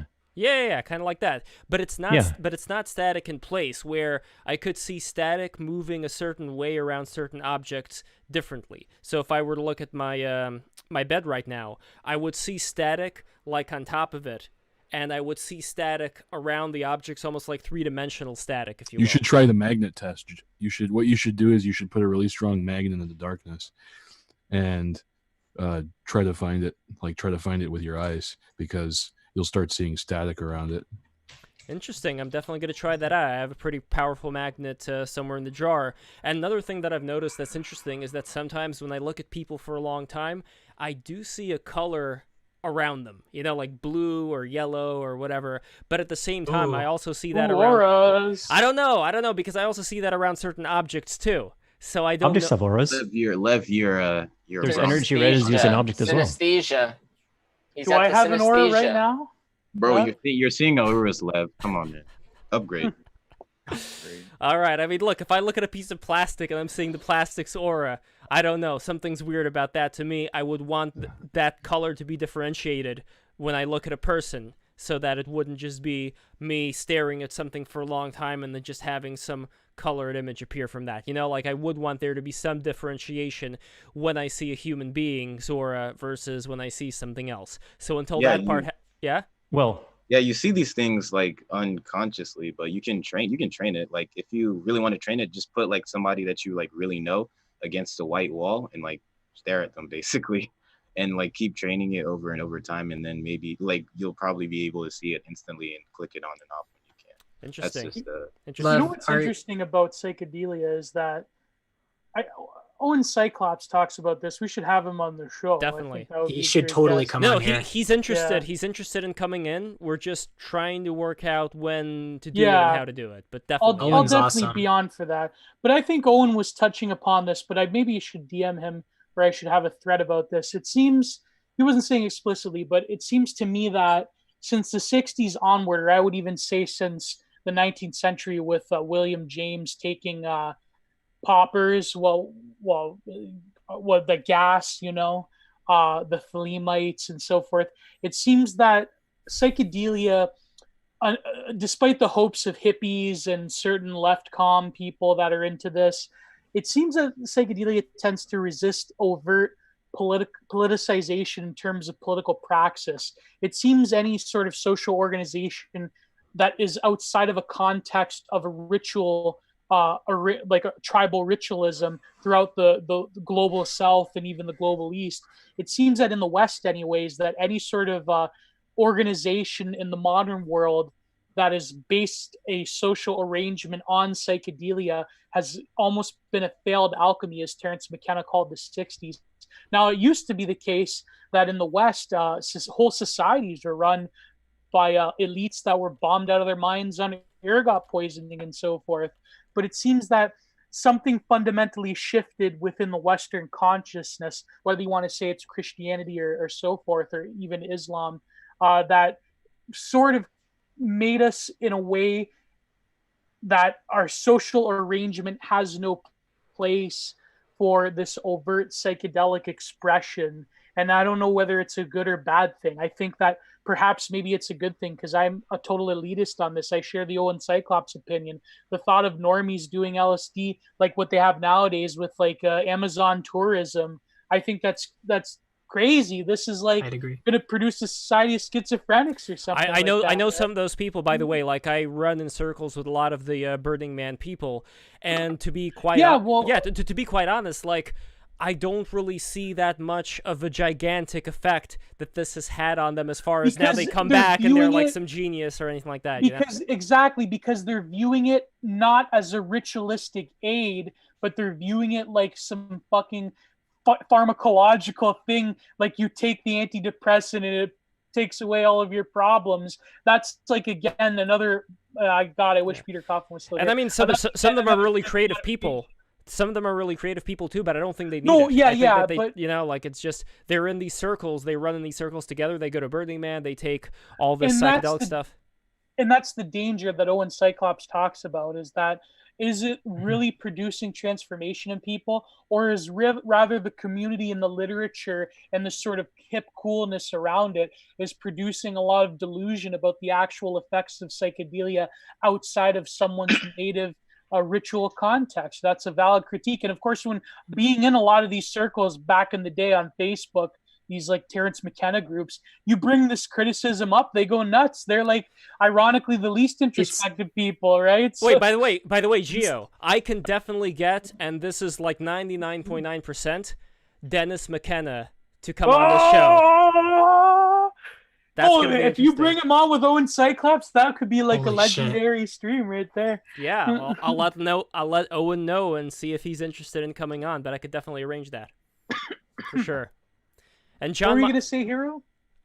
I was gonna say that the same kind of attitude is a lot of the problem that I have with how society currently is. I think I see this a lot with taking psychedelics. I see this a lot with people trying to convince each other of like this really uninformed version of nihilism, just shouting at each other, nothing matters. Like that just seems to be something so prevalent in a lot of youth culture as well. There's a lot of these, forces and ideologies and substances that people are actively trying to push as like something cool, as something that people should just try, something that people should just take. And it's like, it's just like a thing to do. There's a lot of this going on right now, and I think it's just completely detrimental to people. I think it's really harming them, and I think it's putting them in positions and in states of being that is just they're not ready to deal with. And so a lot of people. Yeah, go ahead. That's well said. Bane. What I was gonna say is those types of people are the ones that want everything that they do and everything that they seem to be deep, but they're not ready to get out of the kiddie pool yet. Exactly. By the way, the thing is, I admire like that spirit. Like even in leftist circles, the situationist international, like that sort of melding of life practices and Dada and spiritual practices with politics. I think that's a noble goal. And if we had a real society, we would have a meshing of spirituality and politics. But as it is nowadays, it seems to be a failure. And even the Situationist International failed after a while, and then the Nazis came and it was all over. So they're still they around had their in own some way. Spirituality that they welded with politics, but that was again another failed experiment, horrendously failed experiment. I don't mean to piss off a lot of my followers on Twitter. Oh no, I mean they're still around in some sense. Like there's still psychogeography is still a big deal. Exactly, there's still aspects of Situationist International that are active. But with the drugs thing, what's funny is that you see the same thing with amphetamines. Yes. You see like these people that turn into total bugs, and they get their eyes pop out and their skin, they start peeling their skin off and thinking they have bugs on them, and then you've got like, Nazis taking it and sniping people. It's just like, you know what I mean? Like and the Japanese kamikaze with it, And people in every industry, at the top of every industry, are all on stimulants, man. I mean, for the most part. Did you hear the Bronze Age Pervert episode on stimulants versus like drugs? I like did, marijuana? I heard him talking about that. That was a good episode. It's true. Like, I hate to say it, I don't advocate this for anybody, but it's kind of true. Being someone who's been around construction my whole life, I kind of would trust a cokehead to get things done more than a pothead. That's just like a fact, even though I don't advocate that, obviously. Well, considering like your economy runs on a bunch of cokeheads, obviously. Exactly, yeah.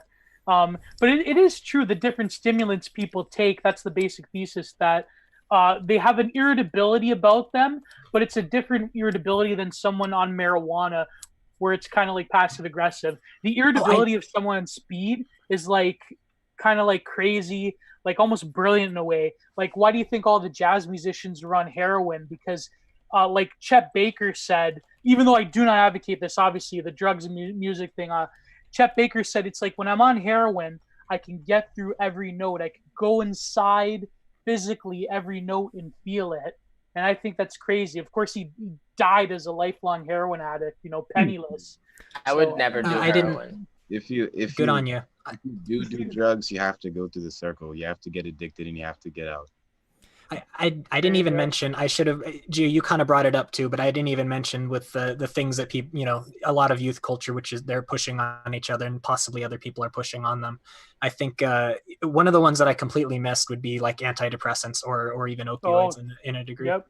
The amount of antidepressants I went even through my own high school was absolutely insane. Right? Exactly. It was so mind-boggling to see so many of my own classmates, and it was a small rural high school. Like, biggest class was 30 people, and there were so many pills between everyone's locker that you were almost just you weren't walking into a high school, you were walking into a pharmaceutical. Basically, yeah. Same here. I learned a story when I was in high school about young girls. I think they were 13. They had so many prescription pills between the two of them that when they were deciding they wanted to play poker with each other and they had no poker chips, they decided to use their prescriptions as the poker chips. And then and then in college I constructed a picture inspired by that story. Wow. The worst thing I ever betted for a poker thing was with a bunch of Marines, where I had a bottle of Jaeger that I put down. Eventually I lost it, but that was the worst thing I ever lost on drugs. By the way, somebody in the chat mentioned Rupert Sheldrake. I don't know how many of you guys know this, but he was also a guest that I invited to the National Arts Club back like last year, and he came, and it was a really great Q&A, and we have that on our Break the Rules channel. So if you guys look, I put the thumbnail earlier on, and also for those who were wondering what that weird photo was that I posted, not that one, hold on, not that one, that one. That's the one where I'm hugging Rupert Sheldrake when he came in. That was a very nice moment. I really enjoyed having him there, and I would love to have him on this show as well if he's interested. I think that would be a great show. And we also have Akashic records. Exactly. No, I believe in that kind of stuff. I think that he makes a lot of very interesting points, and he's a very like gentle guy. You know, like he's not loud. You know, like he's very quiet in the way that he speaks. But he has so many people who really hate his guts in the scientific establishment. You know, like the kind of things they write about him, say about him. You know, and I think that that's when you're on target. Like if you have people foaming at the mouth so much from certain things that you're bringing up, that's a good sign to me that you're doing something right. I think it's more a sign of the lack of health in society that Hero and everyone else in this chat is talking about. That basically people are so dysfunctional and displeased and incapable of cognitive dissonance that things that get under their skin shouldn't. Yeah, dude, everybody got so mad when Hitler brought up his points. We should just let it slide. Lev, what are you gonna do about all this Hitler chat? Because I don't fucking get it. Who was Hitler chat? I don't get it. Is that cool? Hitler Chan? Is it What? cool? Hitler Chan? Is it Whoa, cool? whoa, whoa, whoa. Okay. Lev, do you have an opinion? Yes. As long here's the thing. Hitler As long as we're not calling out to destroy anybody or to do physical damage on people, then if people want to mention Adolf Hitler, it's like fine. Yo, fuck Hitler. I don't get it. That guy's a piece of shit. Bro. Like, I don't understand. Why are you I don't so understand. mad, though? Why are you so mad, dude? Because I am not anonymous. I have to go. I plan to see my friends at some point. When this chaos bomb blows up and there's all sorts of negative press and people are saying this is white nationalist and white supremacy nonsense, I'm not going to be here in a clip where a bunch of people are talking about Hitler and I'm not calling foul. It's bullshit. You guys can say whatever you want here. That doesn't dude, don't worry, you're we're not seething, going to so clash. they're not going to say you're not. Jules, I think you're the first person that said the word Hitler on this episode. No, it was me. No, it was or was it legit? Okay, Yeah. I don't. God knows. Who keeps track? The only people that keep track of the first time Lev voiced an objection was when someone made an inappropriate, violent innuendo about someone he knows, right? And the reason Lev does that is because he's not fucking anonymous. Yeah, because Lev is based. Well, no, I don't do that just because I'm not anonymous. I do that because I respect the people who come on the show, and when there are certain personal insults, I end up missing them. Those that I don't miss, I want to address, and I want to state the way that I feel about them. Personally, when it comes to you have South Park. Hate fucking Nazis. You have South Park making jokes where Cartman puts on the Hitler costume and imagines what it would be like to be the Fuhrer. This has been a very old thing, and I think right now it is particularly edgy, and people talk about it because of that. I think that the more pushback people, the more Jules Hamiltons are going to react the way you're reacting right now, I think that's only going to create even more. And I'm not saying that you're wrong to react like that. I'm just saying that that's fine. They can do whatever they want. It's a Chinese this is our finger house. trap. This is our house. Yes, it is our house. Actually, it's not. This is our fucking house. This is Google's house, but when I was in California, someone was causing shit about the Second Amendment. Okay, this girl starts yelling at me in my own house. I just scream at her way louder, tell her to get the fuck out of my house. Okay? Beast. Right? She came back later. Okay? Everyone cooled down. We recontextualized the confrontation, and we're like, listen, if you're gonna start barking at me in my own house, I'm gonna tell you to get the fuck out. So here's our show. Okay, it's a free-for-all Friday. People just want to keep making these Nazi jokes. What? No. Can you give us an example of a Nazi joke? Oh, quit. Yeah, it's just like having a sense of humor, right? You got to have a good sense of humor, okay? And I have a terrible sense of humor. I've been criticized lately for Jules. Please quit stoking the fire. you have a bad sense of humor. I couldn't tell. If I'm the one that's in the wrong, if I'm the one that's in the wrong, then I will humbly submit. Not Keanu 100 wholesome cringe. Jules, I don't want you to submit. I like you the way that you are. Cowboy, just own it. Yeah, own it. Don't apologize. Own it. That was a good song by Barry White. Which song? Just the Way You Are. I like that song. Was that Barry White? Yeah. I can't wait. I kiss Jules. I like Barry White. Jules, if you go through my Twitter, there's like your love. Jules, if you go through my Twitter, there's like tons of I have tons of Hotep buddies. I don't know what you're trying to insinuate, but as a clip art American, I will not stand for being called a Nazi. Oh my god. I want to ask a legitimate question. Jules, do you really have that much of a problem with, like, let's say me being anonymous? What's the problem with anons? I just want to ask. It's entirely situational. The only problem that scheme of things, I don't. But as far as that I am part of a hive mind in here, I take it into account. Okay.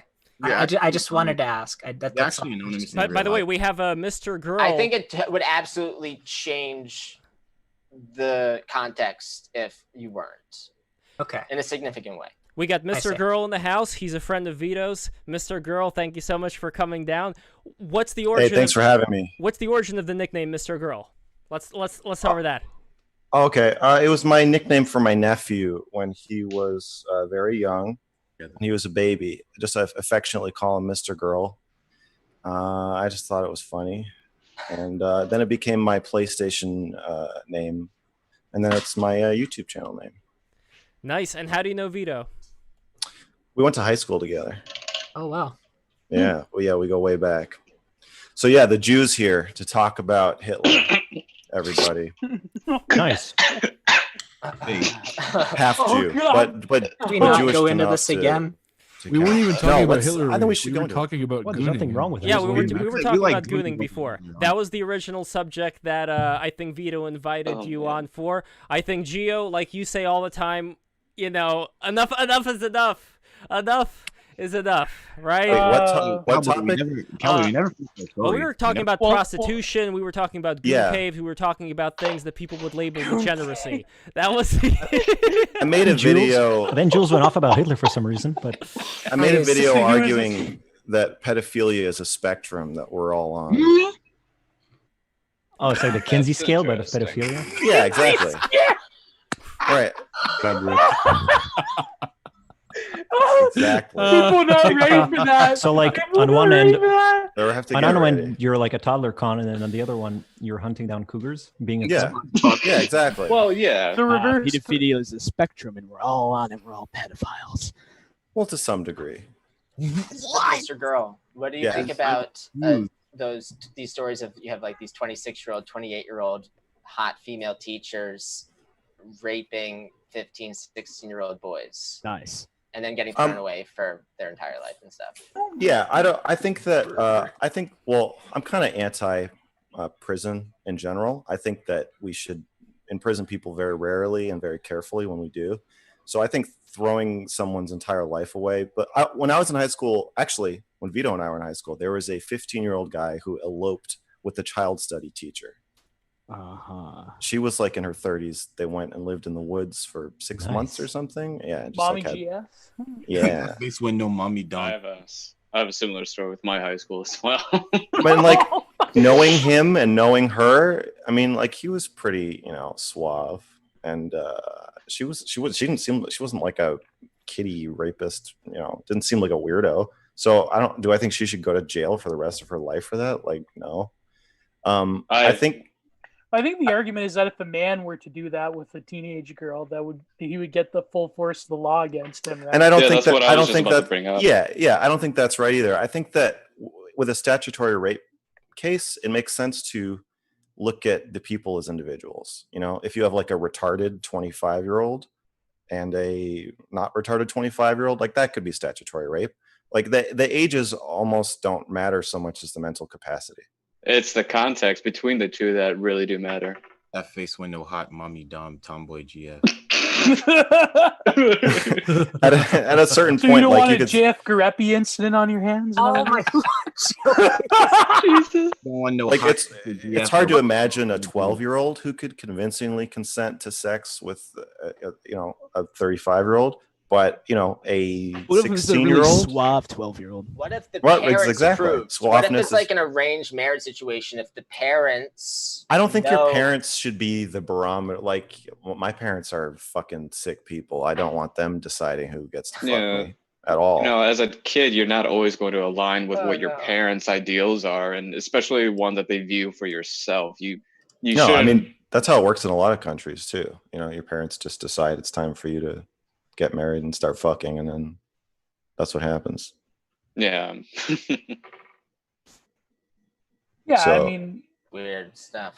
Yeah, that face one, no red-heeled, black dress teacher GF in 3rd grade that will elope with the woods with me. Yep. That's No, me. Jessica living the Rabbit mommy. Kaczynski fantasy. That's me. Yeah, that's the other thing is that like when you're in 3rd grade or 6th grade or 7th grade, you are thinking about having sex with your teacher. So it is kind of irresponsible of them to like then just do that for their own amusement. You know them, what's do you mean crazy? the I think it's teachers? it's irresponsible because I think a lot of these teachers, I forget who said this. It was probably like some far off like YouTuber. A lot of the times these teachers, they tend to like insert themselves within the school, like And high in the school kids. social hierarchy. So it's like they believe they're the popular girl again. Yeah, and yeah, that they're yeah. getting It's a enough. power kind of The thing. drama teacher, I don't know if you remember him, Vito, if you're still watching. Our drama teacher used to have this like gaggle of girls around him at all times. He would like go out for I had a coffee with teacher like them. that, Yeah, he was like in heaven. You know what's crazy about that? I had this teacher in high school. I'm not going to dox her, but she was like the hottest teacher in the school, right? And every guy was perving on her, and like they would talk behind her back, like, oh, what I would do to her and shit. And I had her for English, and I like didn't give a fuck because I have this powerful Vol cell energy, and I was like given and she was like gravitating towards me in the class. She would ask me all these questions because I literally treated her like a human being. I didn't give a shit that she was hot. I mean, I guess in the back of my mind, every guy does, but it's because like I didn't care about the way she looked. It's like I actually could like have a conversation with her, and it's like I think that's like to distill every sort of like Hua manosphere advice is literally to not care about a woman's sexuality. Just pretend, she's a bro or something, and you'll get somewhere. Because for some reason, hot women, they could sense that, especially when you're a teacher and you're around horny, like hormone-filled high school kids all the time. It was ridiculous the shit they would say behind your back too. It was disgusting. Like this one guy. I'm not gonna talk about All these poor teachers preyed upon by these whore minors. God, I was about to say that exact sentence. Go to hell. No, I'm not saying that. You kind of turned it around there, didn't you? About how you were like protecting the teacher from the minors, but she, wouldn't she have been the rapist there? No, but this is See, I don't mean to sound like that. No, that I think that's a bullshit excuse. These predators say, "Well, they enticed me into it." But I think it is interesting that when you get to that high school level where the lines are gray, it's like you have these weird dynamics. And I think the problem is that teachers, a lot of them don't have that separation, that sort of mental separation between them and the school hierarchy. I think that gets into dangerous territory. I didn't mean to sound like that I was like defending these teachers that abuse these children. We're like, oh, well, they tempted me. Like, that's bullshit. That's like a groomer tactic. But it is, so I think that's the problem is that a lot of these teachers, they don't have that sort of gravitas to realize their position of authority. Okay, but on the other hand, I think fucking your students is kind of understandable. Well, at least wanting to. I think wanting to do it is understandable. Do we agree? Yeah, dude, dicking down kids is great.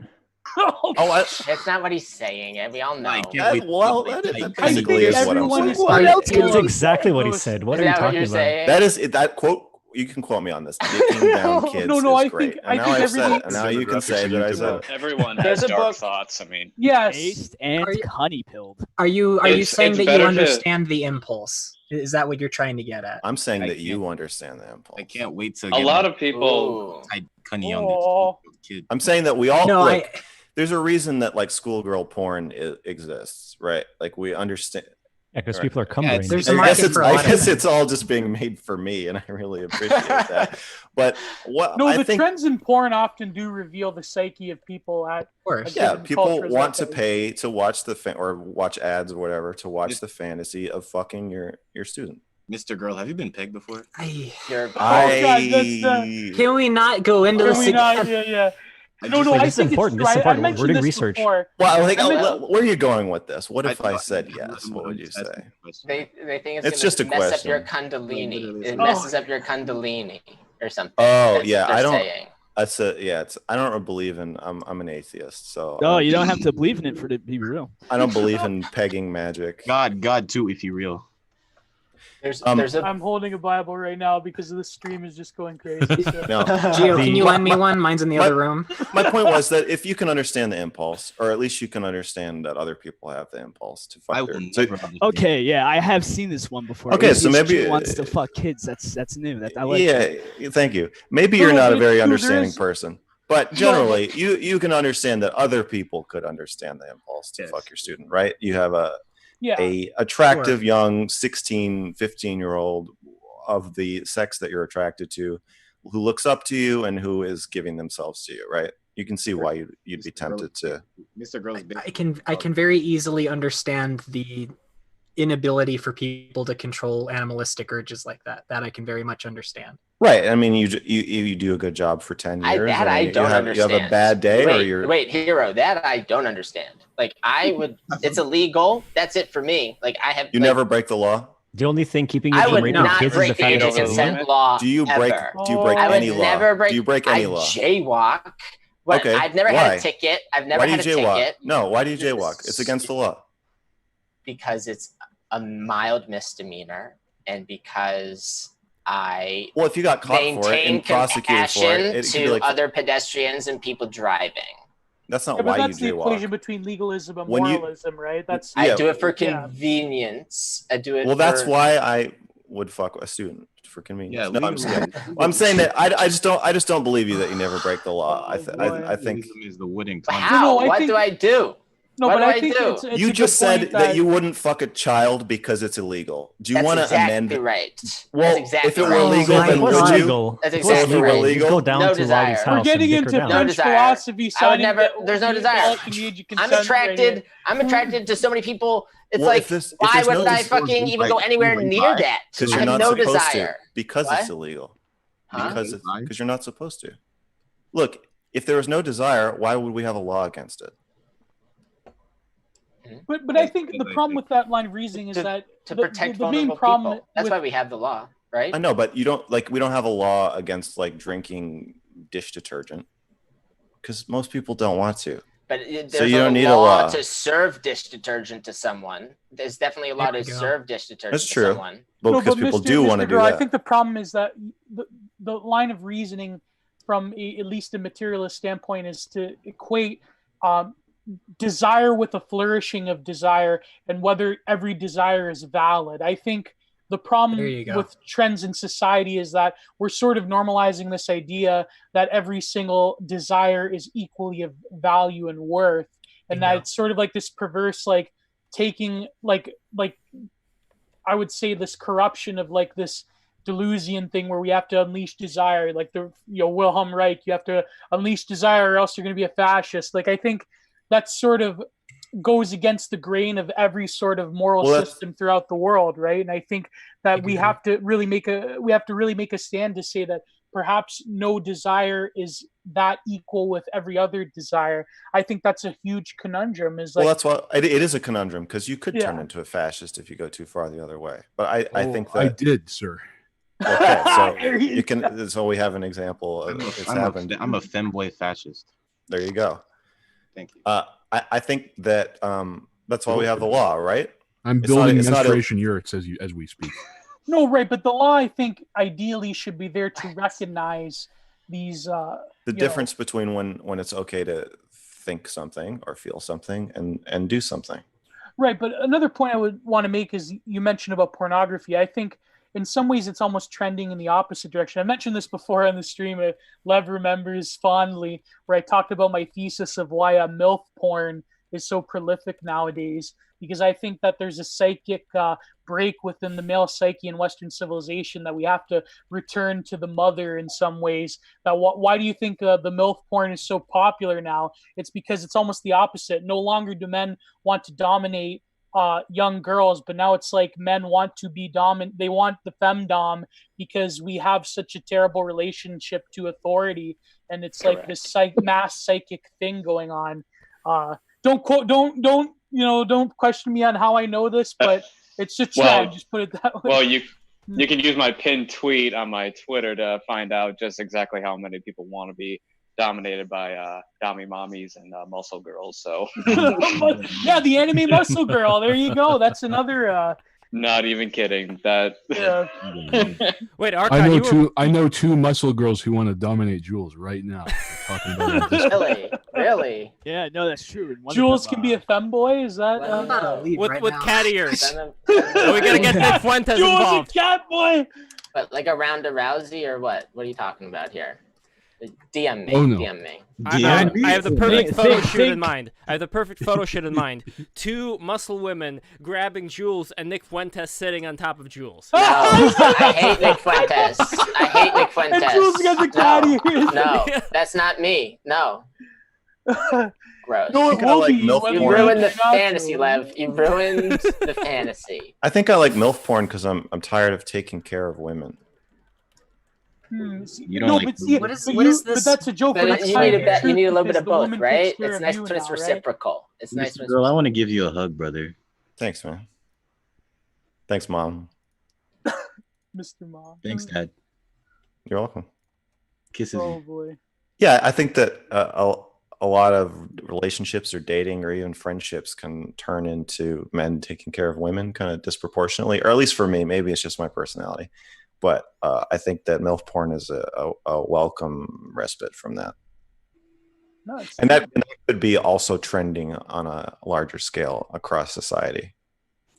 It may be that the 1960s or 1980s man did not. Well, I don't know. I guess you have The Graduate. People were talking about it then. And the ending of Inherit the Wind, the famous play about the Monkey Scopes trial? I don't know.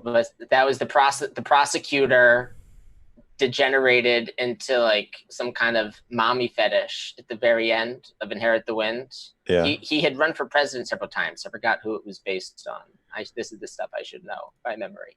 But yeah, mom fetishes, it goes back to Oedipus, you know? This is an anti-Oedipus channel, as our Deleuzian will what does that mean to be anti-Oedipus? It's a reference to a book, Capitalism and Schizophrenia, by Deleuze Guattari. And I've read the synopsis. The book does not make a lot of sense to me. It has a lot of jargon that is about territory and bodies with no organs, and I'm really looking for someone to explain this to me. Jules, we're gonna have a stream just for that, where me and Justin Murphy will come on and explain Deleuze. So there you go.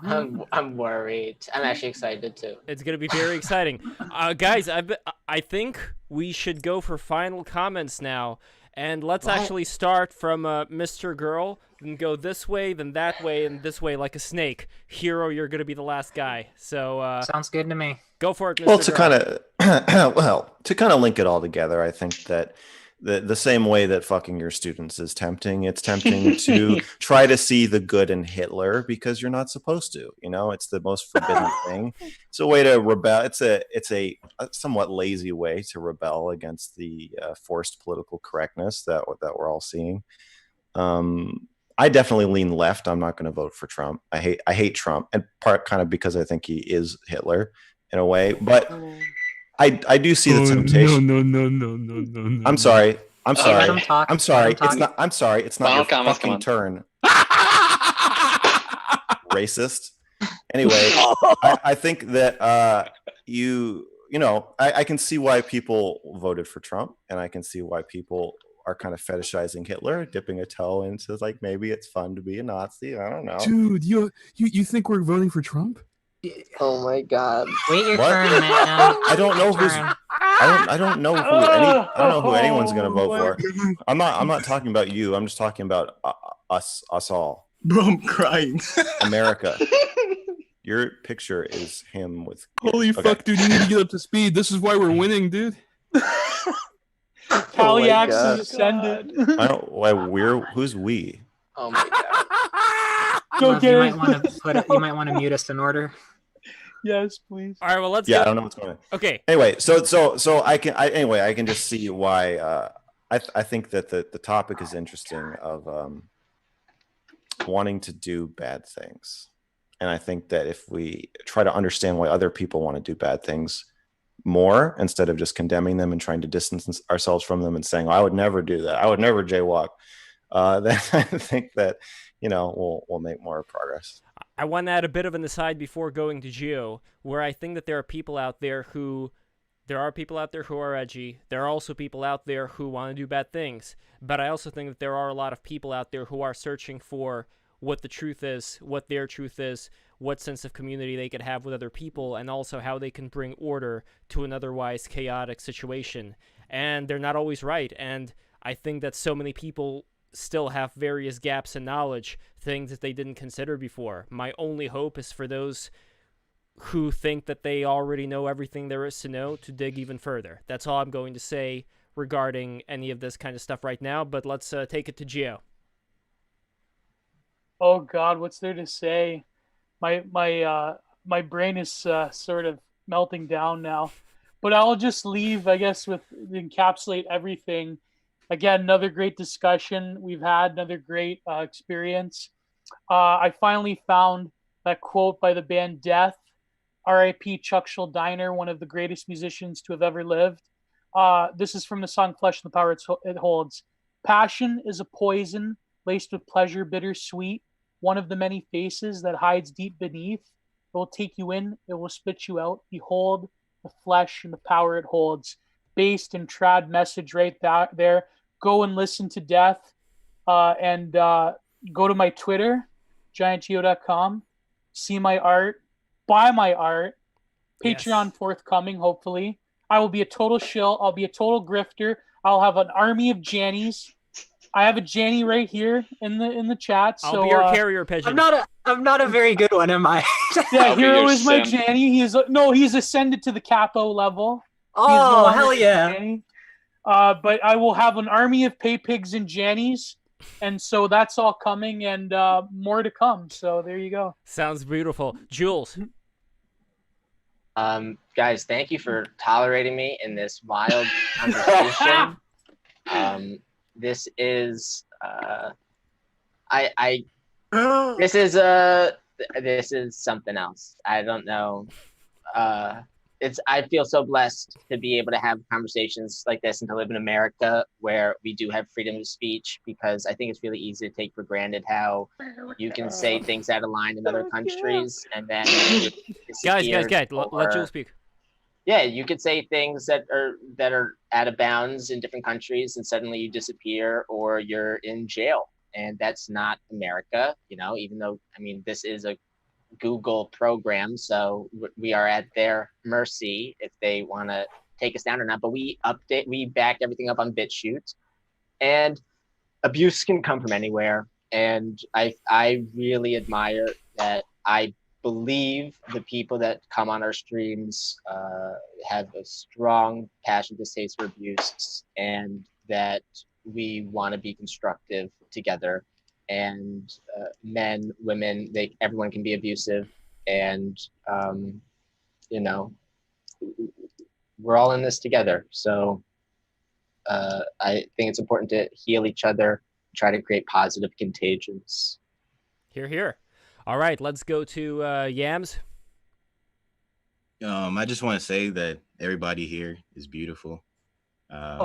This is this is a really good conversation. It's kind of like my first podcast, so thank you all for giving me this opportunity. Thank you, Lev. Thank you, Jules. Thank you for coming. Yeah, man, and I just hope that everybody can do something great in the future. Really, I see great things for everybody. Simple, really. I appreciate that. Thank you. Let's go to White Samurai. All right. Well, love the show. Love that we can have a dialogue about a lot of the things here that you guys talk about. And I would have been a lot more constructive in talking today, but I'm extremely hungover. But I just wanted to pop in, get a feel for to see what was going on with that. I thought it was really good. And you have a fan, basically. Thank you. I appreciate you coming on. Definitely legit.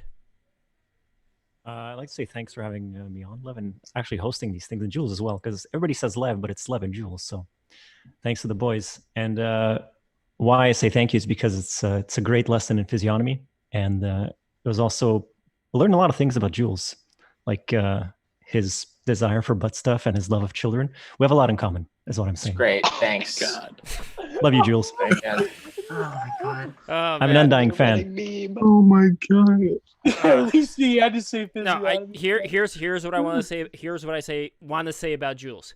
I think Jules, you are a great friend. You are very loyal. I love you. You're a beautiful man. So, and I know that Jules likes playing devil's advocate a lot. Yada yada. I'm a broken record. Anyway, let's go to Sophia. Sophia, are you there? Do you hear us, Sophia? Okay, yes, I am here. I'm sorry. No problem. I would like to thank everyone. It was really nice to be on here and have this conversation. It was illuminating, and it was really nice to hear, especially the bits where we're talking a bit more about philosophy. Joe, like what you have to say is like really interesting, and I hope that we can like talk more in the future. DM her, Joe. Oh yeah, sure. Sounds Yeah. great. Slide into the DM. Next, we have Baji. Baji, thank you so much for coming. Yeah, oi. Can you hear me? I can hear you loud and clear. Yeah, nice. I would like to thank everyone for the stream, basically. Thank you for coming. Thank you. Yeah. Aaron Cowboy. Love Trump's hate. I'm not voting Trump. Kaliak, we're not voting Trump. Just getting put that out there. Also, Jules, I love you, man. And I'm not being ironic or anything. Same. I don't have any problem with you. It's a lot of fun to come on the podcast, and we take the piss, but we love you. Thanks, guys. Yeah, Thank when you. You have a Twitter avatar, make sure you add some cool weapons to it every time you get 100 followers, because you got to play it like a game. You got to add more artifacts, more weapons, and more powers as you level up. This does kind of feel like an RPG in a way. Archon. Twitter is the greatest RPG ever invented. So. It is. I just want to say thanks, Lev and Jules, for having me on. Lev, I know you've been trying to get me on for a while now, and my schedule kind of conflicts with that a lot. So very happy that you put up with me and even brought me on here, even if it's kind of in the air with me being here. This is great that you were able to come on. Thank you so much for coming on. I look forward to seeing you and everybody else again. And before Hero takes us away, I just want to say once again, you know what I'm going to say to the people who are watching this right now? Please subscribe. We're counting on you. Jules, is there anything you'd like to add about the subscription, Patreon? Let's keep it going, guys. Let's keep it going. This is great. And then I'm excited for updates. We got more coming for you. Definitely. Let's keep it going. Hero, take us away. Certainly. As always, I want to thank Lev and Jules. Thank you so much for having me on. I'm not really anyone of note, so it's always nice to be able to share my ideas with great thinkers like we have here right now. Also, Gio, I'm expecting a design for a badge if I get to be your capo. Okay. I'm going to leave it with something I think that was kind of encapsulating about something I want to encapsulate about this whole discussion we had today. I have a very, my outlook on how I want things to go, or how I would like things to turn around for our society right now. When I talk about it, it often sounds very rigid and very traditional and very, backwards to some. definitely probably sounded like that to some of the people we had on here today. And that's because it is. I think that there is a lot to be valued in the reservations people from the past had about society and how they treated their liberties. I'm very cautious about that, and this is something that crosses my mind a lot. I don't want that to come across as not having compassion for people that fall outside of the box. That is always something that's on my mind. If you're going to be someone that has this idea for the morality of the country, you should have, empathy for the people that fall outside of the box, and you need to have compassion for them. You need to think of ways that you can help rehabilitate them or ways that they can fit into society as well. That is not lost on me. I just want to make that clear. By the way, when Vito writes, we had slavery, everybody had slavery. That was the norm. And as far as, as far as how it went away, that's something that we should pay attention to. What culture resulted in slavery going away in the first place? Like that, I think is a very important Vito, I got thing. no problem with you, man. I'm not trying to pick a fight with you or anything, man. I did no aggression between us, dude. I'm not trying to cause any problems. I don't know why you feel so antagonized by the things I say, though. Wait, who? What? Vito. Oh, Vito. I don't know. I mean, look, there's always going to be a bit of antagonization, but look, I think this is a learning experience too. Vito said K. When somebody talks about slavery, I think it is important to bring up things not in the people's history of the United States type way, but in a much broader way, because I think that's when we really start learning new things about everything. But anyway, before we go, I want to make one final announcement. 1 second. Okay, so we are going to have a very interesting person coming on, Alexander Bard from Sweden. He's a very popular guy in Sweden. He is coming on this coming Thursday, July 9th. So guys, please stick around for that. And also, we may be having a stream this coming Tuesday about the image of women that's been changing throughout the centuries up until today's time, and I think that's going to be a very interesting discussion. It's still up in the air. I think we're going to be able to do it this Tuesday, so stick around, guys. It's been a pleasure hosting the stream with Jules, and I look forward to many more streams ahead, and I really value the time that you guys put into watching this, and I highly value the time that the panel put into being here. So thank you, everybody. This is great, and we will see you next time. Thanks, guys. Thank you, guys. Geo, you're pure class.